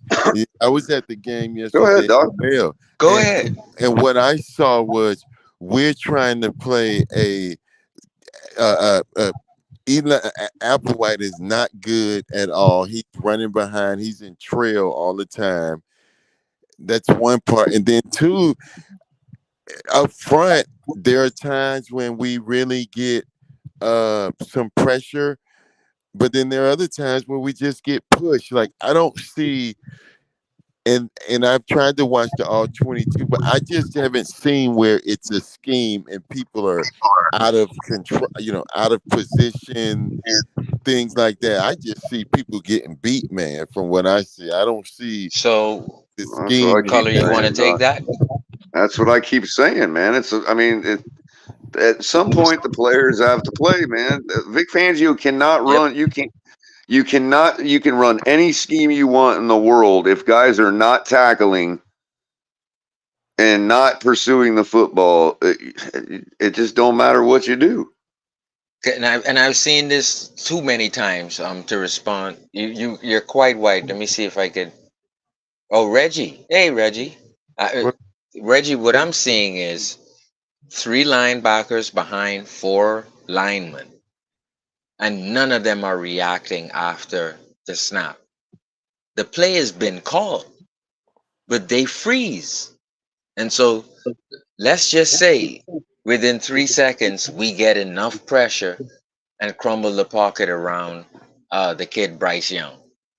The linebackers, they still are in baby stage of this defense. They don't know how to stick to the tight end and take away the running back, which then allows the cornerbacks to be free. And because all Fangio's defense is, you are free to do what you're supposed to do on each side of the field. There's 2 sides of the field, the hash of the offense, and there's responsibility. So it should leave 2 defenders on each side to do whatever they want. So we're still we're still freezing. Baker doesn't know what the hell to do. Now he's tackling a guy 7-yard pass that the guy came to him.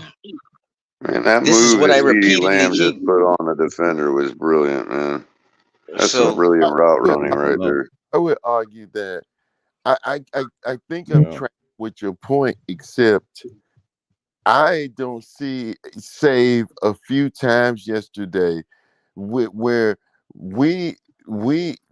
our defense is it starts with the front 4 putting pressure.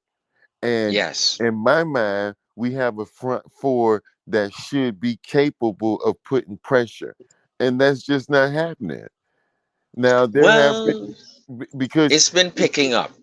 well, I would argue this, and it's a fact that football people get hurt, but it's been picking up against piss poor ass offensive lines. Like two of the Carolina's top offensive linemen didn't play yesterday, or at least Right. one didn't play for sure. And one got nicked up. Right. Mm-hmm. So I'm saying that based when you get to imagine I mean, you look at us now. I guess we are a misnomer, or maybe there's something wrong with the defense. Well, they supposed to take advantage of Eichenberg. I mean, they didn't. Us yesterday, and they did. And Mm-hmm. Lamb acquitted himself well, and also I can't wait to see the all 22 to see how well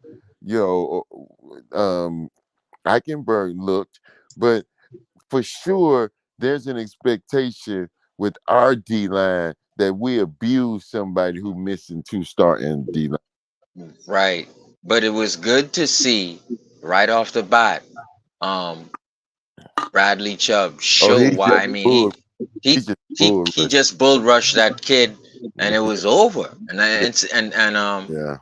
The thing about Bradley Chubb is, when you watch him play in the all 22 the last 3 weeks, he'll never get an ankle injury because he's always tapping his toes. He's always tapping his toes, meaning he's he's enabling himself to either set the edge, spring off the edge, and get the running back trying to run to the edge, or he can spring inside because his toes is always jumping, right? So he's already knowing the defense, bend but do not break.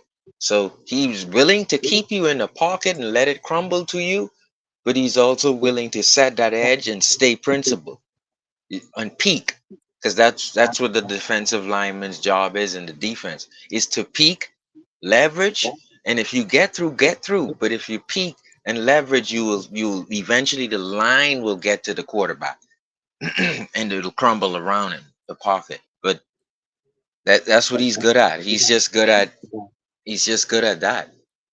Getting that pocket to crumble around. And it's not good for fans in terms of production and losses and getting the defense off the field.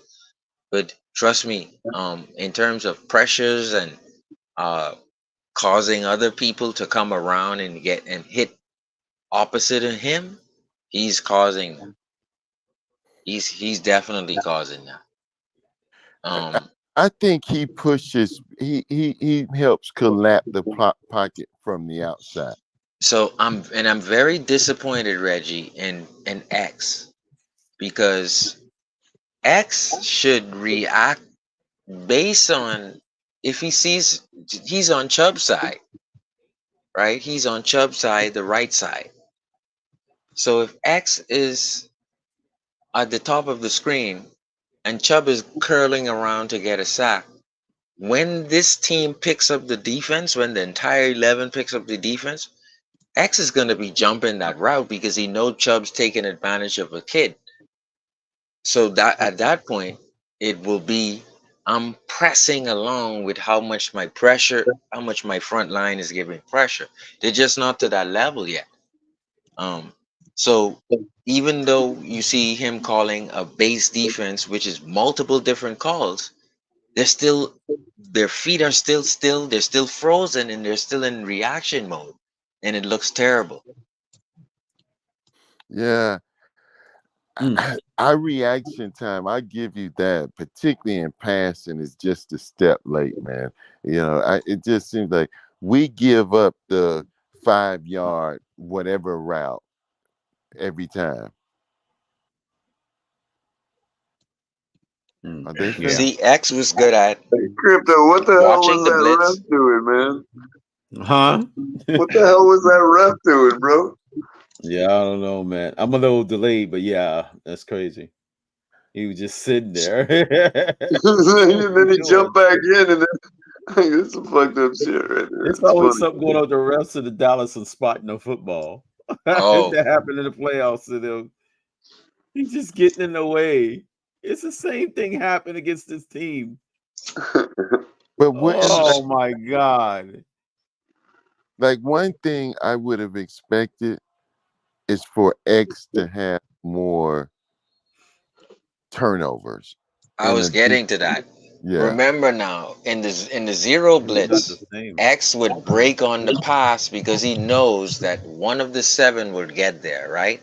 So he would easily just break. But what I'm seeing now from X is in that base 4, he's allowing the defense to develop in front of him, and this he shouldn't be thinking like that. He should be thinking. I say it from the Right. standpoint of I thought this would have helped him.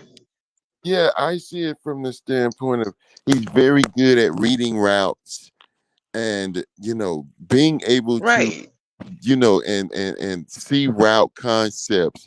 I would expected that he would really be jumping a lot of routes and stuff.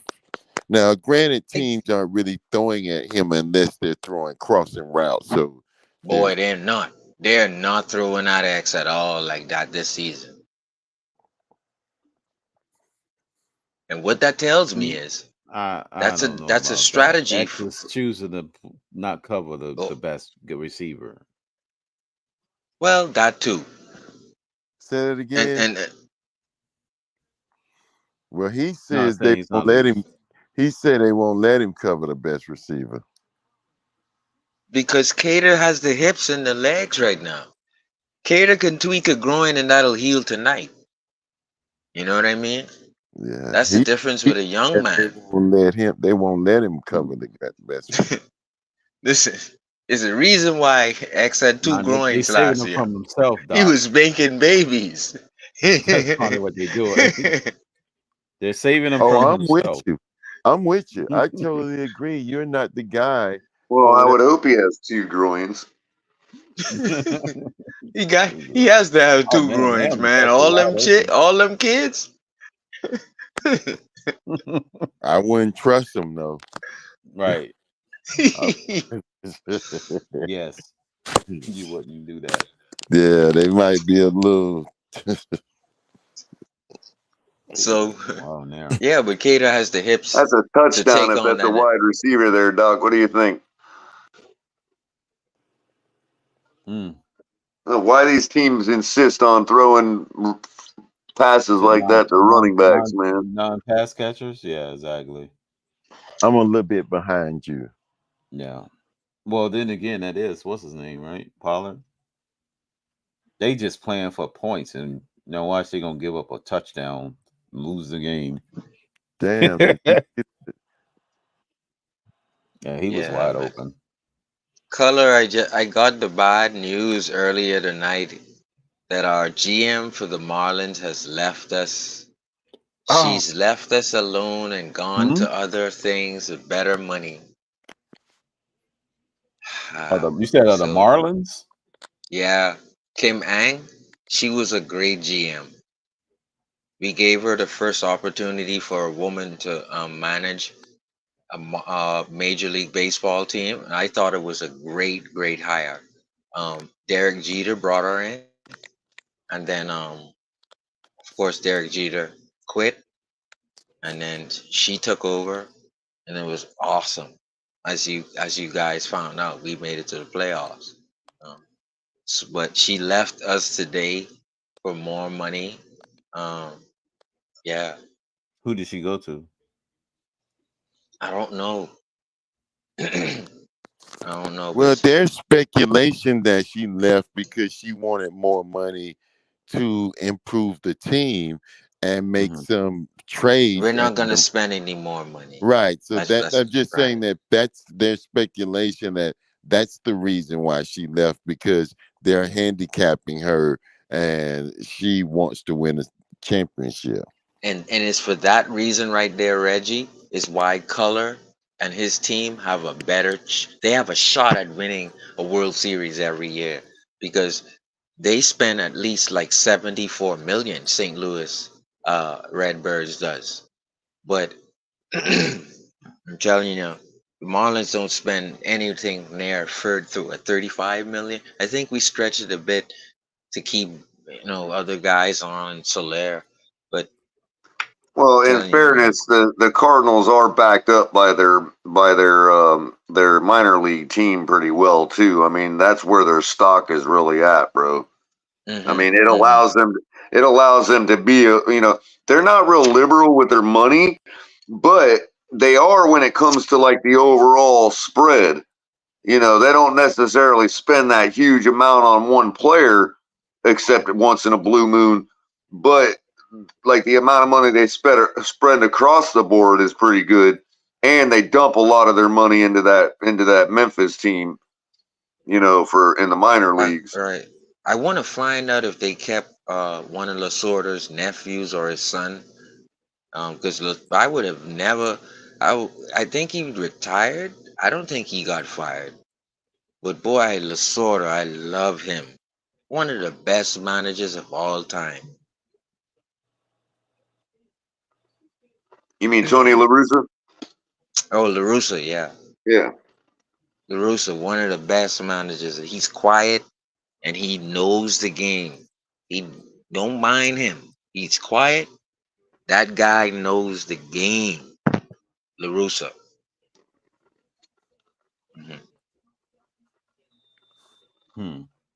Tommy used Hollywood to expand his career. Tommy Lasorda. Oh yeah, good old Tommy. Cameraman Pat cameraman passed away. He's pretty young for a cameraman. He was 51 Who years did? old. No, 61. Yeah, the cameraman. No, Cameraman man. passed away. During the game? No, I don't Play think during the us game. the song. You're a cameraman. Wait, that don't work. I don't know. I don't know if Billy Joe will like that edition of the song. Hey, you wow. All kind of crazy shit happening, man. Did you hear me earlier, Doc? Josh Allen is the next Carson Wentz was trying to pin me down on a comment I made about wishing for injury on a player or something. And I'm like, you know what? If I said it, then I meant it. It's like, look, these guys make millions of dollars, and I'm sorry that they won't be able to play the game they love anymore. But you're not dead. It ain't life threatening. So what if I wish injury on somebody? Cry me a river. You know what I mean? And then later on, they were talking about what's his name last night, Harris, and I'm like, you know, as soon as I saw him throw thumbs up and he can move all his limbs, I'm like, well, sorry about your luck, but you're alive. I ain't got no sympathy for you. I'm tired of this notion that we have to, like, I'm not talking about really, like, you know, life-threatening injury. I get it, bro. Nobody should die for money. But, bro, these guys take a chance, man. You know, and all of us had to exit the game we love at a certain point that wasn't of our choosing. I didn't get beyond high school. You know what I mean? I would have loved to play this game for the rest of my life. You kidding me? You know, and if I got to play 1 year and I got injured and got out and that was it, I still would be like, I could hang my hat on. I got to play in the NFL. You know what I mean? Well, you wishing that somebody got hurt that has no correlation to somebody getting hurt. That's the bottom line. But when I well, not only that, but wishing a player got hurt, to me is not much different than wishing a character got hurt in a movie. Then that means I'm going to hell because I know you guys knew we were 0-7 and we hurt 9 quarterbacks in that year. And the only reason we won some of those games is we knocked those quarterbacks out. And I was wishing that we knocked those quarterbacks out. That's why we won some of those games with Tua and Fitz. Oh, well, dang. Oops. My bad. I was not aware of that. Listen, gentlemen, I gotta go, but I'm gonna go play some chess. But I wanted to say 2 things. Number 1, solid win. I'm glad we put a 40 burger like we should have. Let's be honest. Yes. And then number 2 is now we just have to step up to the plate. Okay, why? Because the bases are loaded. It is bottom of the 9th. And we need this grand slam to take it home, fellas. So we have to win this game. It is that type of atmosphere. This is game 7 in the World Series. You know, I'm just using baseball analogy because y'all know what I mean. So this is, and we're down by 3 runs. So to win it, down 2 outs. The count is 3-2. The most stressful, probably, situation you could be in professional sports. We gotta go out and get that home run. That's all I gotta say. So, I can't wait to see what's gonna happen this weekend versus Philly. All I know is, you know, the real eagle animal I love. You know, shout out to the American Eagle. It should be protected. Beautiful creatures. The Philadelphia Eagles are gonna get roasted by the Dolphins. That's all I gotta say. And I want to see another 40 burger. Ladies and gentlemen, find me tomorrow morning. It's Tuesday, Monday to Friday a.m. Mets fans, you catch me live on YouTube. Follow me on all social media. You guys are awesome. Thank you for having me. Yeah, Miss Finn. Sharif. Yeah, Miss Finn. Fins up. Yeah, I'll see you Wednesday night.